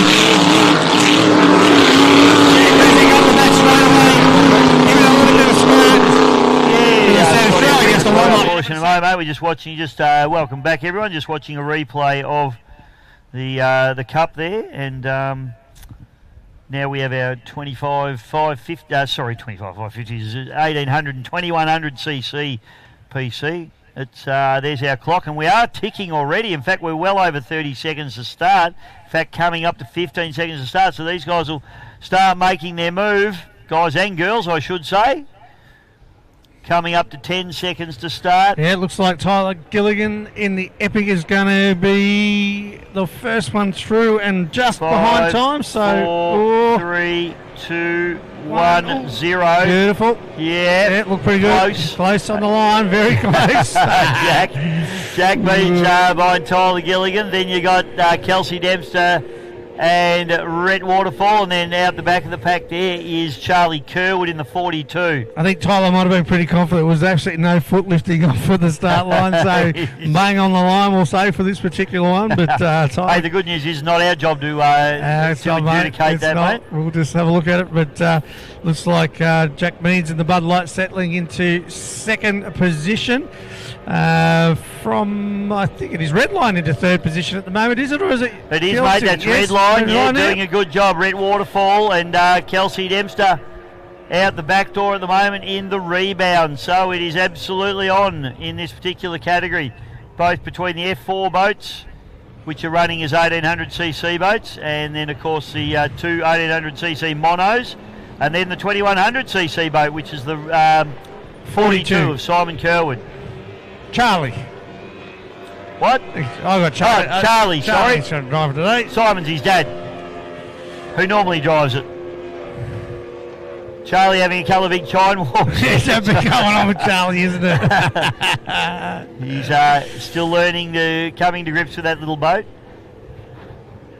So up the back straight now with Tyler Gilligan doing pretty well from mate Jack Meads in the Bud Light. A bit of a change around from we've seen today with the red line Waterfall into third, and fourth will be the 42 with Charlie Kerwood, and Kelsey Dempster in a rebound. Hasn't been up the back all weekend, so might have missed the start a little bit, I think. Yeah, just got a bad start. Ended up in everyone's wash, and she's just struggling a little bit in this one, but she's driven beautifully all weekend, so even if this one doesn't go to plan, I think she can hold her head pretty high at how she's driven this weekend. But Rhett Waterfall, he has got the break out of the monos now. Actually, Kelsey's now snuck up the inside of Charlie Kerwood, so she's going to have to try and make some ground up here. She's got her work cut out for her. She's got a couple of laps to get it done. No, Charlie just got a bit loose there too, so coming out of the corner was still making their way up the back straight now with still 2 laps to go for Victorian Championships here, so good run. We got a boat stopped. Sorry, Jack Meads, mate, up the top. I don't know if he spun or not. He's not facing the correct way. He's not facing the right way. Lid's down, so maybe. I think he might have had a bit of an oopsie. Do, yes. Probably we missed that one. We were watching the monos come down the front straight. But Jack Meads out the back door. That leaves Tyler Gilligan wide open and free, mate. That leaves Redline into second position. So it does. Rhett Waterfall, great job from Retro, who used to drive the rebound last season. So a bit of a swap. Yes, he's built his own boat, which is great. That's the whole purpose of rebound, is to get new people into the sport. And Rhett's done a great job, and he's cracking on. Works for Race Marine in Victoria, Rhett. A Mercury racing dealer, so I'm not sure why he's got a Yamaha hanging off the back of his boat. Kelsey Dempster comes through. in the rebound, and Charlie Kerwood. Looks like your crew's rolling out, PC. I'm going to leave behind. I'll be hitchhiking. You take yeah, that. I'll take you, mate. You'll be right.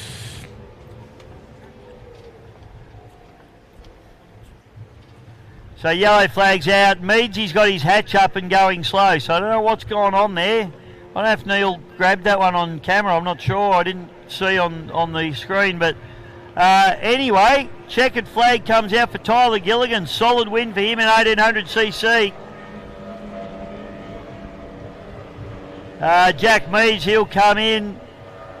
His hatch is up, so something's going on there. He's a bit. I think he might have had the half spin, Bisho. I reckon he must have, mate. Yeah, and it's interesting. He's rolling in pretty hot into the pits, so.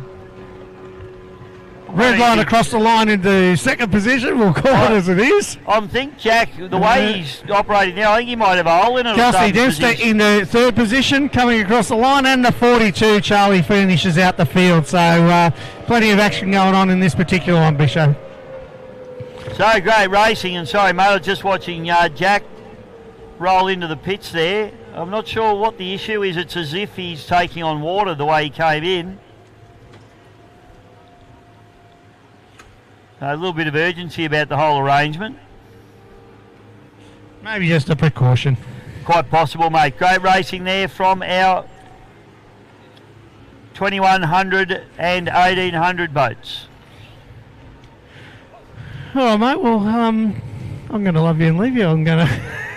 I think you're off like a bride's nighty, PC. I've just seen the two Melton Toyota cars just heading out and leaving me behind. You are worried they're going to leave you behind. And he would do that. He would do. I know, that's the sort of bloke he is, I know. And he'd Yeah. think it was hilarious too, just quietly. But no, thanks everybody, and there's a couple more races still to go, but looking forward to joining Bisho Media at the Melton Gold Cup in about 6 weeks' time. Thanks, PC. You're a legend, mate. Thanks all for all your help this weekend. You've been fantastic. Always great to have your insight. And I'll be looking forward to seeing you at the Melton Gold Cup. Paul Cunningham, ladies and gentlemen, one of the great Griffith Cup winner, hydroplane racer, and pretty handy commentator as well. So great to have him on board. And because I get paid the big bucks, Neil, I get to stay. Woe is you.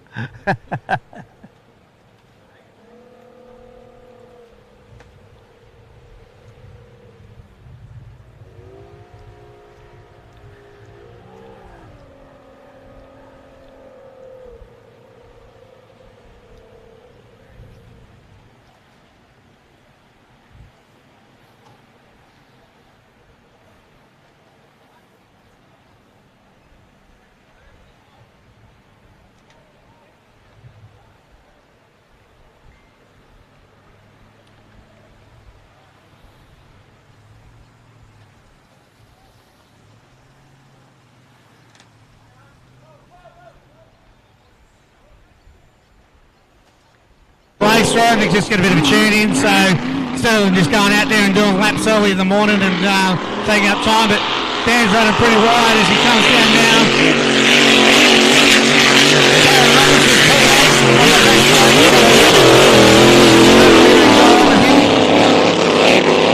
Dan looks like he's got a pretty big prop on it at the moment, so yeah, Darren Robertson's pulled up, so hopefully he's okay. Yeah, it's a shame there. Darren Robinson coming to a stop.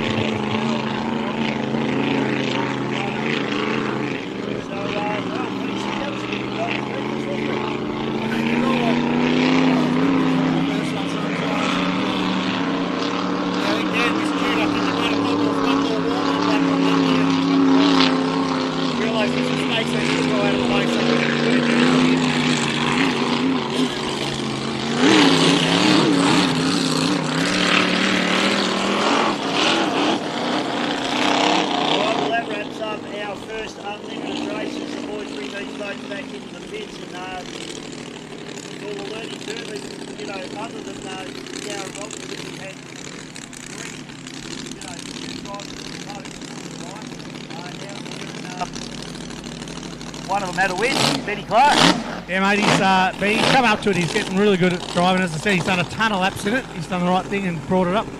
Gee, it's nice to have a bit of methanol in the eyes, isn't it? Oh, it's fantastic, mate. It smells like, it's like angels crying on your nasal cavities. Actually, yes. I think I might have to lean him out a bit. I think because we're a long way from the back and I got a sore eye. Might be running a little bit too safe. Lean him out, boys. You'll be right. Yeah. Well, it's going to be a warm day as well, so that's another thing.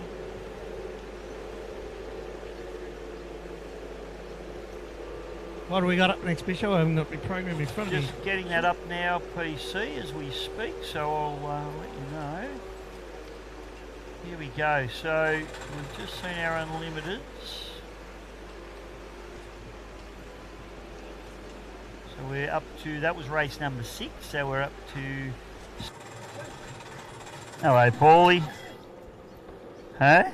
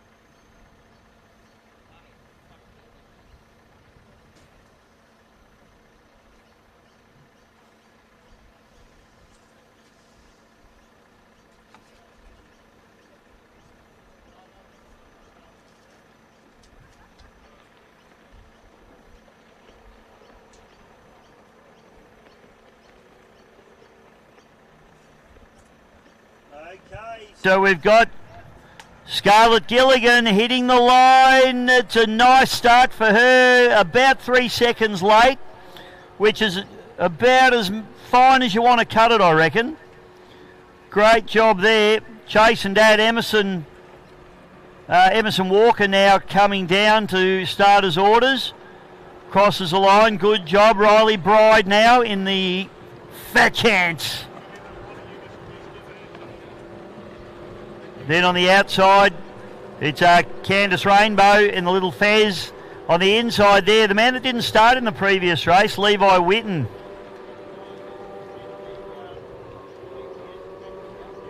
And the final boat across the line there is the Spitfire with Jack Williamson.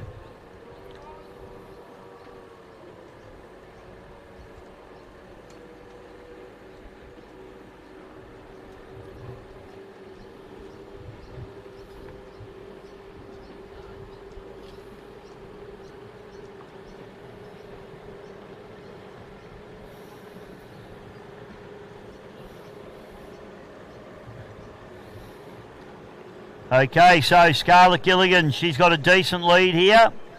A bit going on here. Chase and Dad runs wide. Riley Bride sneaks up the inside there. So Emerson Walker just opening the door right up, and Riley Bride saying, thank you, I'll have that. Got Levi Whitten just out the back, and then Candice Rainbow getting the job done beautifully. So they're all on the hard charge. Jack Williamson and the Spitfire. Neil's left me. I've got Paulie up here now. G'day, Paulie.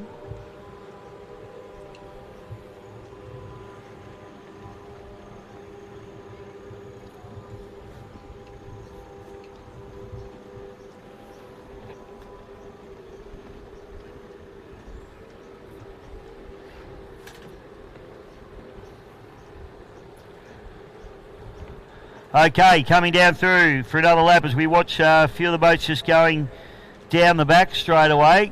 There's the Chase and Dad with Emerson Walker just about to be overhauled there by Candice Rainbow, although she backs out there at the last minute.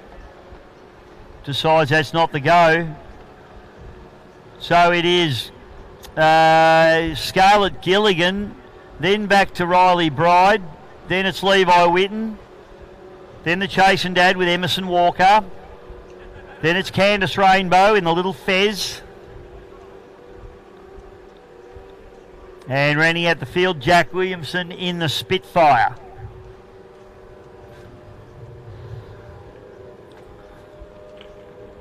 So handicappers have done their job. They're just all a bit spread out at the moment. I don't think Jack's going to make any ground up on anyone. He's a long way back.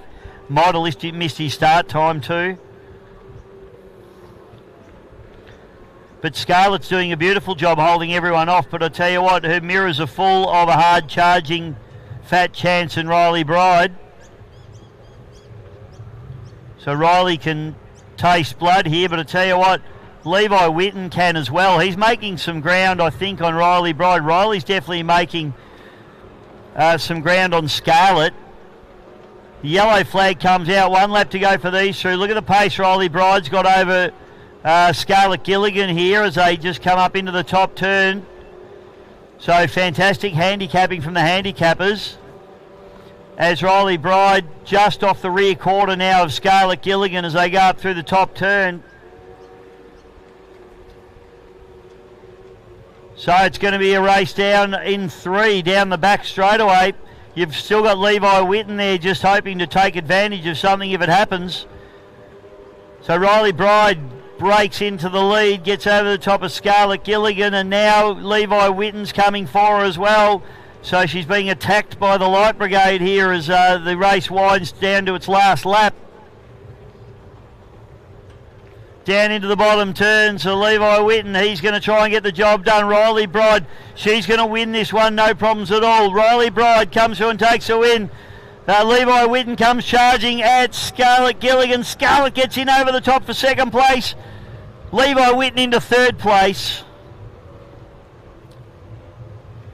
Then it's the little Fez, Candice Rainbow into fourth.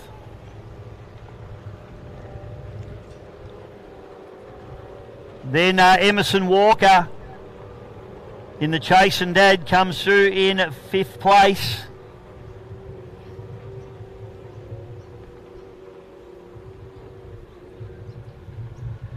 And down through the bottom turn and collecting sixth place is Jack Williamson in the Spitfire.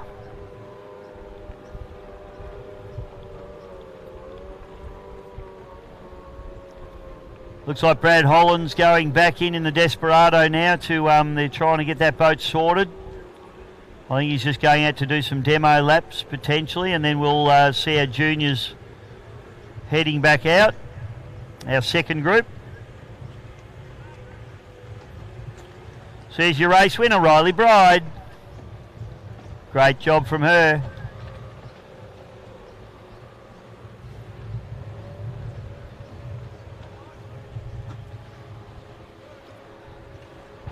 At least she didn't kill the boat like her brother did.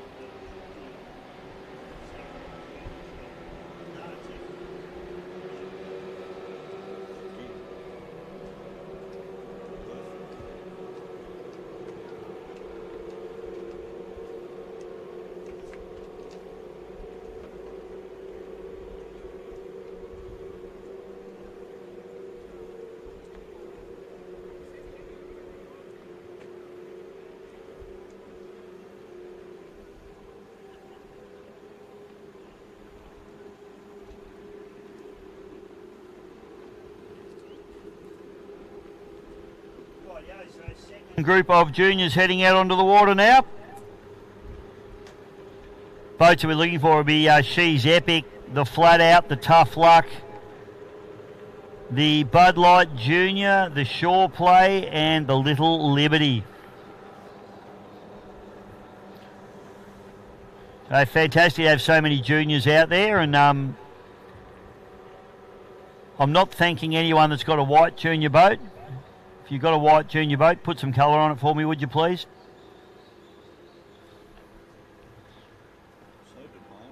I'm very demanding. I'm becoming more demanding the older I get too, Neil.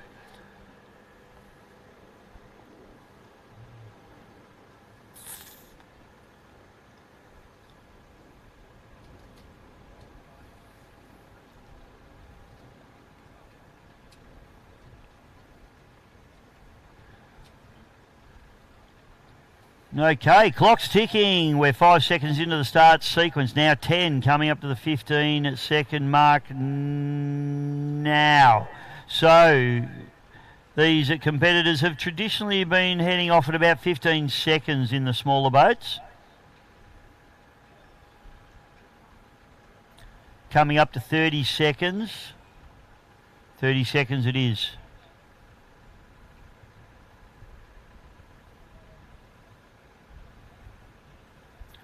Massive shout out to our major sponsor this weekend, Land Transport. And we've got JD Land in this particular race. So he's had a couple of wins this weekend already with 10 seconds to go. They need to get moving, these kids. They are going to be well and truly behind the kick. They need to be looking at that clock a little bit better than what they are, because that is 0 now. So they are miles behind. So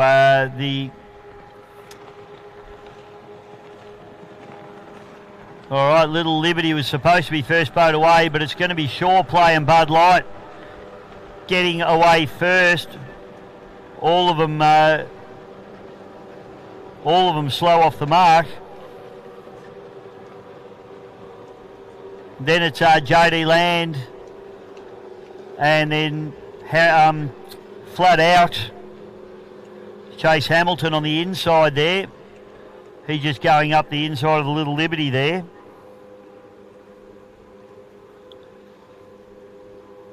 And the final boat to get away was Ella Gilligan in the Epic machine.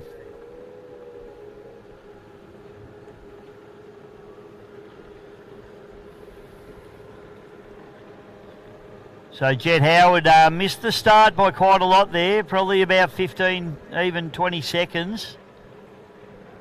And that saw the rest of the field were watching him. They shouldn't have been. They should have been watching the clock. So although the handicap was on, so they were probably actually not bad.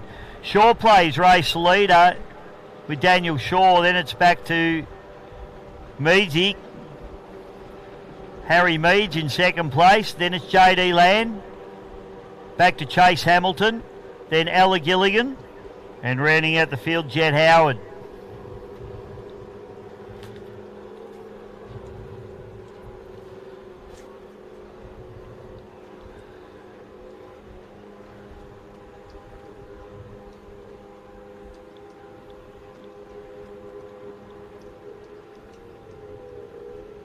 Back straight away now, and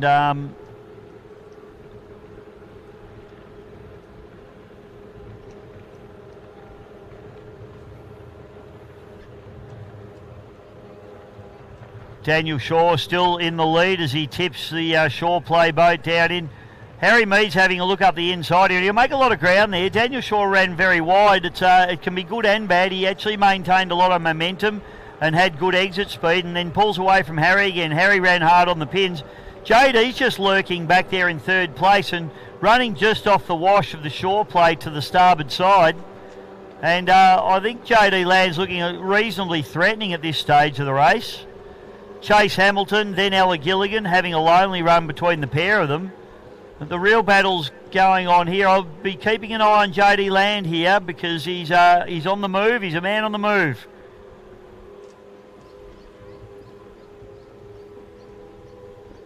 Young Harry Mead's on the inside there. He'll know JD's just there off his off his starboard rear quarter. And look at the pace that the JD Land boat has got, the Tough Luck machine.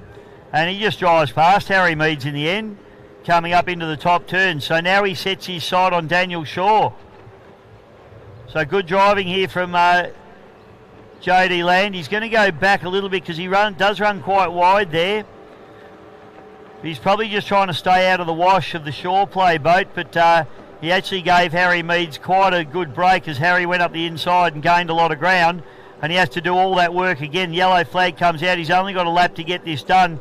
He probably needs to come over onto Harry Meads and just hold Harry Meads a little bit tight in the corner here rather than running wide, because Harry will take advantage of that. Yeah, JD's done a much better job up the top turn there, and he has actually held him a little bit tight and maintained his lead. So he grabs onto second place as they all start to rush past the Little Liberty boat with Jed Howard.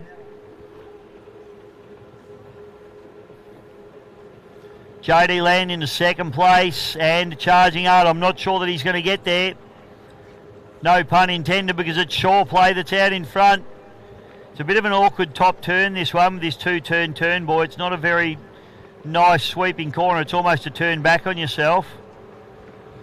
Bit going on, but it's going to be Daniel Shaw taking the win over JD Land. And then back to Harry Meads. Coming across the line is a Little Liberty, Jed Howard. Ella Gilligan coming through there into fourth place. Fifth place will be Chase Hamilton in the flat out. And more great racing from the kids.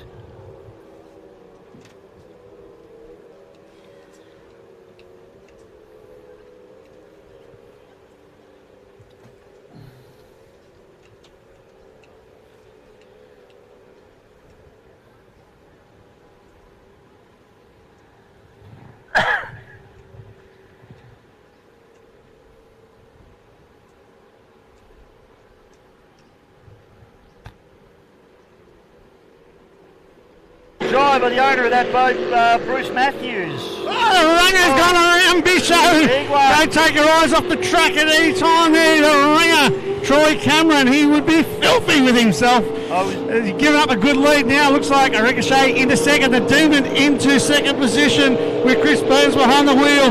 And the Tickle Pink with Andrew Reid into third position now. As Troy Cameron will be squaring his head off in amongst it. You wouldn't want to be listening to him on the radio. I wonder what Paul Mazzalia, the boat owner, was thinking about that one, PC, as he went around. I guess at least he was having a fair old tilt. So the Bruce Matthews owned Jake Wilson driven Ricochet goes into the lead of the pack now, but Demon on the outside with Chris Burns really pushing him along.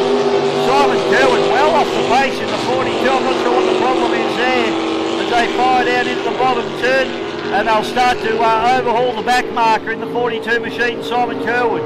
Yeah, the Ricochet up the back straight now. The Demon into second position. Andrew Reid's trying to be chased down by Troy Cameron in the ringer as they are on their last lap, I believe. Let's see if the checkered flags are about to come out. But after a couple of third place finishes today, the Ricochet finally takes the win in the 85 miles an hour. Checkered flag, PC, and the Ricochet takes a nice win back to the Demon. Chris Burns, race winner Jake Wilson. Third place is going to be Drew Reid. Then it's back to Troy Cameron, who was race leader until he had a whoop-de-doo down in the bottom corner, as my old mate Craig Linnett say. And as Simon Kerr would say, an issue with that boat, well and truly off the pace here in the 85 mile an hour category. Always good racing in the 85 category. They never fail to deliver, these boys. And Troy Cameron, he'll be kicking himself with that one piece. He will be, mate. He'll be kicking himself for sure. Looks like, did you have a tantrum while I was gone, Bisho? You've broken the TV screen off the front here, or the... Well, you know what you know what the talent's like, mate. We can be fickle. Good racing in the 85s. Oh, Troy Cameron, he'll be really upset with himself there. Yeah, the old 360, but recovered it nicely, so good on him. Ricochet. I think that's probably the first time he's been around in that boat, so I got to test the limit sometimes, so good on him, and looking good with the selling. And I must say, it's sitting very nicely. So a bit of unfortunate there. The Demon running in second. He was pretty happy going across the line, fist pumping. So that's a good result. And Andrew Reid in a tickle pick was out into third position, rounding out the podium today. So good race there for the 85s. Always nice to have Drew Reid out there. I was chatting to his crew chief, Bobby Reid, the Silver Fox.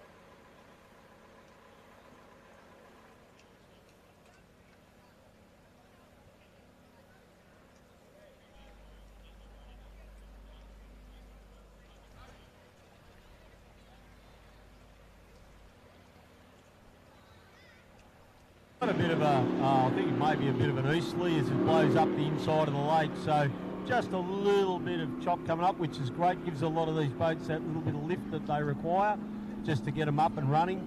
So it's going to suit most of these guys. I think we're going to see speeds, you know, up around that 130 odd, 40, 50 mile an hour even. So have a look at the white boat and how they accelerate against each other. We've got Brad Holland out of pole 2. The yellow boat, the Hydro, and on the far outside we've got R. Jackson Marine in the Formula 1 boat. So a real mix-up here. Okay, looks like we're getting ready for a start. And the flag. So here we go, and they're away.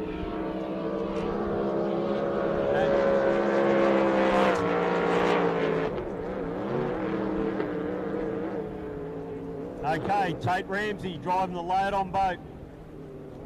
Brett and Margaret Layton own boat and driven by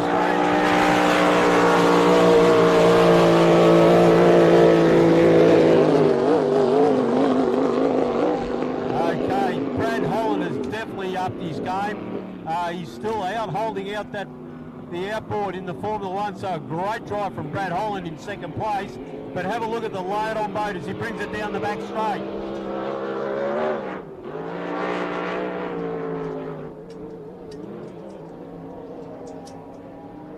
Okay, round turn, have a look at the Formula 1 boat up the inside. So a good race between those two.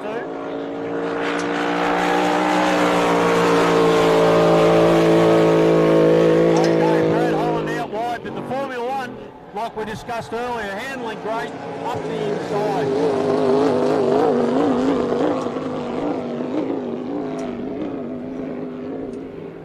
So again, down the back straight.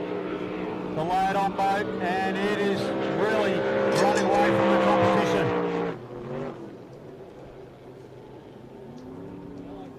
A few waves getting up there on the inside, so it might make it a bit interesting.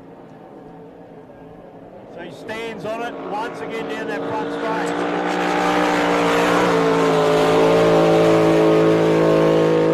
Formula 1 now, R. Jackson Marine doing a great job in second place, and Brad Holland not wanting to lose any speed, coming on the outside in the 6-litre Hydro.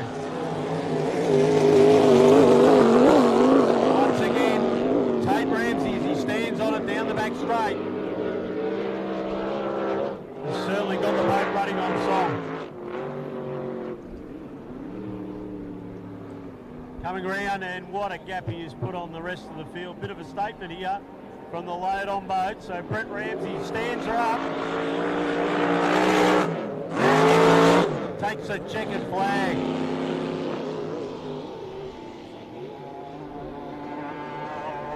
And a great drive there from R. Jackson Marine.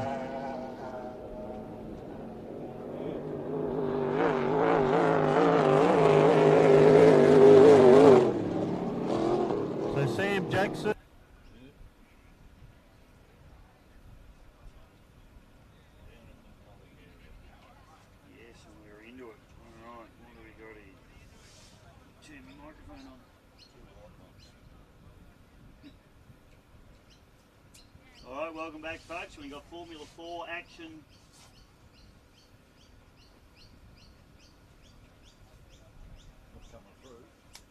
Welcome back, folks. We've got Formula 4 action out on the water now. We've got about 15 seconds to start.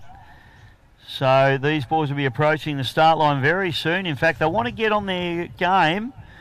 We started out with a good fleet, but we've ended up with only 2. Both white, wouldn't you know it, Neil? But it's Tyler Gilligan on the inside, and it's Josh Taranto on the outside. The Epic F4 and the TMR F4. So good to see Joshy Taranto getting another run. Unfortunately, we lost the bride boat. I'm not sure what's happened to the Bud Light F4 machine, but no Jack Mead's out in this one, unfortunately. So it'll just be these 2 boys running around. Back straight, and it's Tyler Gilligan, who's got a fair bit of experience. Joshy Taranto, this is only his second race meeting in this boat, so they're just creeping up on the setup, and he's obviously still learning the ropes of driving. It's been a great weekend for him to get lots of laps done.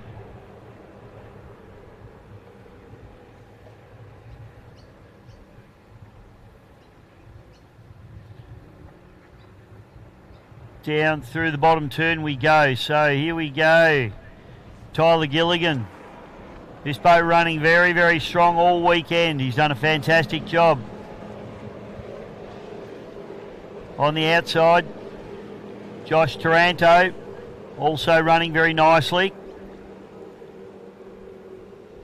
And Josh will be just chomping at the bit, I think, to get right in the thick of it and try and get amongst this field, because we've got a really good field of F4s now. We've dwindled this afternoon, unfortunately, but there's been a lot of attrition here this weekend. The smooth water can sometimes kill them just as bad as the rough water. And we've been very lucky with the weather, to be honest. We thought big storms were going to roll through, but it really doesn't look too bad at the moment. It's quite grey and overcast, but still nice and warm, and the wind hasn't whipped up the lake, which is nice. And we've only had a few real spits of rain, which has been terrific. So Eppalock has delivered. Thank you very much to the Victorian Speedboat Club.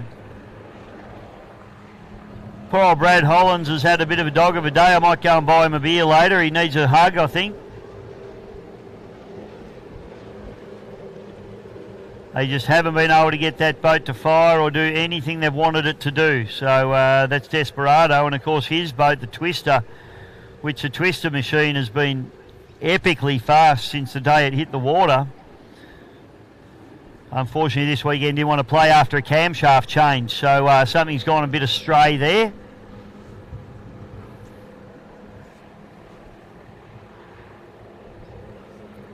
So at the back straight, Tyler Gilligan. I think we'll probably see a yellow flag this time around. We will.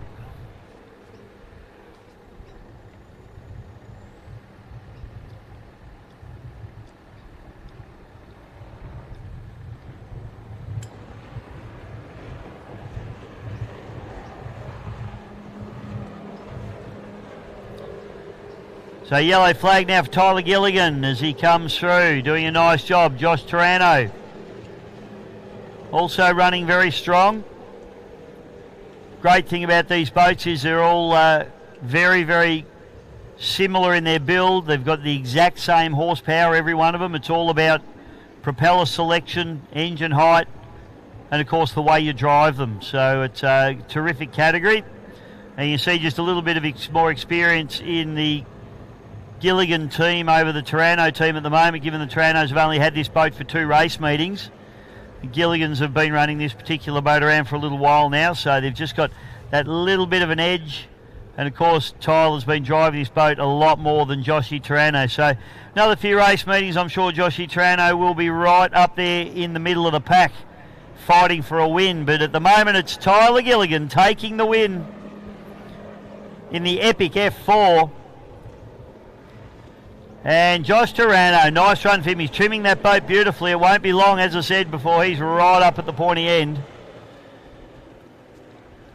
And he does a good job running the toilet brush haircut at the moment, is Josh.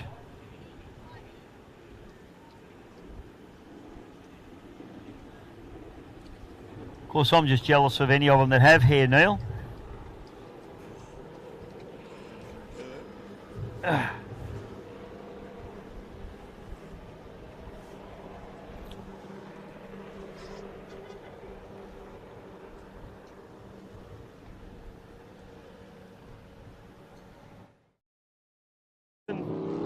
Sam Lucas in Marine, the Formula One boat, Jackson Marine. So Sam Lucas, great.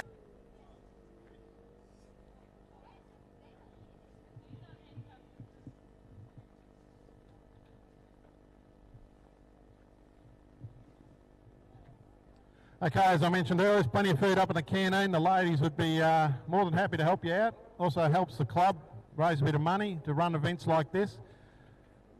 So we should have Shiver, Aquasonic, No Problema, Supernaut, Phoenix, Pit Boss and Addicted 2.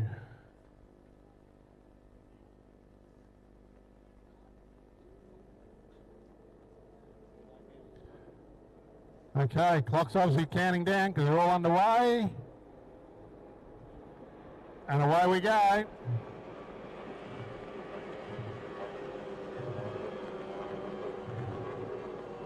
So obviously the 550 is going to have the legs on the 25 horsepower guys.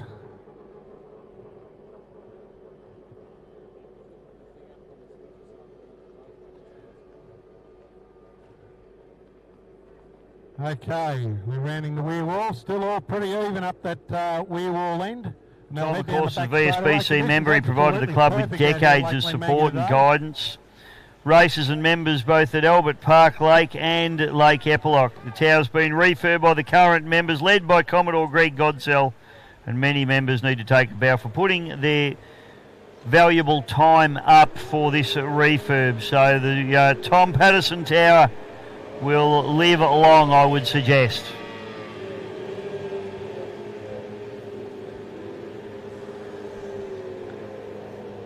So junior boats heading out, 5:50.25 I should say.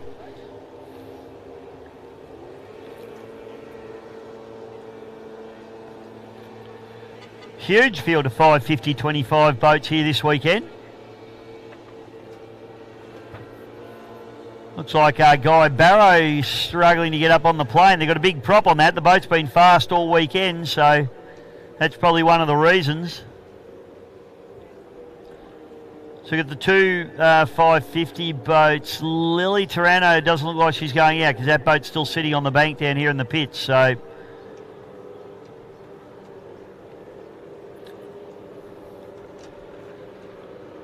we have Tyler Gilligan.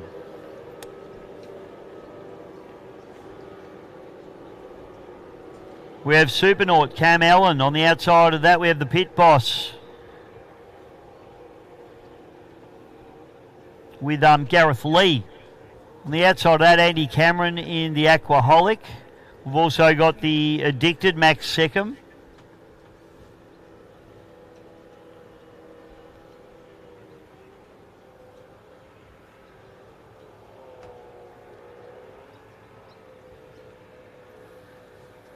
So I'll send them all up into the milling area. We've got the clock here. Haven't seen a white flag yet. We're still under blue. And wait for them all to get in the milling area, which they almost all are.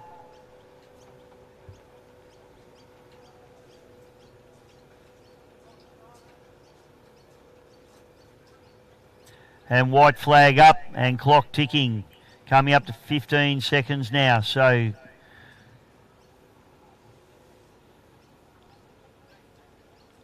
let's see who gets the best of the starts here. There's a lot of milling. There's a lot of jostling for position here. Everyone wants to get onto pole with 30 seconds to start.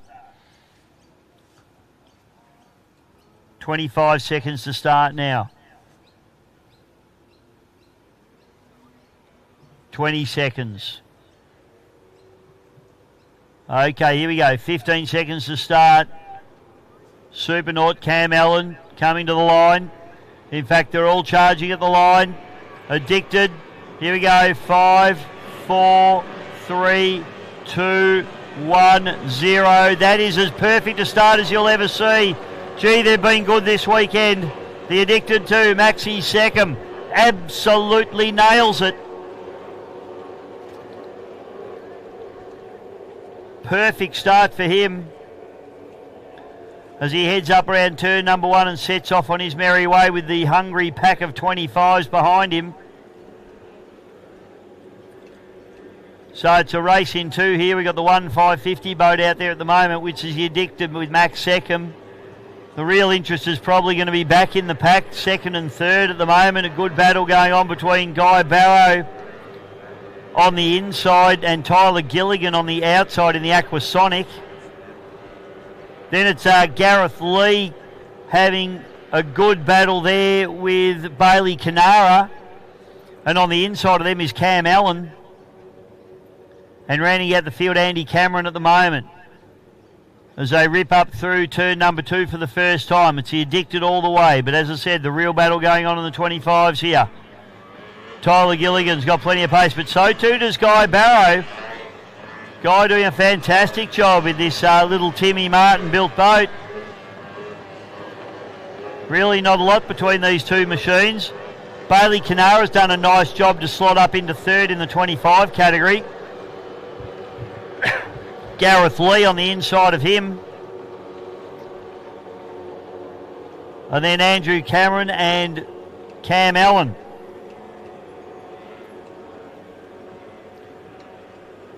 Back shoot, we've still got Addicted as race leader and 550 leader, but Tyler Scott's moved up into 2nd place, first of the 25s. Guy Barrow into 2nd. Then it's Bailey Canara having a tilt. And right in his wash is Gareth Lee. Andrew Cameron in the Aquaholic.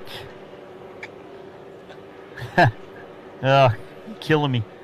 And rounding out the field is Cam Allen in the Supernaut.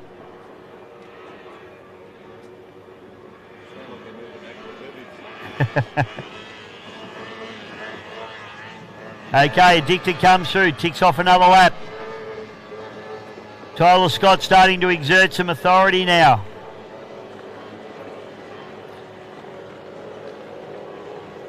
Guy Barrow into 3rd place. Then it's Bailey Canara, back to Gareth Lee. Starting to spread out a little bit here. Andrew Cameron and Cameron Allen.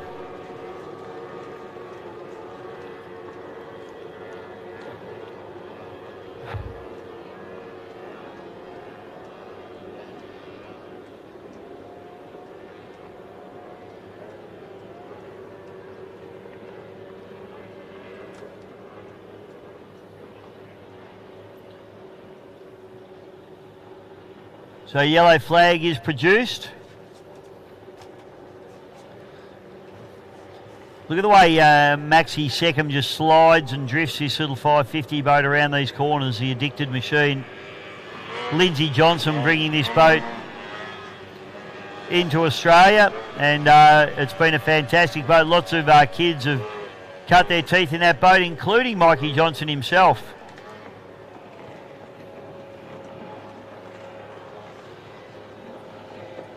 Tyler Gilligan,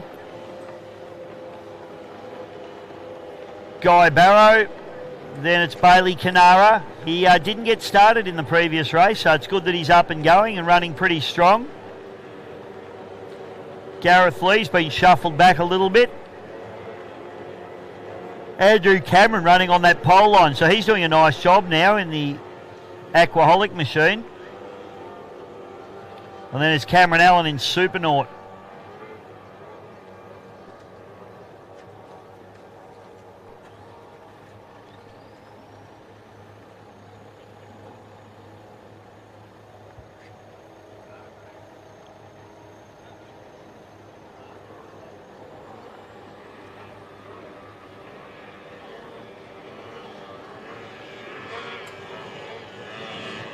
And got a caution flag on the course here. Checkered flag, so that's for Addicted.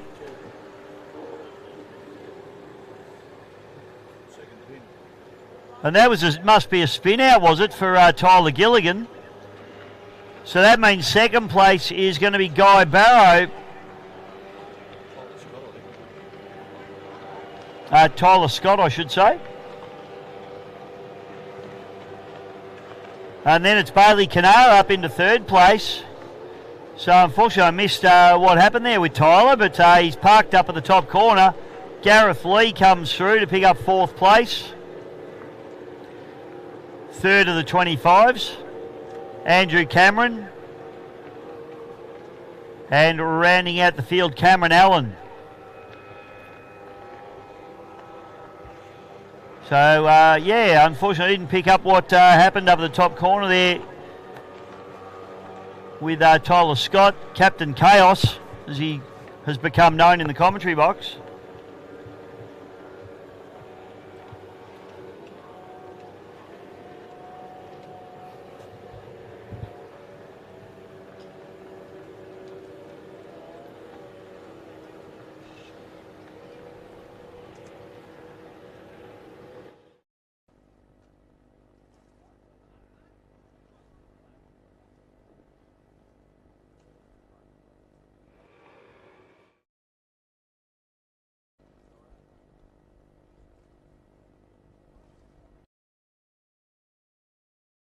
In that 550 boat.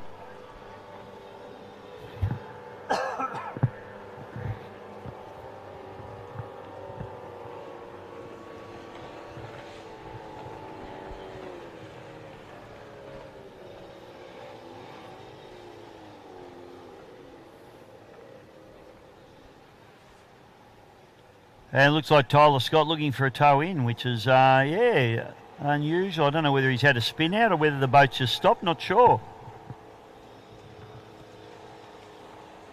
It's definitely not going now, I can tell you that much.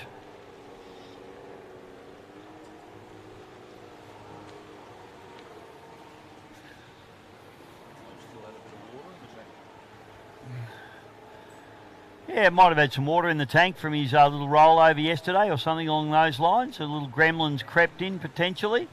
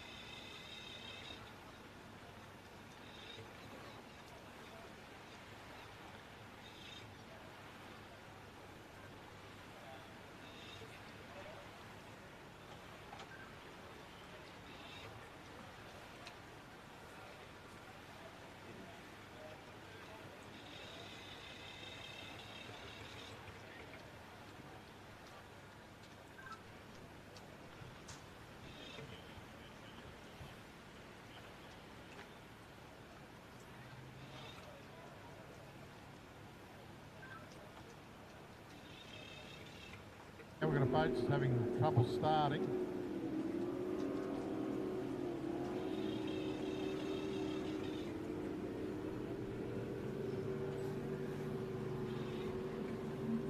We've also got someone, a wise bloke in his jet skis, decided to go on the course. Real smart.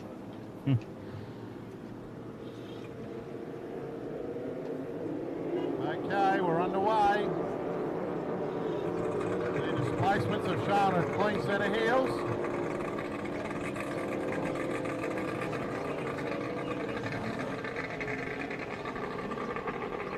Okay.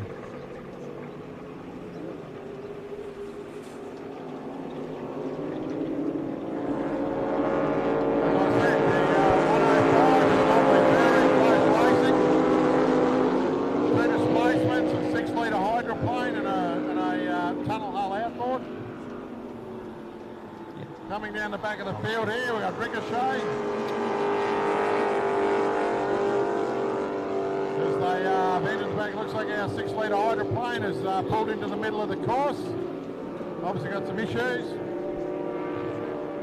Showing a clean pair of heels out in front here, the two going side by side, the two displacements. That'll be moonshine, and we've probably got bad temper, is it, on the inside?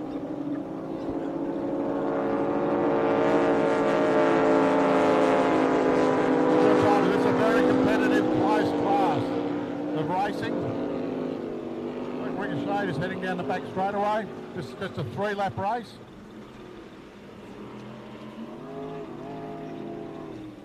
Neck and neck up the front here as they head in the back straightaway.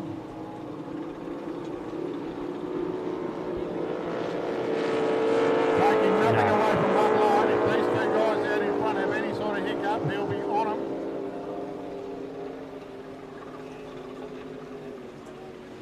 Good, close racing. This class racing has always been good to watch. Two guys out in front. Moonshine.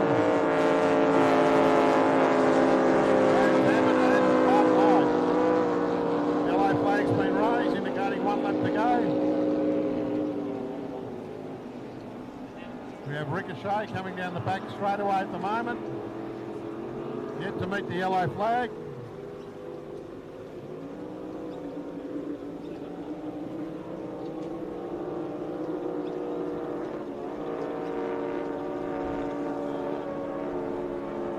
Okay, Ricochet just crossing the line now.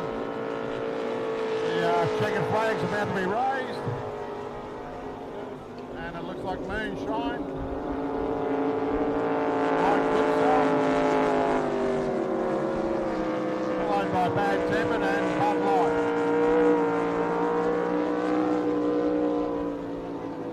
Just waiting for Ricochet to finish his final lap now. As I said, these guys run a timer in the car, in the boat, which is strapped to the boat. If they break out in their time, they're disqualified. The two guys are running so close to one another, you would imagine they're both doing the 105.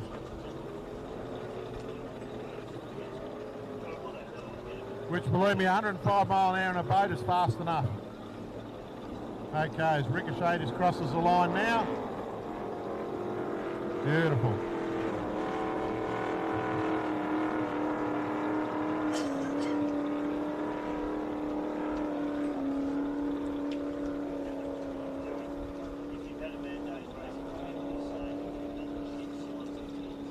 Got Marine just warming up down here at the boat ramp.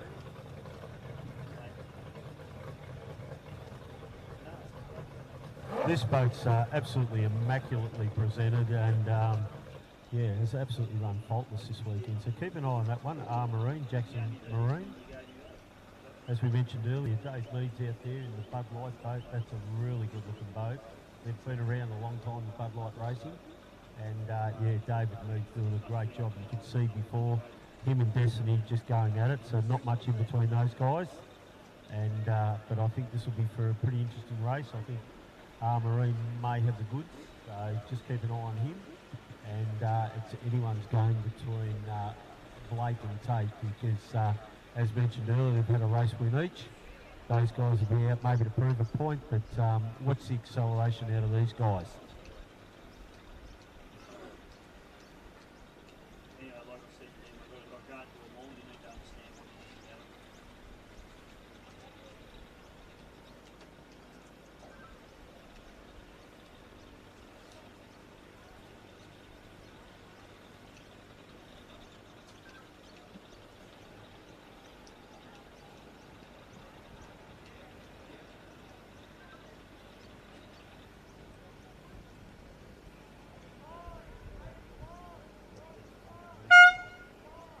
Okay, one of the sponsors here this weekend is always looked after the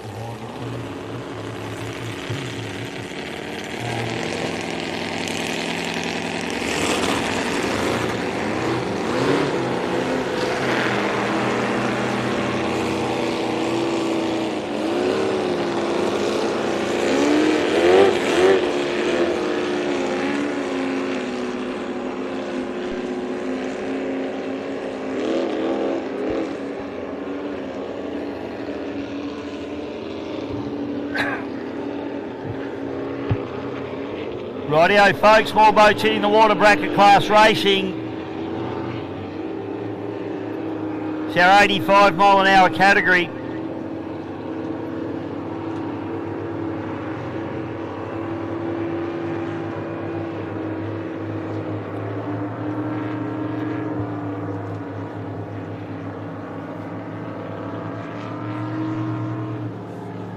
So we got the Tantrum, the Tickled Pink,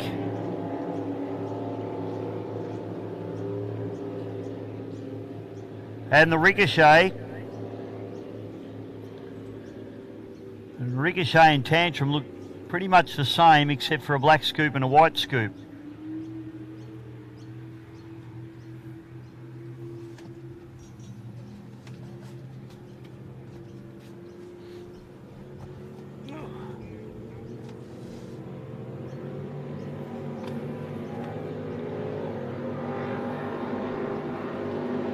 Here we go, white flag up, white flag drops, we're racing.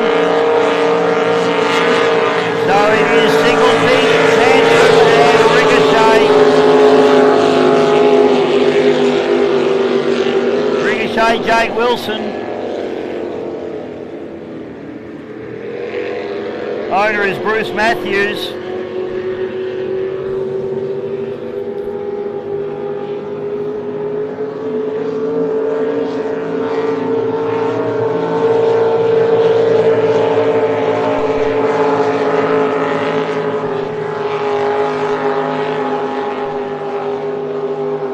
Up in the top turn we go.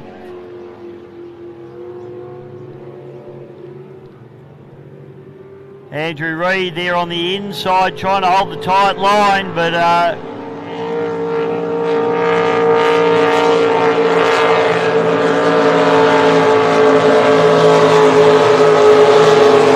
it's the Ricochet getting the job done out in front at the moment.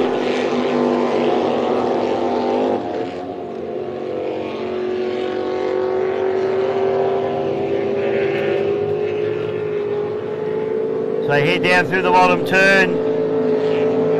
Nice tight racing here.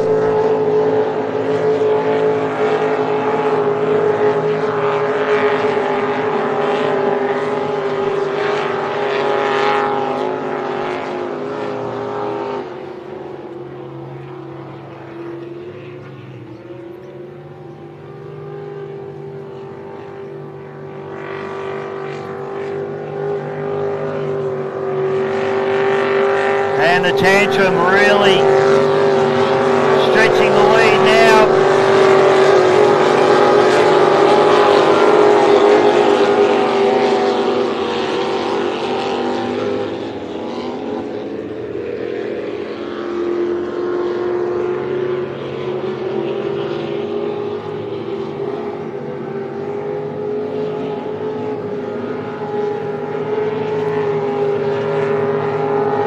So down the back chute we go.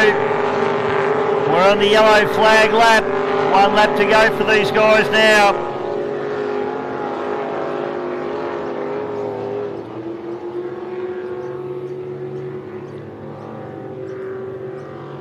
And it's a drag to the line, but I think it's going to be...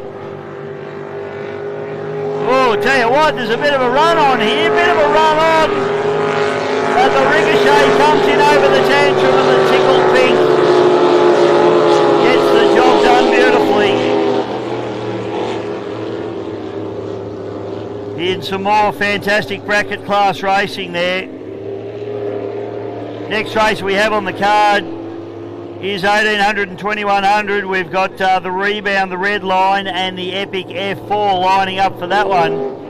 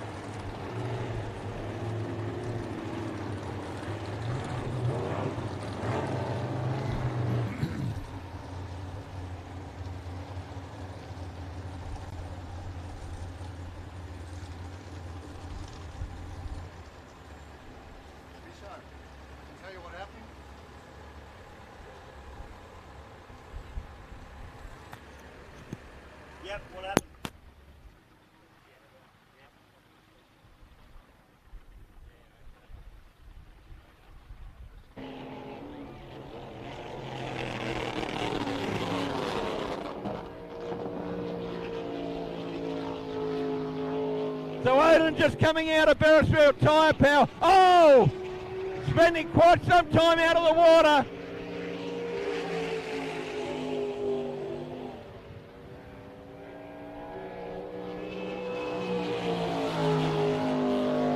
Connor Patterson trying to charge down Odin, but the gap may be too substantial.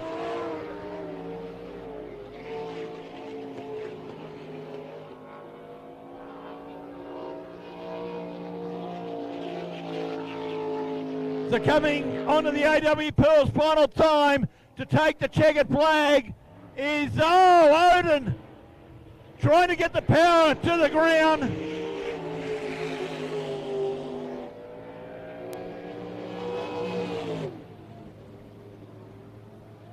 Coming home in second, Connor Patterson. Third will go to Liam Hearn. Unfortunately, Colin Johns suffering another mechanical issue. But he's done the Richie Benno. He's got the 2 out of 2 so far.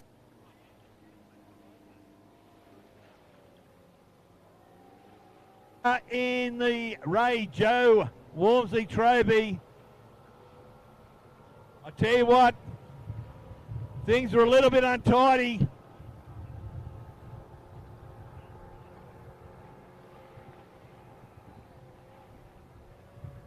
So white flag aloft, our start boat, ladies and gentlemen, boys and girls. Rassus on the inside and Sick Puppy on the outside. Rightio, welcome back, folks. We've got our leads out 1800 and 2100 Super Sports categories on the water. We've got an F4 out there. We've got 2 1800 boats and we've got 1 2100 boat. So, always good racing from this mob. Kelsey Dempster's been doing a great job in Ricochet, but Retro Waterfall got one back on her in the last race. So he did well. So he's even the score up a little bit. I think he's a couple down, though. He'll be trying to do it again in this one.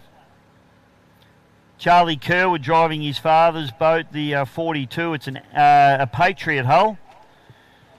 Running a 2-litre V6 Mercury, and we're already 30 seconds into the start sequence here, so they'll start making their move up to the start line in just coming up to probably about 5 seconds now. What's happened to the clock? Or is it my... Don't know. All right, we won't worry about that right now, but here we go. Coming up for a start, and it's Tyler Gilligan. Gets on the start. Charlie Kerwood on the inside.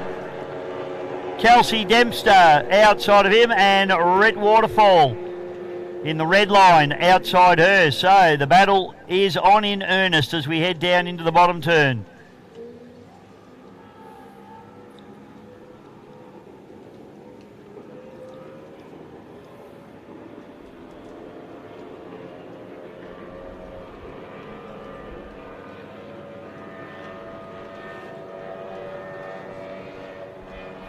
Back straight away, Tyler Gilligan doing a nice job, just pulling out in front of the rest of the pack there.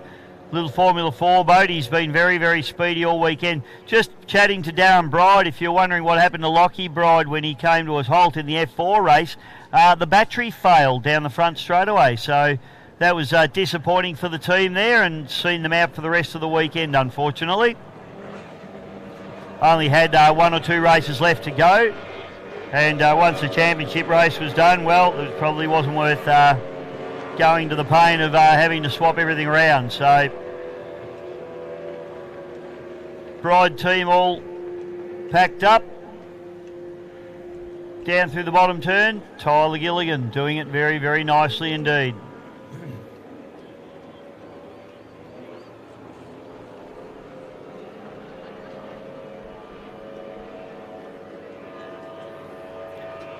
Tell you what, Charlie Kerwood's got a handle on this boat now. He's been battling with it a little bit, but he's gotten better and better every race. And now he's looking a lot speedier than he did at the start of the weekend. As he wraps around that top turn there, and we focus in on Tyler Gilligan now coming down the front straightaway. Conditions are still looking quite glassy here. Sponsored by the Yarrawonga 4x4 Centre and one of my favourite sponsors, DTG Race Products. Big Davey Green for all your race gear needs, whether it be boats or cars. Davey Green does it all. DTG Race Products. And have a look at this battle going on between Kelsey Dempster and Rhett Waterfall. Up into the top turn, and Retro gets a little bit of a break there on Kelsey now as he pushes her to the outside.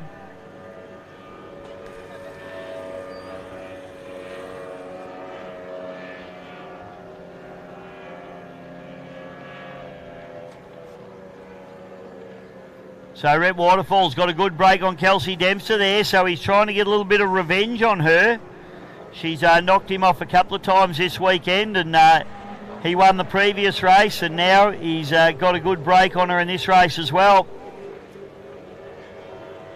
So very even racing between these two 1800cc monos. Yellow flag comes out, 1 lap to go. Tyler Gilligan race lead up. Charlie Kerwood running in second place. Then it's the red line with Rhett Waterfall and rebound with Kelsey Dempster. Oh, she's working hard across the crosswashers there too. Very busy on the steering wheel.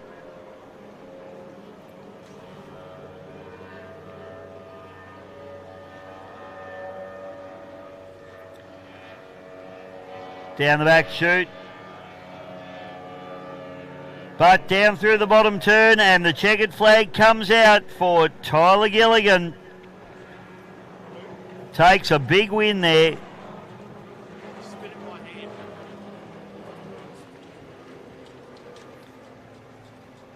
And this is the highest place finish for this young fella here.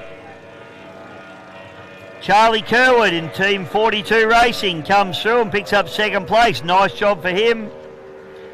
Rhett Waterfall's found the up button for the finish line. A little bit of show trim, ski racer style there. I like it a lot.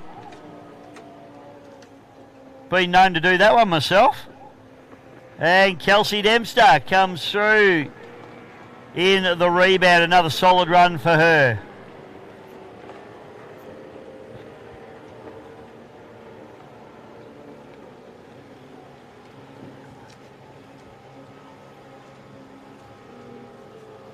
This 1800 championship's going to come down to the wire with Kelsey and Rhett.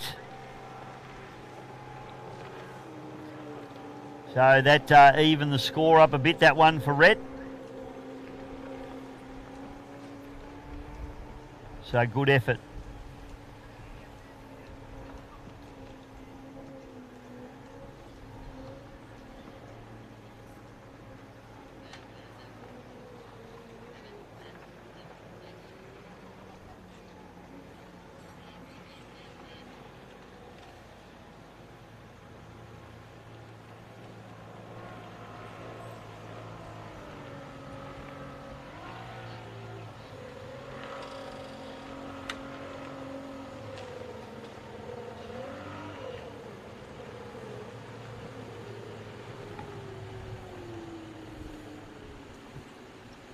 So we bring the boats back into the pit area and just having a look to see what race we've got coming up for you now.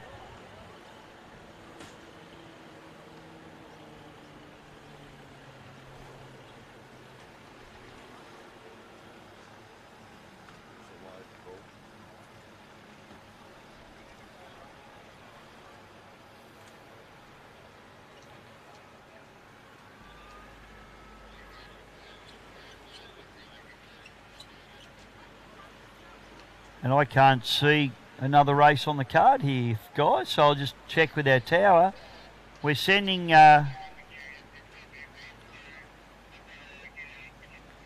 Brad Hollands out. They've battled with this boat all day, and frustratingly it wouldn't start in the water before. They put it straight on the trailer, hit the starter key, and it fired up. So And this Desperado boat's being very temperamental at the moment.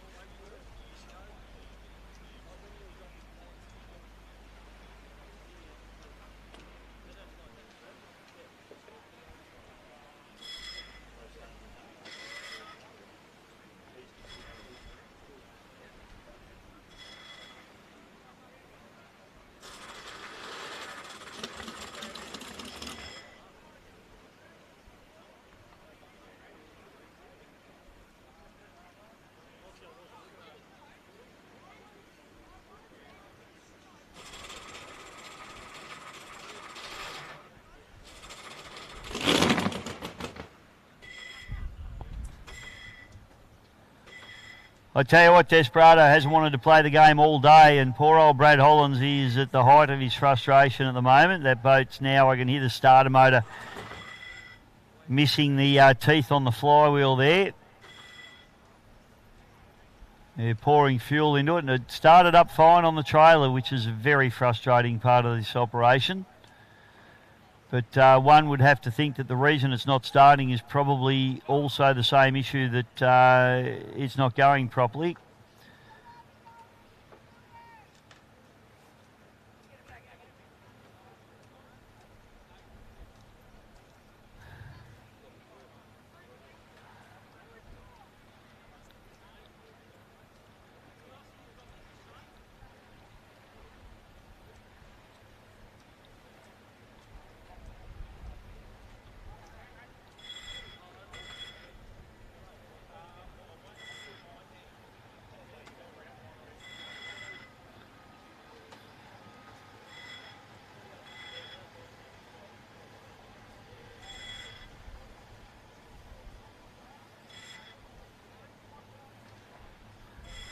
That doesn't sound like it's going to start to me, Neil.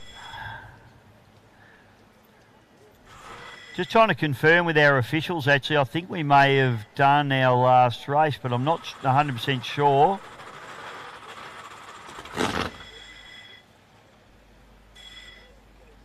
So just looking for some confirmation. Okay, just got confirmation. So if Desperado fires up, we'll see a couple of hot laps from the young fella, but I'm not confident. It's not sounding like it wants to go to me.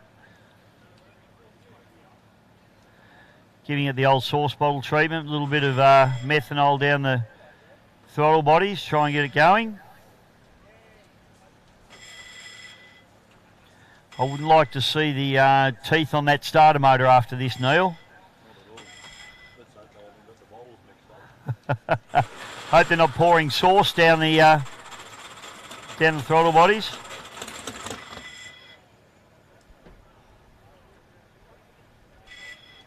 Very frustrating for poor Brad. He's just had a dogged weekend and now the boat just doesn't want to play.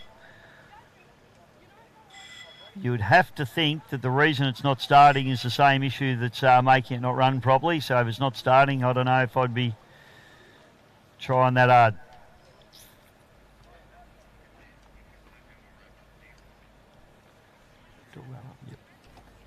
Okay, well, poor old Brad opens the hatch, ladies and gentlemen. That does wrap up racing for today and the Eppalock Gold Cup for 2025. Thanks to all of you people that came down and enjoyed the racing on the bank at the magnificent Victorian Speedboat Club here at Lake Eppalock, Bendigo, Victoria, Australia. And a massive shout out and thank you to everybody that watched on the live stream, both here in Australia and overseas. A big shout out to everybody that gave us all the wonderful messages telling us that we were doing a pretty good job as well. We really appreciate hearing the good feedback. It's been a great meeting here this weekend. We've been very lucky with the weather as well. Beautiful day yesterday, and today's been quite good as well. It's actually been a little bit cooler today, which has been nice for us too. Massive shout out to the GP Hydro live streaming crew, of course, Scotty, Neil and Paul. Thanks, boys. Fantastic job yet again. They do an epic job. And of course to the committee and club members members of the Victorian Speedboat Club and all the other clubs that come in together to help officiate and run this race meeting. It doesn't happen without all the wonderful volunteers. My name's Dave Bishop, and we're looking forward to seeing you at Melton for the Melton Gold Cup. We'll see you there.